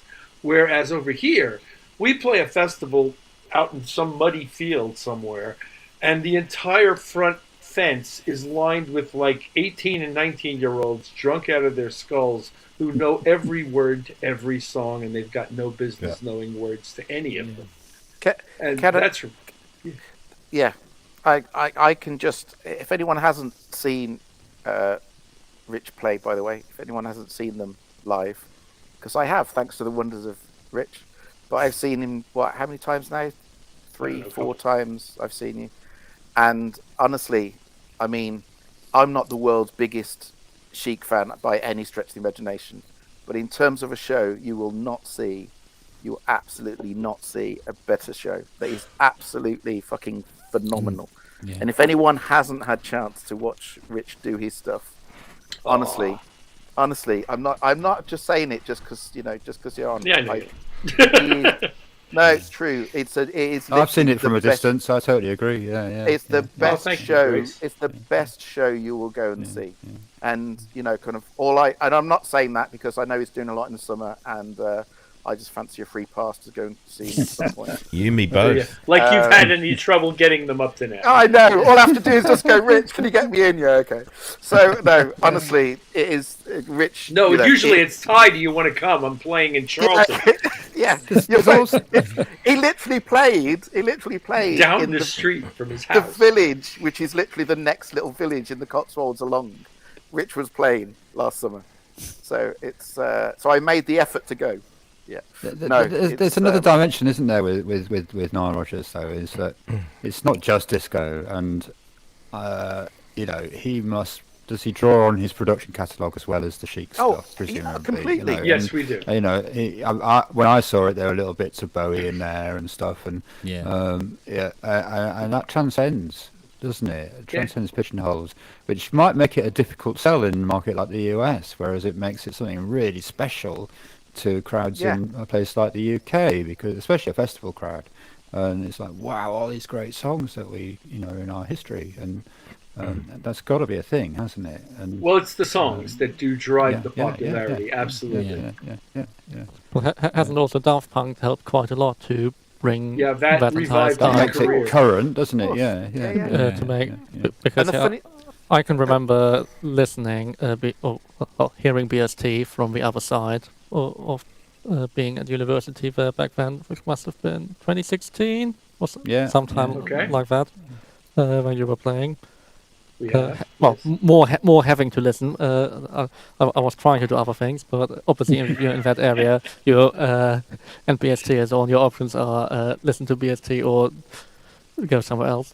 But it was definitely out of that time probably the most enjoyable set to be exposed to, because this is nice, you just go from one hit song to the next one.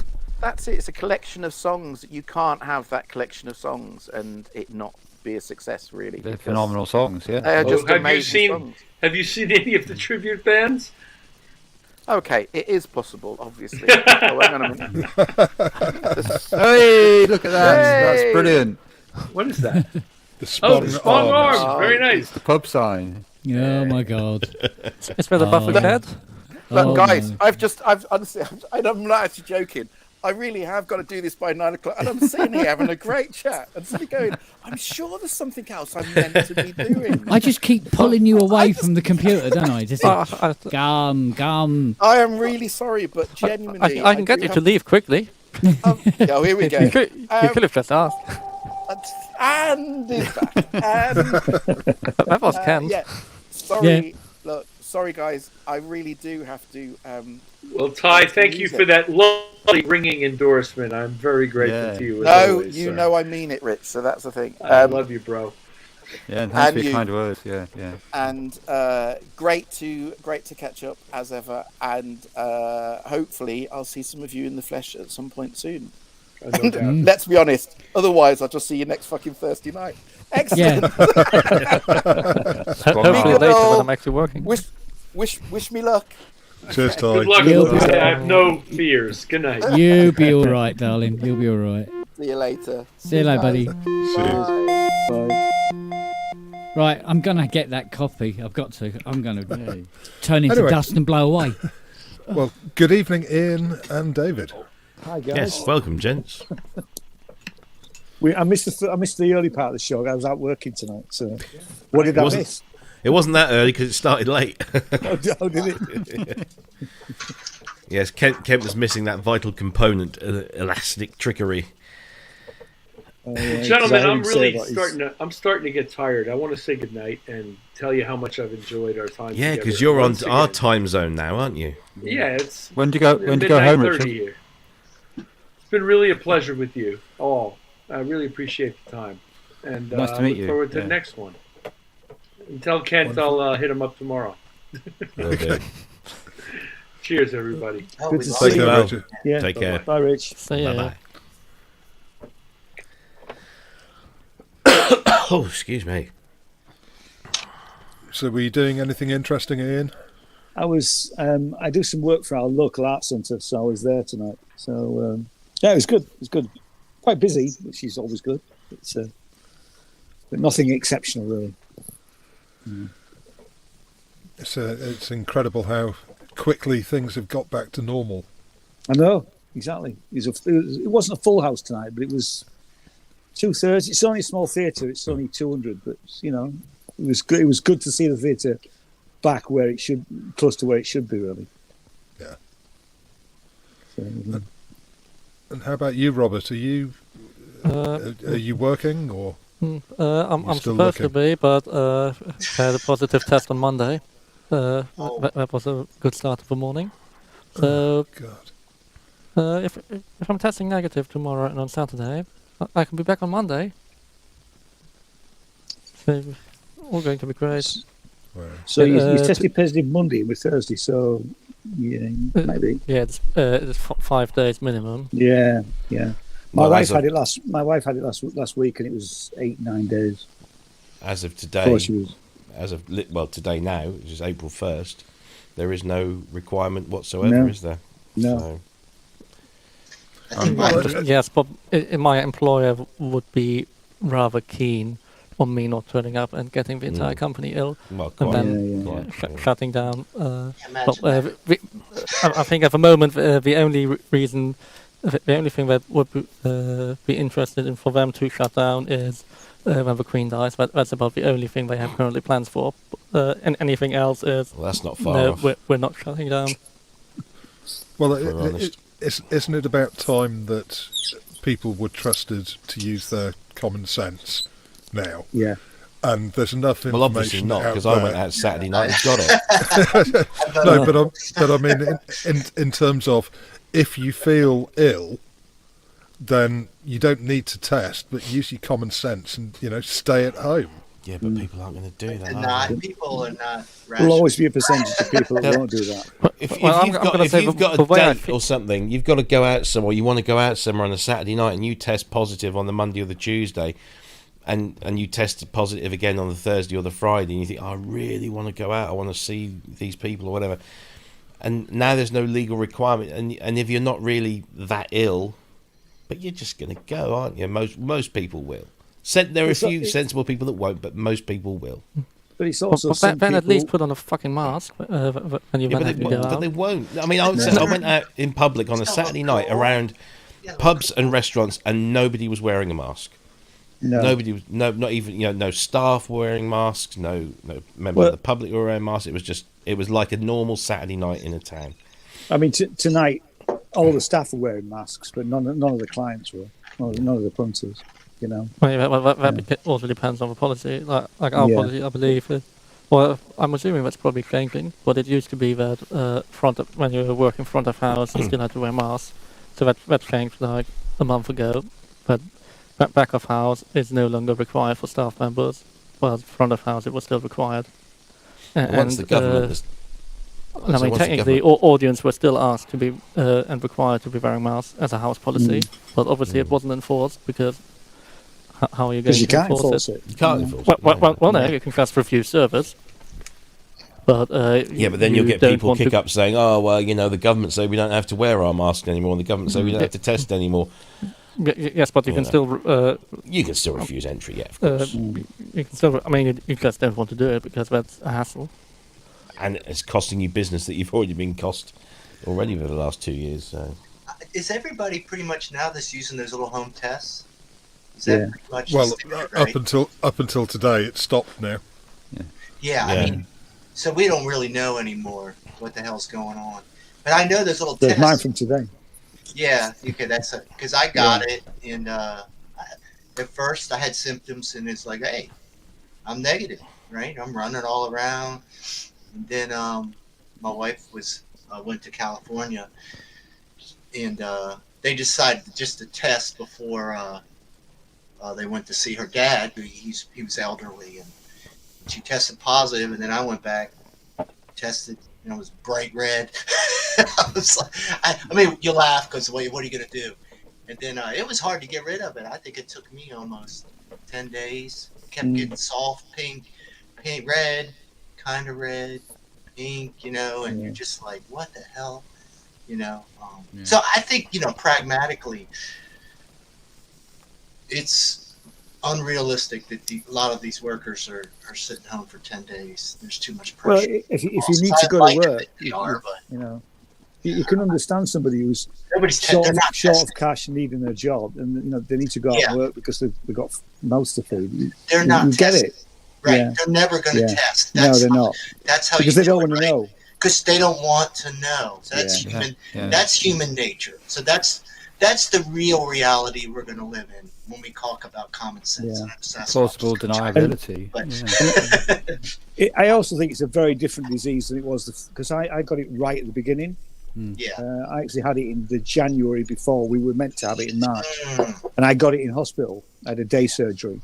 My wife had it last week, and she had nothing much. It was a cold, really. Vaccinations. There was a lung. Yeah, we're all vaccinated. Yeah, there was a lung component, a chest component in the original. That was very severe.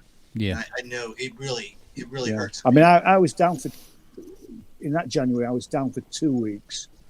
I felt at one point it was sort of borderline that I was going to get worse and might need hospital. I didn't. I sort of could just get out of bed and just sit in a chair for 10 days. But I wasn't well for another month because I was meant to be gigging. And I had to say to the band I was working with, I can't stand up for 2 hours. I can't play. I can't concentrate enough to play keyboards for 2 hours. And I didn't go back to playing until a month later. It was literally the weekend before we went into lockdown.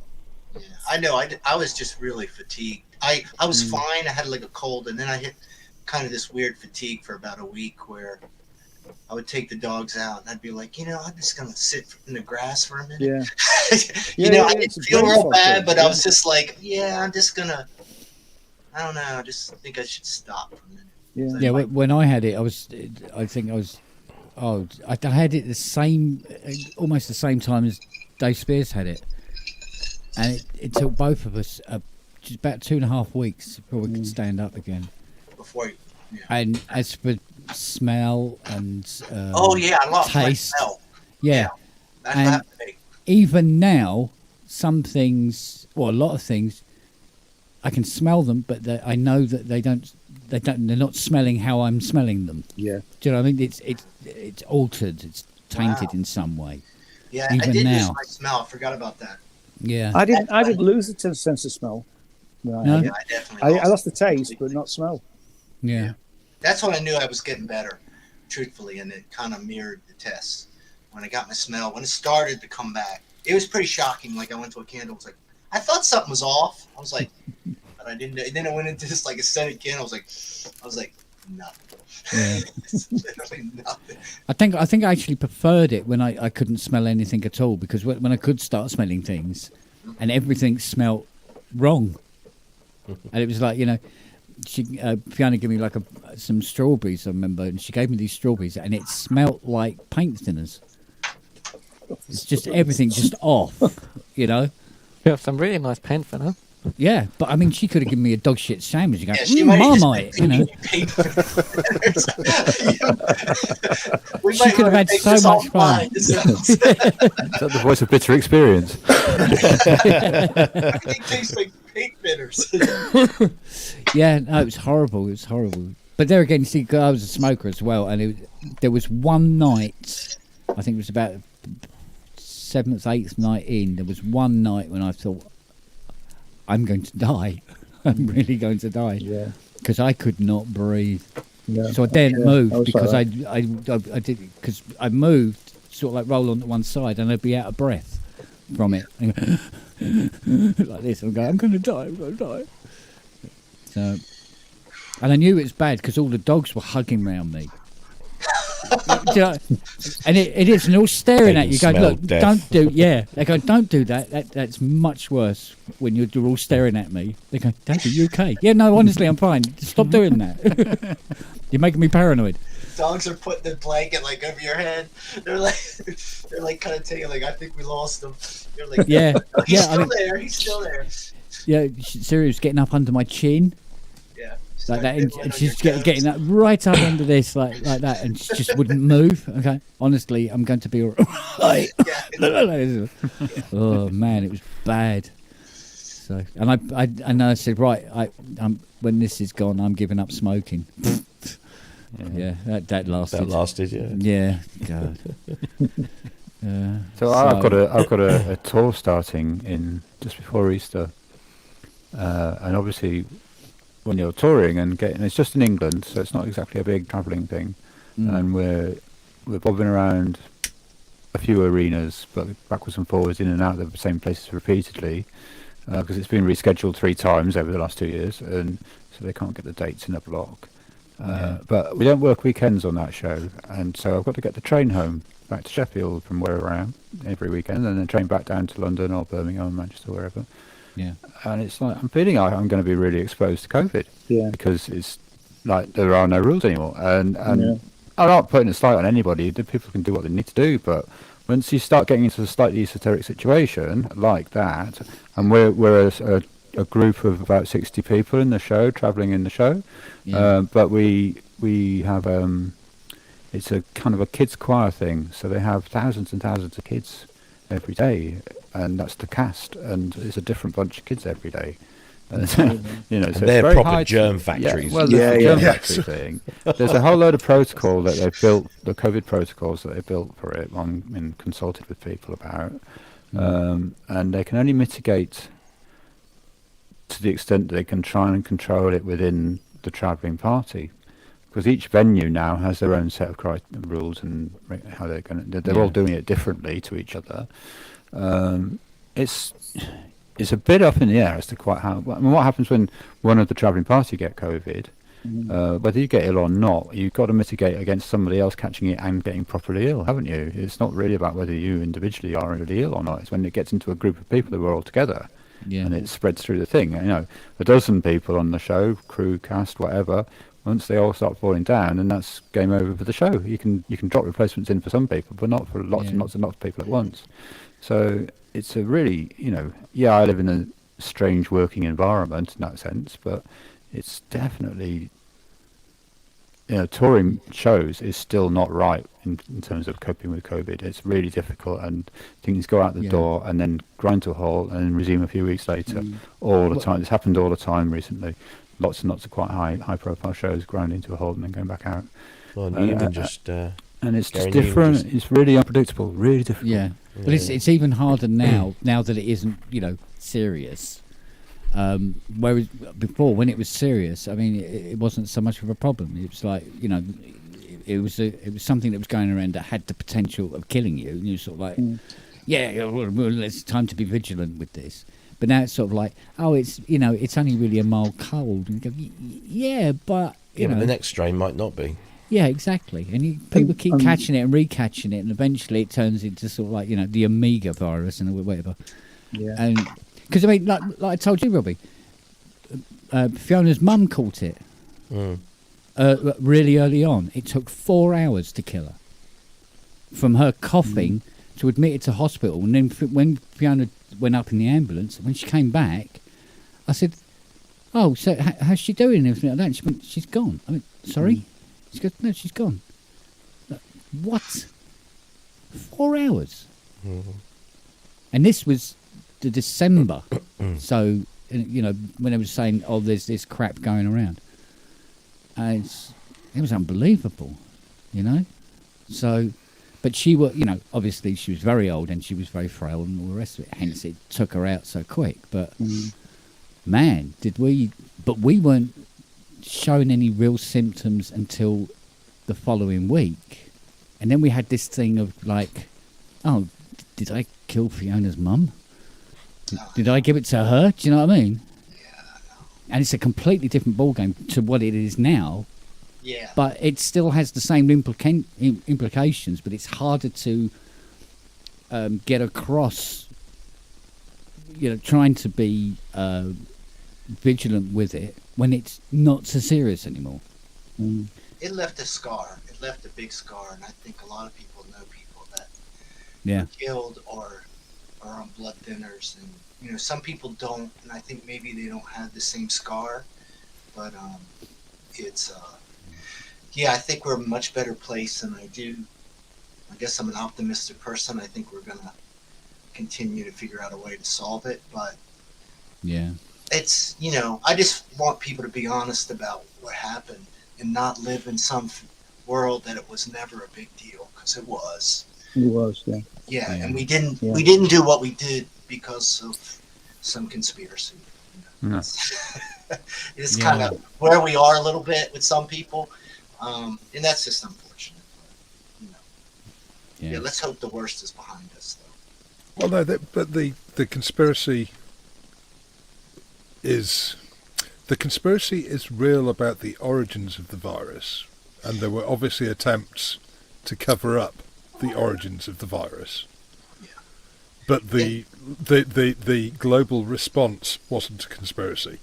Yeah, we just had a horrible time here with people just mocking the CDC, coming up with theories about why they were doing this and how it was lining this person's pocket, and it was just, you know, it just gets down. It's just like, look, you know, I'm not. What is wrong about being a Microsoft product?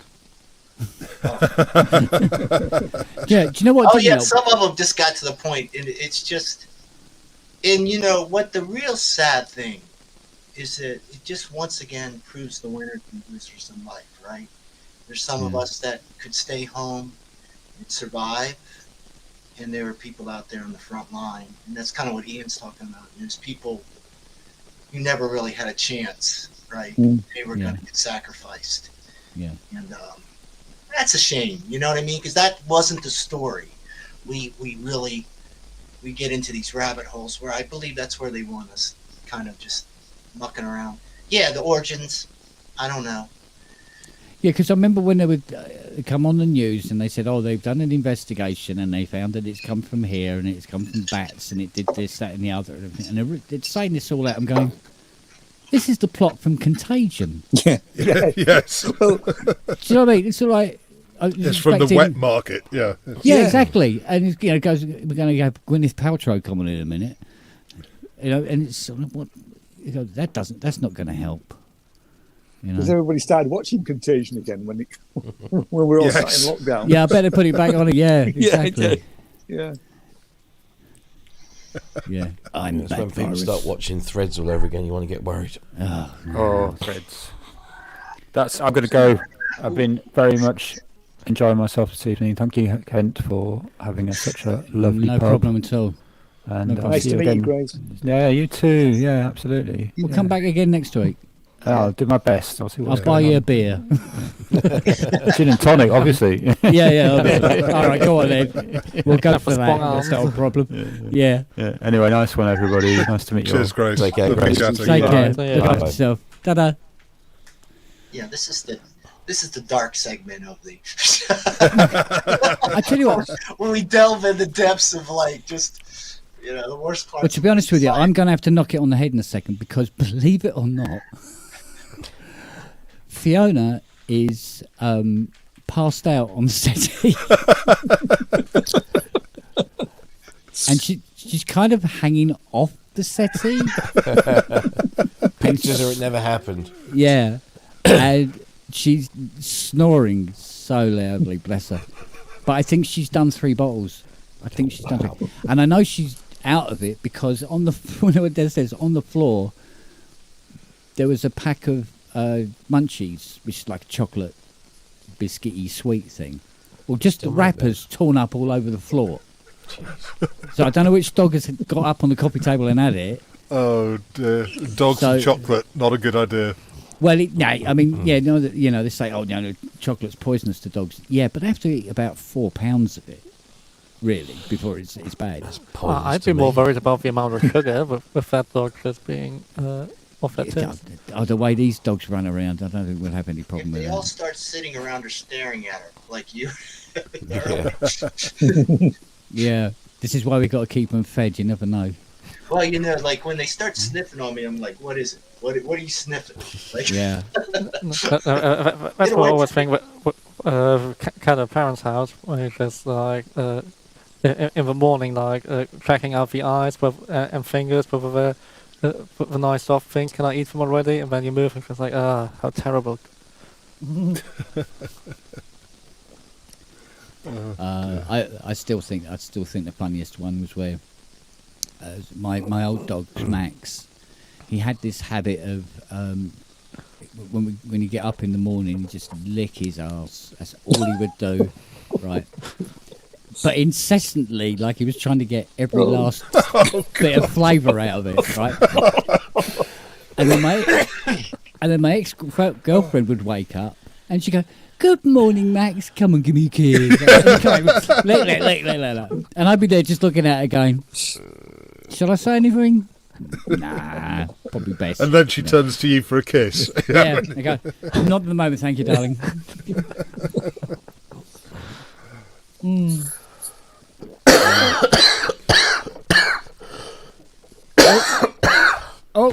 Oh dear. Strong and persistent cough. Get the oxygen tank. Check your hanky, there might be a 50p. Oh dear. Yeah. lots of rest and water. And crisps. So what's that? Lots of rest and wine? Yeah. Yeah, Water. lots of Yeah. rest, wine, and crisps. Wine is made from water. Yes. Not the other way around. Grape juice is healthy. Who's on tomorrow night, Rob? Is it Michael Whalen? No, it's Gaz Williams. Gaz. Yes, Gaz Williams.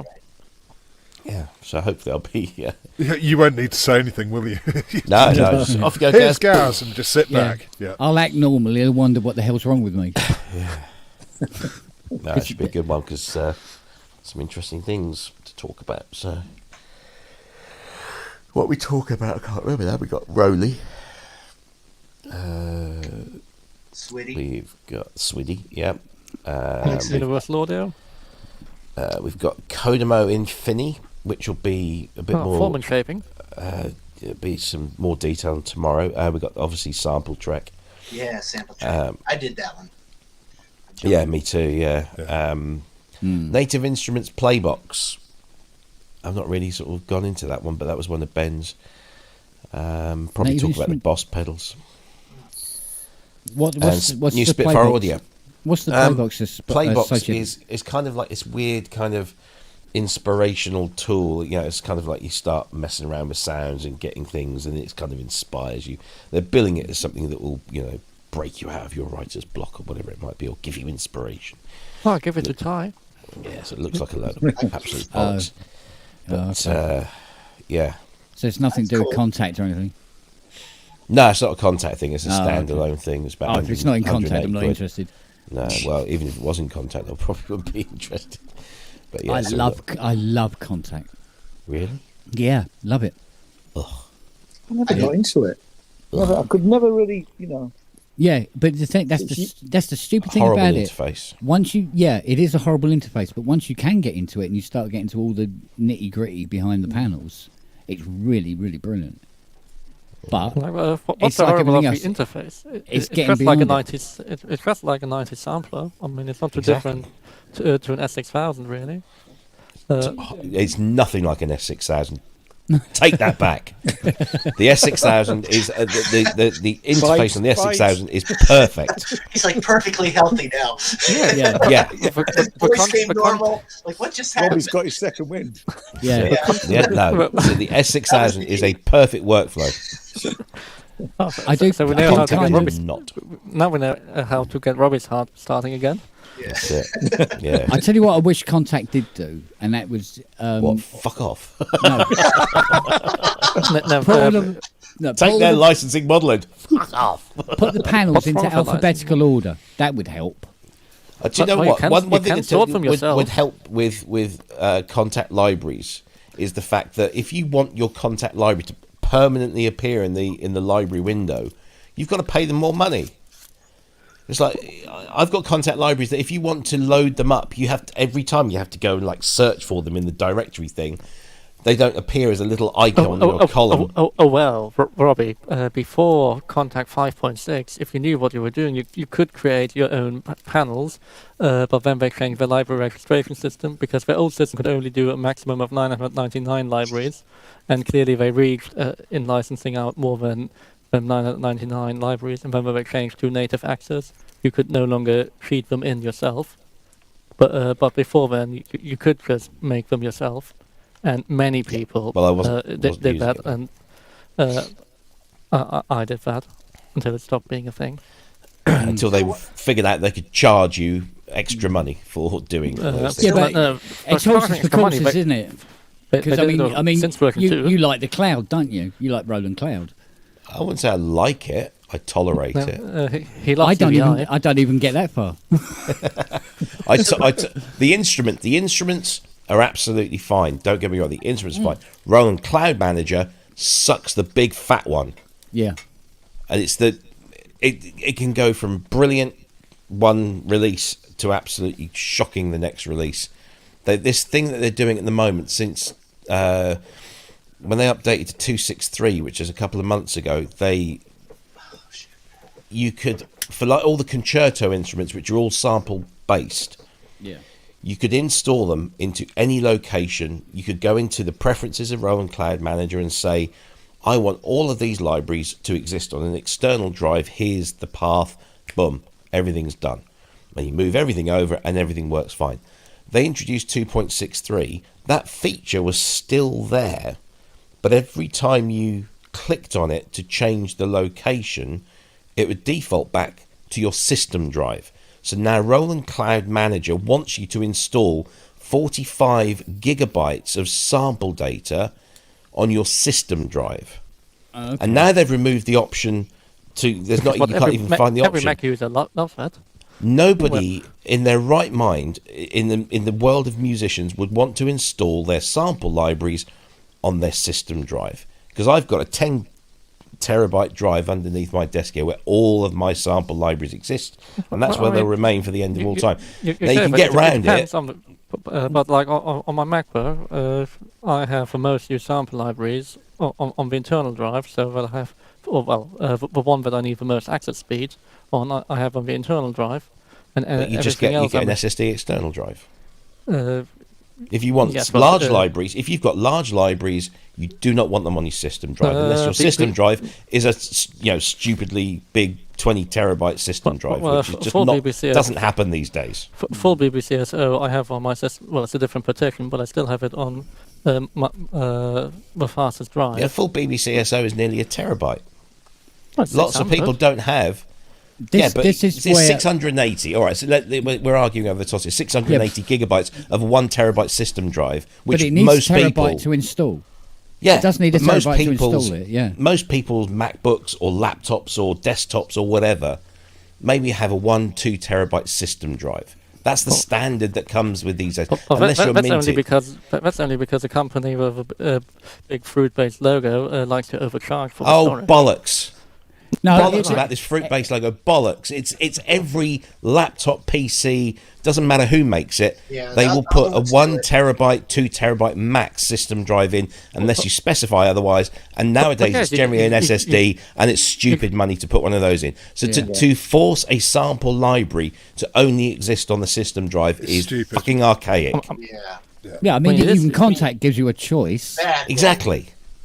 You know, go, Everything. yeah, do you want BBC to gives you a install this choice. elsewhere? Yes, I Exactly. do, actually. Yes, thank you. Can't you set up an alias? No, aliases don't work with this.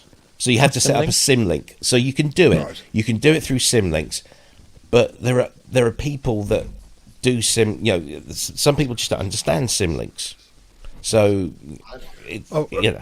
actually, it's talking why about- why make people do that? Yeah, just as a quick aside, talking about fruit-based products, Mm-hmm. I watched a video I think last week about a chap with 2 of the new Mac Studios, and he tried swapping the memory from one to the other. From one. Sorry, to not the other, memory, from the storage. Yeah, from one of the And slots or between machines. It couldn't do it. So chances of upgrading the studios as an end user are You I don't think, buy a pretty Mac much out of the Studio. window. You don't buy a Mac Studio or a Mac Mini or an iMac with the intention of upgrading it. That's No, but if the don't. drive dies or you want to put a bigger drive, you can't. But the vast majority of people who buy these systems don't buy them to upgrade. When you buy a Mac, Yeah, especially it's going to last you 10 years as it is, and you specify it as it is. You upgrade it all the time, like with older Macs. They do, though. They Constantly just swap die. shit out. Guys, With older The only iMacs, 2 there's been upgrades a I've done on problem. my iMac are the RAM. I threw 32 gig of RAM in there, which is entirely user doable on the iMac. The only other thing I did was I changed the 1 terabyte regular hard drive for a 1 terabyte SSD drive, and that's just a case of fitting an adapter and away you go. And that's it. That's the only thing I've done to this Mac, and it's 10 years old. Yeah, and it still works. You can't even perfectly do fine. that. Yes, and on a modern one, you can't even upgrade your RAM at some point. I know, because it's all system on a chip. So why would you want to? Well, because you might need more. With a future, Why? always wants more. Why? Well, because 16 is stupidly Because system on a chip RAM is completely different to regular RAM chips. It's a different concept. No, if you're loading it, if you're preloading samples, then it doesn't make a fucking difference. It's still memory that needs to be preloaded. You Yes, need to but go it's- from one. it You need to go operates from in a one different way. No, because that memory is just closer and replaces your kernel cache. But we ignore that part. It's just memory with different distance and different access speeds. So to go from one memory with slower access speed, i.e. an external hard drive and external SSD with your samples on, you still need to pre-cache all of that. And you still need RAM for that. It doesn't matter how fast it is, because ultimately your bottleneck is your Thunderbolt 4 to your whatever SSD, if it's only USB-C, if God forbid. So you still have your limit there, so thus you need more RAM. This is precisely why some of us stay in hardware. Yes. It's just like, I'll just get the fan on. And on that note, before I have an aneurysm, I'm going to take this COVID arse to bed. It's been lovely. I will see you all tomorrow if you want to join us at 7. Cheers, Robbie. Hope you feel better. Cheers, Robbie. Bye-bye. I'm going to deal with this woman. Okay. And carry her up the stairs. Good luck. Yeah. Oh, but you have got the trolley now, though, haven't you? Yeah, I think she'd be more pissed if I used the trolley. Somehow. Rack straps are quite good for lifting stuff upstairs. Yeah. I was thinking just putting a rope round her neck and drag her up. That might work. At least do a triple bowling harness. Yeah. Well, the other thing is to take her up in bits. Might try that. Take a leg, then another leg. Put her back together upstairs. Or do it in the morning. You are good at that, yeah. Yeah. Just put it in the downstairs toilet. I'll get to it. All right, guys. Okay, well, cheers. Until next time. Yeah. Give our love to Fiona when she wakes up. Take care, everyone. Look after yourselves. See you Ta-da. guys. Bye.